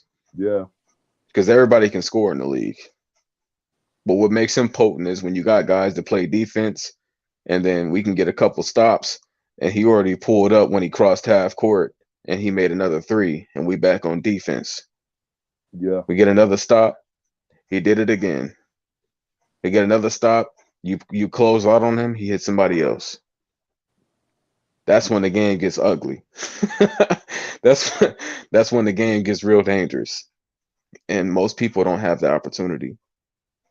But we're going to round it off with this. That's why I look forward to seeing the Ball brothers play together. They're the only guys that can replicate and do something like that at a higher level. Yeah, and then the fast level too. Not just a high level, the fast level. They can make it harder for other people and other teams to try to catch up. They to a certain extent, their offense could be their defense. Yeah. You know? And that's why I won't be satisfied with them in the NBA until they really play together. It's not like everything they're doing by themselves. That's what they do. It's like you put a leg on this team, you put another leg on that team, put an arm here. They're doing what they do. But once you get those pieces together, holy, will you see something different? Right. And that's what I'm waiting for. It's not because, the family plan and we all want to be on the same. No, it's not about that. It's about the pure entertainment factor and understanding what good basketball is. Right. I know what good basketball is, and them dudes can do it the best I ever seen. And it wouldn't help if they got the dudes that did it the best I ever seen with them too. Big old contract gonna be up soon as Melo's is up. Hey, we ain't talking about that yet. We ain't talking about that. They was in the same draft class. One was pick 19, one was pick number 3. They contracts. Who you talking about? Onyeka Okongwu. Oh. I can't wait. Their contract is gonna be up at the same time, baby. Come on now. I cannot wait. The only guy that's gonna be left out, if I'm keeping it real with you, it'd be Eli. And I say he left out because he'll either sign a contract and or get drafted and be committed to a team. So it'll take a little longer for him to get on the bandwagon. But if he goes undrafted and he signs like a 1 or 2 year deal with a team, oh yes, it's coming all together. And it's not just to see that, like, it's one of those rare teams where you have to see them on a professional level. Let's not even say rare. It'd be the first time we ever seen that in the history of basketball because it was that great. And we get the architect of that madness, Lavar Ball. That's why I hate that I missed that stream he was on, because I definitely would have poked his brain with his ability to understand how that level of basketball worked.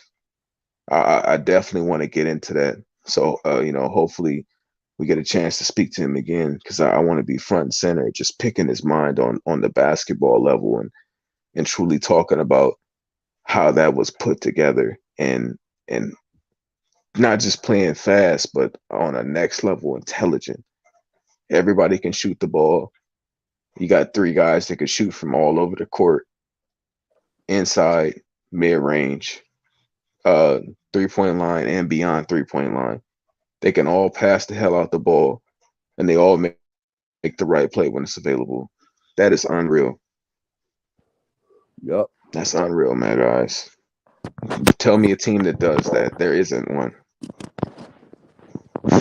If teams all made the right play when it was available, it would be more parity in the league, but it's not, because you expect a guy like Terry Rozier to take a dumbass shot instead of making the right play.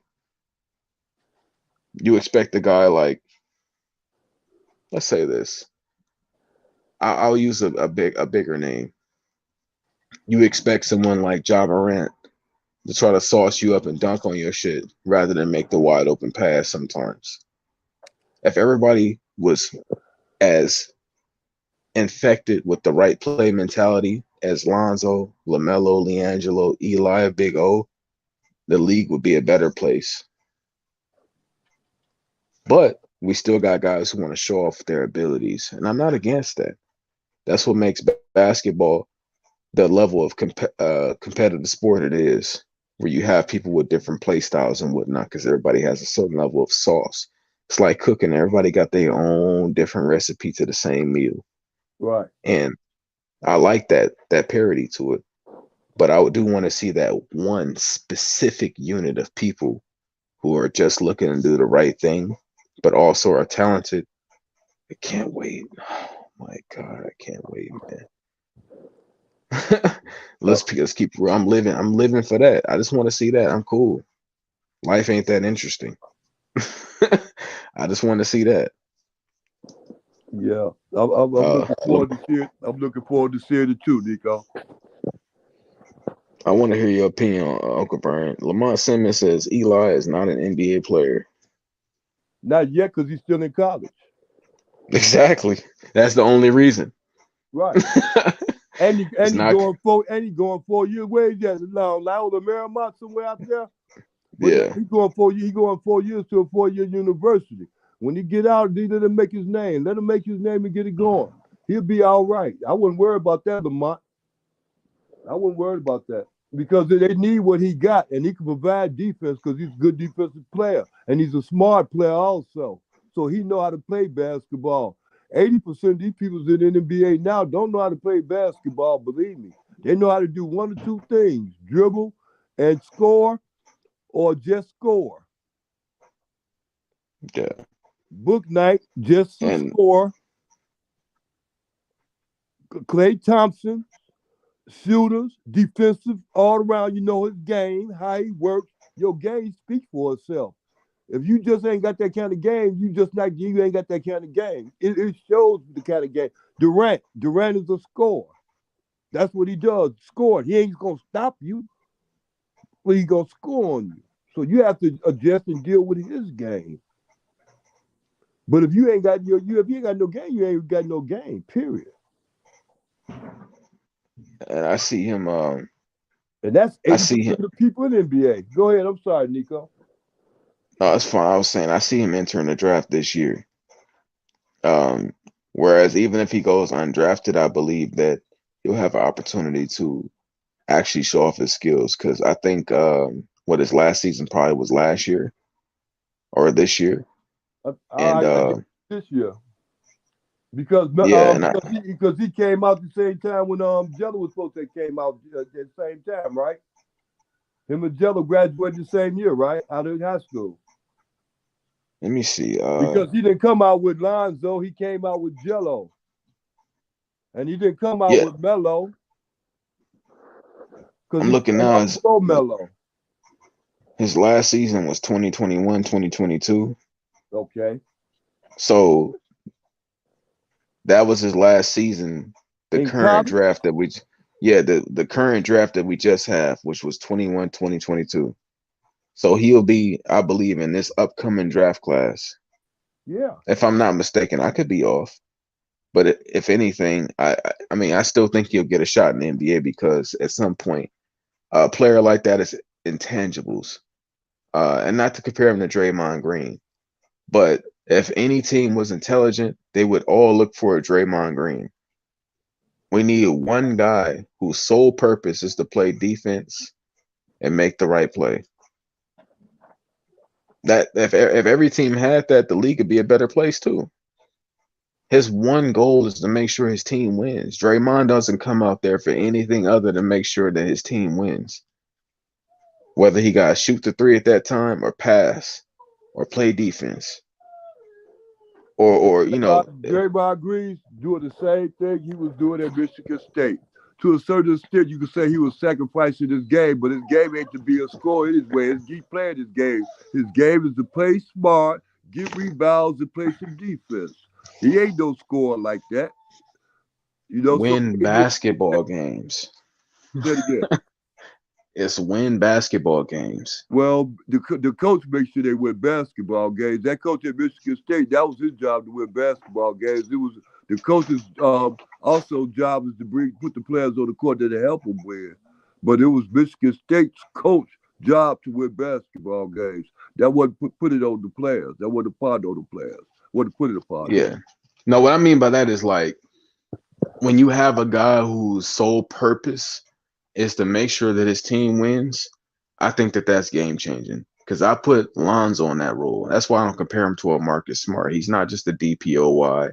He's not just a catch and shoot. He's not just his sole purpose is to put his team in a winning position.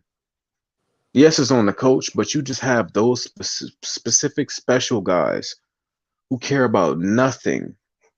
They don't give a shit about anything else in the game of basketball other than winning. Let me ask you this. Could you see Draymond Green going to a losing team playing that kind of game he playing that he's asked to play at Golden State? Can you see him going to a losing team and playing like that? If that losing team had a couple guys who could really score, let's say like a Washington Wizards, right? Yeah. I see that working. Like if he has, I agree. Yeah, he needs a bunch of scorers. Right, I agree. But if they didn't have that, I could see it working with Draymond Green being there like that. Because all he'll be doing is he'd be like a he'd just be a high class role player. For real. Yeah. He get the assists, he get the rebounds, he ain't doing nothing spectacular to help them win to be playing in order like that. What he gonna be? He ain't gonna be playing point. He ain't gonna start the offense to a certain extent. He started off. I'll put it like this: he can't help the Portland Trailblazers. He can't help a team like that. Like they got scorers, but they need a bit more. He can't help a team like that. I see him helping a team like, I'll say this because you said bad teams. Let me stick to bad teams. Yeah. Let's say a team like OKC. He can't help OKC. He can't. The defense is not what they need. They need a bunch of guys who actually can do more. Like, he's not just a missing piece to fix that team. Washington, they have pieces, but they're just missing an unselfish guy in the lineup that makes sure the scorers can score and do what they do best. Because everybody, when they touch the ball, it's my turn. That's how the Washington Wizards think. Kuzma touched the ball, my turn. Bradley Beal touched the ball, my turn. Porzingis touched the ball, my turn. And we need a guy that facilitates that. Right. And their point guard doesn't do that. So he would change that team immediately. Drop of a dime. They would be from a team that's ranked 11th to 5 or 3rd, 4th. They'd be in that range. Man, who's some more bad? Oh, he can't save the damn Charlotte Hornets. No. He can't save that team at all. Only way he can just start a commotion and then everybody get fired and stuff like that, but he won't save him. But I'll tell you who he'd be nice with that he can do some real good help with. But they really need him because they really need all the help they can get. And that's Philadelphia. He'll be good at Philadelphia. He'll be real good because he won't be the scoring threat on there. So he'll be doing everything else but really the scoring. Yeah, and that's I can see that. The movement of the ball. And the rebounder, he'd be another, what's his name, Tucker. You know what? I see him put him on a team like the Rockets, he make a lot of those young guys better. Yeah. A Yeah, lot of I those agree. young guys get a lot better. I agree. You know, that's the role of a Draymond Green. You got a lot of guys with talent, and you just need somebody to manage that sometimes. Yeah. Because the goal of playing basketball is to win. If your goal is to win, why are you out there? So oh, go ahead. No, because I don't think like you had just said about with the Houston Rockets. Because I don't think before, man, you put Harden right back on the Houston Rockets again. He can make them go somewhere because they even better now. But hard to be a big plug in their way because they won't be able to advance and get better because Harden be hogging hogging everything. So he wouldn't make them better. But a player like what's his name? What's his name? The one to play Draymond. Draymond Green. He could do it because he's not demanding the ball like that. All he's doing is playing defense, hard defense, and he's sitting up there moving the ball. And setting picks and doing all that he do with the system out there in Golden State. So he would be no disruptor like that. But like I said, if he get out there to Philadelphia, he can do that same thing with Philly, and they win championships when them beat out there. They really win championships there because they'll change their whole makeup. He'll make them even more stronger and even more positive because he bring that virtual leadership. That'll straighten his game, make him straighten his game up too. Because he had to straighten his game up to go out there and win with them. Because these players, they can keep him on the bench. He won't be starting. Yeah, I understand that. I did want to respond to Lamont saying Eli never played in the league. He shot 18% from the three. He said, don't worry about this nonsense. Eli would never play in the league. I agree, Zoe is special, but no damn Eli. All right, to respond to that, right? The thing is, right, because you're looking at it from a lens of statistics and the role he played. The role that Eli played at Loyola Marymount will never be his NBA role. The thing is, when you come to the NBA, it's only a few stars. Every team, one or two. That's it. We need a guy whose potential for the team is to do what he has to do and make the stars better. Any team could use somebody like that. That's why Eli is a wild card. That's why he's actually special. We have to understand what it means to be special. What position would you put him at? Shoot guard or point guard? I would have Eli play power forward. Well, you could put him at power forward because he ain't even 6'5". Draymond ain't 6'5". Oh, Draymond's 6'5". Draymond is just big enough to be 6'5" and big enough to play that position when they go small. You wouldn't have Draymond down there playing no power forward against power forwards down there for real. That's when they go small. I mean, he did it for a long time. The thing is, right, a lot of power forwards are not banging in the paint these days. A lot of power forwards these days are the guys that look to shoot threes, and they want to be small guys. We can't name one power forward that's really dominant in the paint right now other than Anthony Davis. Maybe a little bit of Karl Anthony Towns. We're not going to talk about Giannis because he's everything. Giannis is everything. You know what I'm saying? But outside of him, it's just a bunch of dudes who want to shoot jumpers. Eli can guard somebody like that. I'm not looking at him to be a perfect rim protector. I think that's why you have a 5-man there. The 5 is usually the rim protector. Nobody has their 4 just rim protecting. Stay in front of him, make it difficult for him. And Eli's a strong guy too. He's what Draymond is supposed to be. Draymond cut some weight off because he couldn't play it that way. Eli is a legit 6'5", 230 something with actual strength. And I see him being a lot more stout on defense than what Draymond is because he has the instincts for one.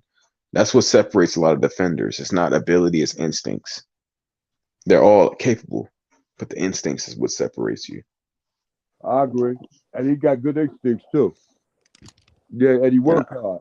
He got a good work character. I agree. I think he could make it to the NBA. I know that and make it for years to play up there. I agree with that because of what he brings to the table. And yes, I'm on the Eli train. That's one thing about the NBA. They don't even believe in defense. They can't. They can't believe in offense and defense at the same time. It's not unheard of. And my thing is, we can't be linear with it. For the guys that see certain things, we can't be linear and say, Eli can't do this, Eli can't do that. And I'm not just saying that at you, Lamont. It's overall a lot of people that denounce that Chino Hill's team playing together again. What made them special wasn't size, it wasn't ability, it was intelligence. Right. And when you bring a certain level of intelligence to the game of basketball, you're always going to be set apart from everyone else. Thank you. And that's why they say. Oh, go ahead. Hey, Nico, I'm sorry. And that was no, my you good. point. And that was my point when I said you get Jello, Melo, and Lonzo together. Are you gonna have a real smart IQ team out there, especially in the backcourt? You understand me? And that's what counts, and that's what wins games. It's your IQ to win games. I'm telling you, it ain't the one that can score the most points. I know it's dominoes. It's not chess, but I know you got to run the score up, and it's about scoring. I understand that, but somebody got to play some defense. Yeah. I'll say this to the chat. What changed between the Nets firing Steve Nash and now? Actually, nothing. But hold on, we need some answers, because I want to see where people's basketball consciousness is. They were like 1-7. They fired Steve Nash, and they're on an 11-game win streak. What changed? Kyrie Irving was back. Well, no, he was back anyway then at that time. When he got fired, he was always back. I'm sorry. Ain't nothing changed. Yeah. Nothing's changed. They winning now. They winning some games. The more games now. You can say that. They winning more games. But and the reason I don't look at them winning more games like that as doing to they getting their chemistry in order or because of the coaching. It's just because the Kyrie is taking it upon himself to be more aggressive, and KD is still continue to take it upon himself to be more aggressive. So would you say it's all mental? It's all mental, just like it was at first. They didn't need a coach. To a certain extent, don't need one now. Put that 5 out there, decide who was going to be the one who's going to put the start 5, who's going to be rotating in and out. But it ain't about the coaching ability and nothing that came and changed and turned things around there. That's not it. And that's what. What coach they got? Who is they coach now? I forgot his name. I seen when they hired him. It's a black man. Proud of him. I get it. I did too. I forgot his name. So evidently, too much ain't that relevant. Yeah. Yeah. And how I see it is, because a lot of these guys are already talented. You know what I'm saying? They're all talented. They're in the NBA. Right. Come on now. But we can't be, facetious with our takes in basketball. They're all talented. It's a reason that, let's say, Bruce Brown left the Nets, where he was playing power forward at 6'4", has now joined the Nuggets as a point guard, and I think he dropped 30+ points this season, and he only scored about 4 or 5 points a game last season for the Nets. It's about how you're used. A lot of these guys can score the basketball, and someone like Eli, I will never discredit what he's able to do on the basketball court because of his size and the role he played for a college that used him as a star player. And we know Eli wouldn't be used as a star player in the NBA. We're going to use Eli as a middle piece to glue everybody together. If I'm keeping it real with you, Eli is another Lonzo. He don't do too much. He don't do too little. He just do what it take to win. Keep it real with you, Eli is another, just like you said before. Eli is another Draymond Green.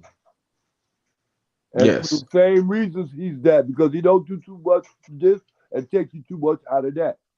He's like low cost. You don't need a whole lot to let him be good, because he can be good all on his own without demanding the ball, because he go after the ball.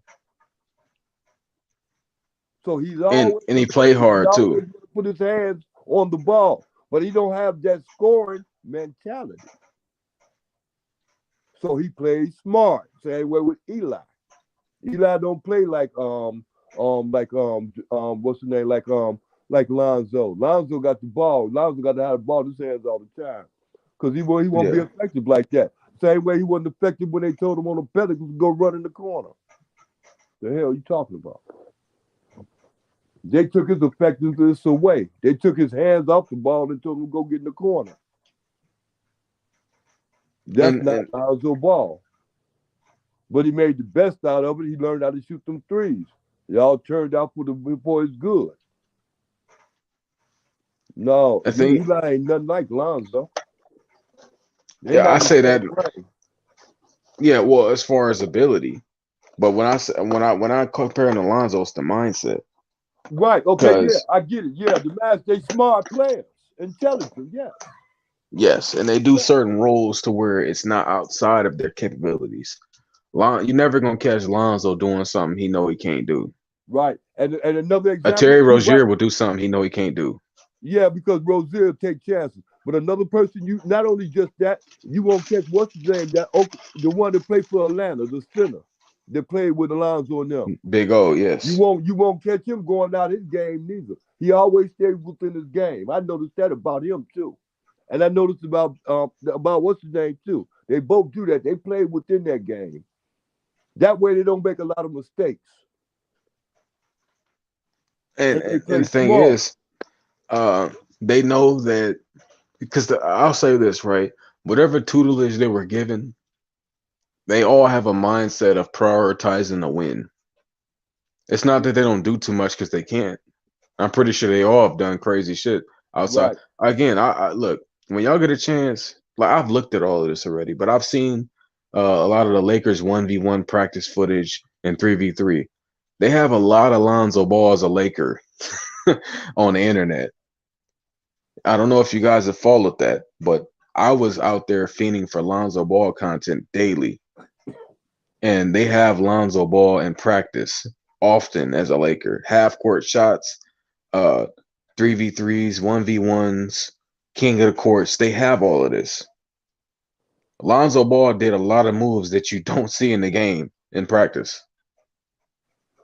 And you know how, I'm a big advocate for Lonzo Ball step back. One of those practices, every move was a step back, and it worked every time. Yeah. And the thing is, you might see it once, twice, maybe 3 times a game. Right. So I'm not gonna sit there and tell you what Eli can and can't do. You just can't sit there and say he can't do nothing. You can't say Big O can't do nothing. They just prioritize the bigger goal over what their capabilities are. Right. They focus on their ability, not capabilities. Right. And we need more guys like that. Yeah, you will see a lot better basketball. Yeah, the other one, the one to play like Draymond Green, he got the capabilities of playing within his game and playing defense and offense at a good level. You know what I'm saying? By being effective and being open on the court like that, being sharp on the court like that. He can do that. I think he can come in and play like that too. Be of help and not be a hinder. I think he can come in and be successful. That's the thing, right? That's an amazing way to explain it. That's where I compare him to Lonzo. Lonzo Ball, oh man, I'm feeling invigorated and empowered and full of energy as I say this. Lonzo Ball does not come to your team to do anything other than help. He provides nothing else but a plus to your team. Right. Because he does whatever it takes. A lot of guys cannot do whatever it takes. They want to do what the hell they want to do. The mindset like that is one of the rarest things you can have in basketball. That's why we'll never shit on someone like Eli Scott. When you have a guy that's willing to do whatever it takes to win, and he ain't no Patrick Beverly, by the way. Patrick Beverly's one of those guys too, but he just ain't it. He's small.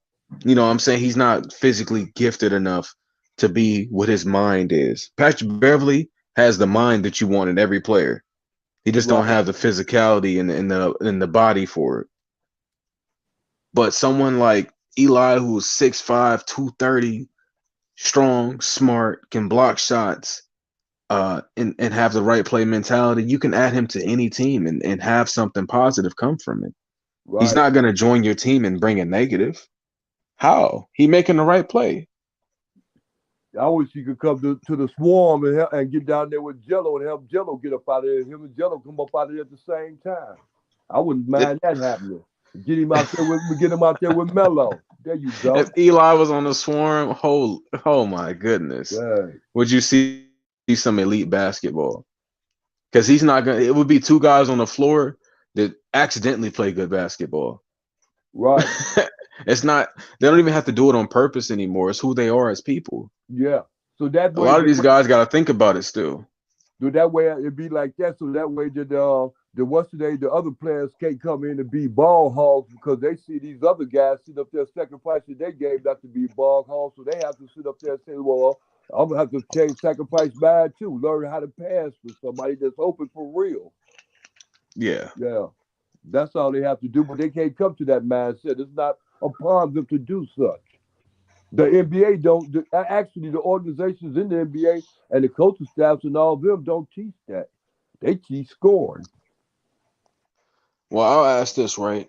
Because Basil brought it up. He said Luka, another 50 piece tonight. The guy playing on another level right now. Is Luka a positive or a negative to a team? And what type of team? Because I'm gonna tell you something. Listen to me. I don't understand this, Nico. This is why I say this. Luka will tell you himself. It's easy over there in the NBA. The NBA ain't nothing like playing in Europe. If you can't make it here in the NBA, you can't make it nowhere. You can go other places too and play great and everything else. But over in the NBA, you're supposed to come over here and just turn it out. Because it's no defense, Nico. It's no emphasis on defense. It's emphasis on scoring and running the score up. You know, it's just like it used to be. Remember when what's the name? The teams that usually run like back in the old days, like Denver Nuggets and all them used to be and running the score up. They always used to be in the 110s and 120s and 130s and stuff. And the last time defense was important is when Detroit won their last championship with it playing defense with that team right there. And ain't no other team came back and won no championships like that again because ain't nobody else sacrificed their defense like that to do that. It's just running and gunning it. And people whoever get the run, whoever get the best run at the end, because you got your runs. Okay, now Golden State's gonna go on a run. Okay, now the Portland's gonna go on a run now. Now whose turn it is to get that run? They succeed to make it go to the end.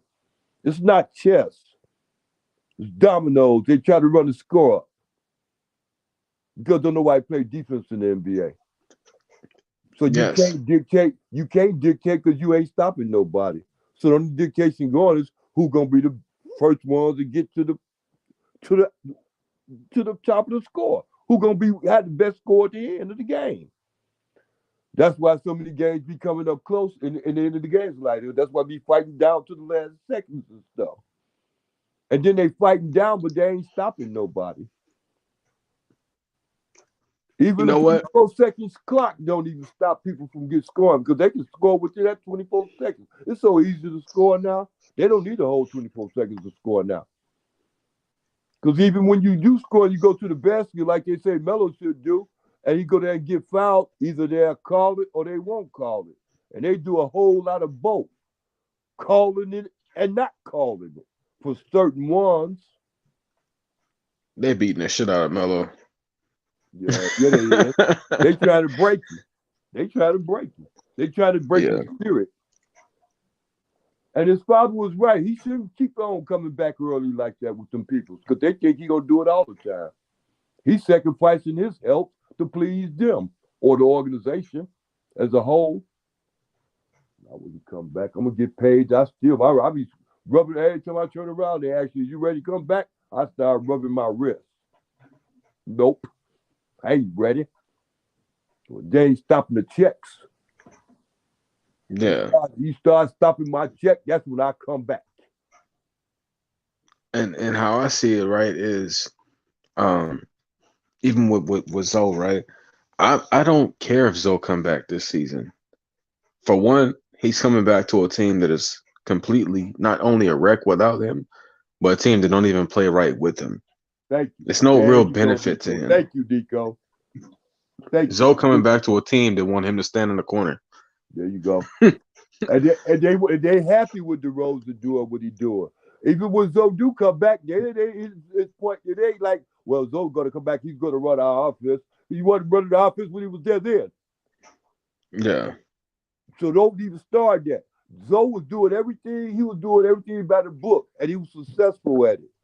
So you want him to come back and continue to be successful and doing everything by the book like he was doing at first. He holding everybody else. Now the two stars will have to fight against each other no more because Zoe's doing that now. He's the scapegoat. He's the huckleberry. Yeah, all right, bet. I got you. And yeah, I want him to come back to Chico. This is why I'm different from me and you. See, I want him to hurry up and come back so he can prove they butts wrong again, so he can take them to the playoffs and find out what they're going to do and what they got going on. And I hope he continue to take them over to win the Eastern Conference Championship and go to win the Western Conference too. So then they can shut the naysayers down. But that's what it's going to take to shut them down, Nico.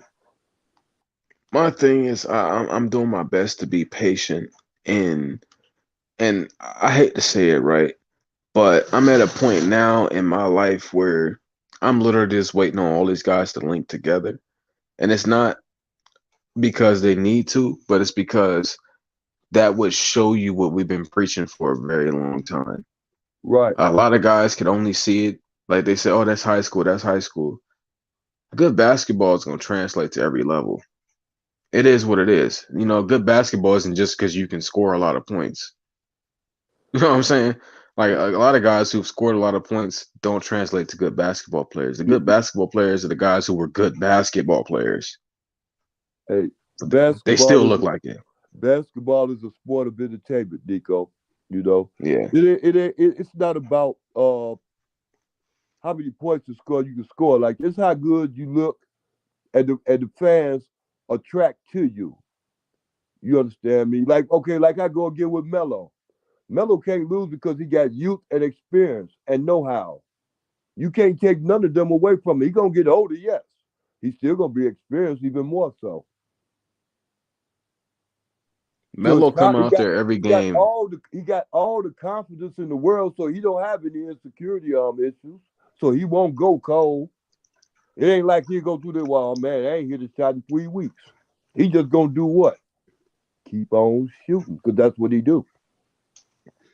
And the thing is, you know, in sports, we get and this is why I love what Kobe Bryant was doing before he passed. He was advocating for women to play sports because it teaches them how to navigate, struggle, how to figure out how to win, and how to constructively defeat situations, you know, and not be destructive. And the reason I bring that up, right, is because when you have someone like Melo, who he's exercised so many different parts of his mind that a lot of young people have not yet, to where his level of desire to be great would be considered to some people as a sociopath, psychopath, insanity, because how unfazed he is at certain things at this point. All he care about is getting better and winning basketball games. And at that point, nothing else in between that matters. Missing shots, having guys, you know, miss certain open pass lanes, or basically, I'm not gonna name everything, but the in-betweens of basketball don't matter anymore. He only care about the end result of it. He's already past the infant stage. Most people care about the in-betweens. Win this quarter, win this quarter, win this quarter. Melo already know how to do that. It's natural for him. He don't have to think about it. He gonna do the right thing every play, whether it's him shooting or passing. He already got the mindset.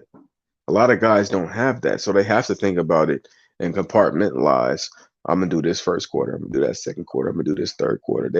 Melo don't think like that. Melo don't come into a game saying I'm gonna shoot 7 threes in the fourth quarter. He just do what it takes. Right. And somebody like that, man, that's a rare breed. When you compare him, he get the best of both worlds. He can take over like a LeBron James, and he also could be a LaMelo Ball still. He's truly special, man. He's a special fucking player, bro. And I'm thankful we can see that. Hey, Nico, and this is why I feel so blessed, and you should feel that way too, man. Look here, you have the opportunity Oops, my fault. as you going in your life right now. You understand me? Every day today, you have an opportunity to be around greatness and be associated with greatness, especially by you being associated with Flight Sports TV, because this Flight is associated with greatness as far as the Ball family go. You understand me? And he's also associated with greatness when it comes down to Kid Austin. You understand me? Nico, I'll be saying that young man's name a lot. But that young man is going to be great. Just like we speaking about how LaMelo is now with a 21-year-old butt. That little 20-year-old boxing young man, that young man going to be great, Nico. Nico, man, I wish I could just have more years so we could just sit down and say, bro, you was right. He going to be like 30-something and 0. Nico, he is good, Nico, for real. And he's smart, too, intelligent, smart like a whip. And he got his father in his corner, just like Melo, Jello, and Lonzo do. That's why I be liking that. That's what I like, Nico. That's why I pay attention to them type of people. I don't pay attention to a lot of these bums in the NFL and in the NBA, Nico, because I know that's what they is. They're there to get paid. It's entertainment. And Jello, Melo, and Lonzo look real good. So that's entertaining because they've been doing it for a long time. I'll correlate these things because Jamel said Melo definitely not shy about shooting that 3. I'm going to correlate it to Kid Austin. Kid Austin not shy about fighting these fights. Yeah, about jumping in these people's faces and being aware of the fact that he don't back down. See, he don't back down. He got hard. Matter of fact, if you try to fight him, I don't care who you is. You could be Tank Davis's grandmother. If you sit up there and try to fight him hard, he gonna fight you even harder. Yeah. He will. He don't bag up, say, "Oh, let me ease up." He don't do that. He don't have that kind of mindset. And he's 20 years old, Nico. Somebody like that, you gotta put their lights out. Yeah. Hey, Nico, he's a psychopath. Like this is the point. Regardless of who you is, if you're a fighter, you got to be on your guard against him. So he's the type of fighter that bags you up. He don't let off. And if you start just giving him the worst, it'll be hard to give him the worst because all you're doing is making him fight harder. But that's what makes him special, right? That means you got to get in the clutch with him. So you got to go toe-to-toe with him. It's going to be hard to go toe-to-toe with him. Because a lot of the times you ain't going to be doing nothing but grabbing him because he's going wild on you. So you got to grab him and hold him up. And it's going to be noticeable because you can't stop him, so you're going to always be grabbing him. And the judge is going to be saying, hey, if you want to win the fight, you got to fight. You can't grab.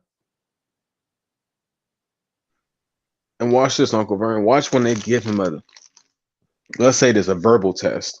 When they throw a guy at him that they don't think that, I don't think that Kid Austin could take him. Wait till he fights somebody like that and beat the dog shit out of him. Yeah. I cannot wait. I can't wait. That's going with that Frank Martin and the rest of them guys. All of them that's running from him, they running from him, but he gonna catch up with him. He gonna get him on one end. What's the name? Shakur Stevenson gonna get him on one end. He gonna get that end, and he gonna run him over to the Kid Austin, and he gonna get him on that end. Like Kid Austin said, it can't be no 20 people fighting in this division that's supposed to be great, or 10 people. We got to bring the numbers down, and there's a lot of pretenders at that weight class. And that's the mindset you have to have. The thing is, I understand. We in an era where everybody's supposed to eat, everybody's supposed to feed their families, but we also still gladiators. And if you a gladiator, you got some appreciation and pride for the work you're putting in and what you're doing. There you go. It could only be one champion. I'm not trying to hear about all this. I'm the best. Who the best? let's go in there and figure it out. Yeah. If you feel like that and I feel like that, let's go figure it out. Let's see how it play out for real. Hey, Nico, what's the name supposed to be the pound for pound the greatest fighter to a certain extent in the world, and that's Roy Jones Jr. At the end of his career, he had like about 60-something, 50-something fights, and he only lost 9. Before them fights he lost, Nico, was to the same guy, and that guy was in his weight division, in that lightweight division. He could never beat that dude. He lost a lot of other fights as he got older, but that dude beat him three times. He beat him 3 straight times. He never beat him, and he was supposed to be the pound for pound the greatest fighter. If that's the case, how come dude couldn't be pound for pound the greatest fighter? He beat the pound for pound greatest fighter 3 times. Who is it? I'll be honest. I came in late. It's a brother.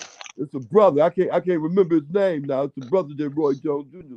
be fighting all the time. I can go back and look at his record and look at his losses. Them 4 of those, 3 of those is going to be against that same guy. I got to find out what didn't do that. But he did, though. That's how it turned out in his career. The reason why I mentioned that is because he's known to be the best pound-for-pound fighter ever. Antonio Tarver? Who? Antonio Tarver? No. Oh, yeah. I think that's who he lost to. Okay. Yeah, I think that's his name, the dark-skinned brother. Okay. Yeah, I think he fought him twice. No, he fought him more than twice. He fought him twice the last 2 times. He fought him, and then he fought him once before what's the name went to a heavyweight, and then came back down because he went to the heavyweight trying to get a belt, and then he came back down and he fought 12 again. He fought him once before he lost the last 2, and he lost that one. He lost 3 times to him. Unless you know better, no different. I don't. I just Googled it. Yeah. I definitely don't know. Yeah. I know a bit, you know what I'm saying, but I can't like speak about it as I was watching it like you were, you know. Right. When I was a kid, I was pretty stupid. Yeah. Well, I hear you. I'm stupid too, Nico. It ain't always like I think it is. I just assume it is and hope that it is. But you know, I'll be dumb to the fact about a lot of things. You know, if I knew the answers, I'd be betting and be winning all the time. It don't work like that. Yeah. I understand that. But yeah, Nico. But yeah. So, like I said, Roy Jones Jr., man, he one of the best fighters. I like it. But he got his butt whooped 2 or 3 times by the same fighter. So you have to say that Tolerable, whatever his name is greatest. Because he beat the greatest. I respect that. I bring that same fight to I'll say this. I bring it to Deontay Wilder. I honestly do want to see him fight Tyson Fury one more time, even though I think Tyson Fury will win. Ooh. But if he was able to fight him with an entirely different strategy, you know, bring something different, which I don't think it'll work. Tyson Fury is probably one of the greatest I've ever seen personally. Everybody else can have their opinion. Hey, what do you think about my new heavyweight champion prospect? Who? Big Baby. Big Baby. Big Baby. You don't know about Big Baby? Let me see. What's the name? Top rank. Heavyweight fighter. Top rank. Young guy, about 19, 20, something like that. Let me see. Jared Anderson. Yeah, I think that's his name. Big Baby Anderson. I think that's him. Young guy. To be honest, I know nothing about him. The little bit I seen of him, Nico, he gonna be dangerous, Nico. He can take a punch and he give it to Nico. A lot of it. He a heavyweight. He 13-0. Heavyweight. Is that what? Yeah, I think that's the record. So be so. Yeah, he about 13-0. Yeah, I never heard of him. He's built for it. Yeah, he's built for it, Nico. The fruits is gonna be real good, Nico. These young guys, I'm telling you, I'm telling you, Nico, I see a bright future. It don't look good now, but it's getting a lot better. A lot better. I'll check him out. He's 23. Yeah, he good too, Nico. Big baby, man. He's something else, man. He undefeated heavyweight. Everybody and their mama running from him. You think they mess with Kid Austin before they mess with him? He remind you of a Kid Austin. Young and got them guns. He got guns, Nico. He got knock you out kind of guns. And he be taking them licks, and they don't even be hurting them. He just give it to you more, just like Kid Austin do. More you fight him, he fight you back even harder. It make you want to stop fighting. Make you want to. Yeah. My fault. I'm just saying. I think I got a strike on my channel. That's out of nowhere. So your channel now has one strike. You won't be able to do things like upload, post, or live stream for 1 week. What the fuck did I do? What's that, Facebook?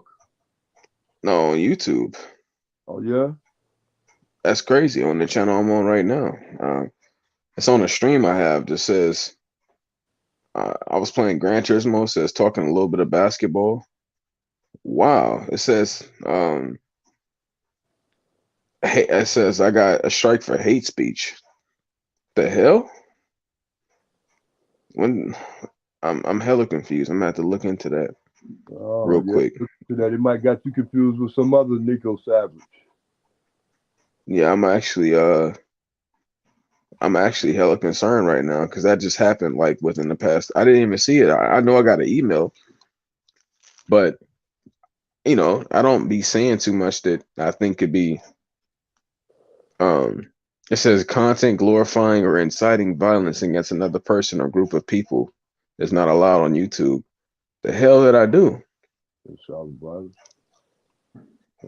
gonna have to look into that real quick because as it stands, I won't be able to post or go live for at least 7 days. Oh, they talking about I don't know what to think about. They talking about a show that you had done with earlier. This stream is like months old. Oh, okay. That's why I'm hella confused. I don't get it. Oh yeah, well, hey Nico, I'm telling you, they gangsters. What's that, Bezo? Don't let me start with that. Black he must rather get his YouTube station too. Yeah, they do that, Nico. They do that. A lot of things they don't want you to talk about. Yeah, that's because I'm genuinely confused because the stream was so old I barely remember it. You know what I'm saying? Like I haven't played Gran Turismo on stream in a few months. So if it's something that old, it's like, it would be nice if they gave you some specifics and said, this is what happened. And, this is the moment that, if something wrong happened, Yeah. But they don't. They just say, hey, this happened. You did this. Like where? It's no real help for the creator. Right. It's either nudity or threatening or some other kind of stuff. They always got it, a day for it and stuff like that. What they say they try to get you for, but they ain't gonna give you the whole information of what you did and said to do this. They just gonna say, well, you did this. Flight Sports TV, man. That's my doom. I rolls with him. You heard what the man said. It's Flight Sports TV.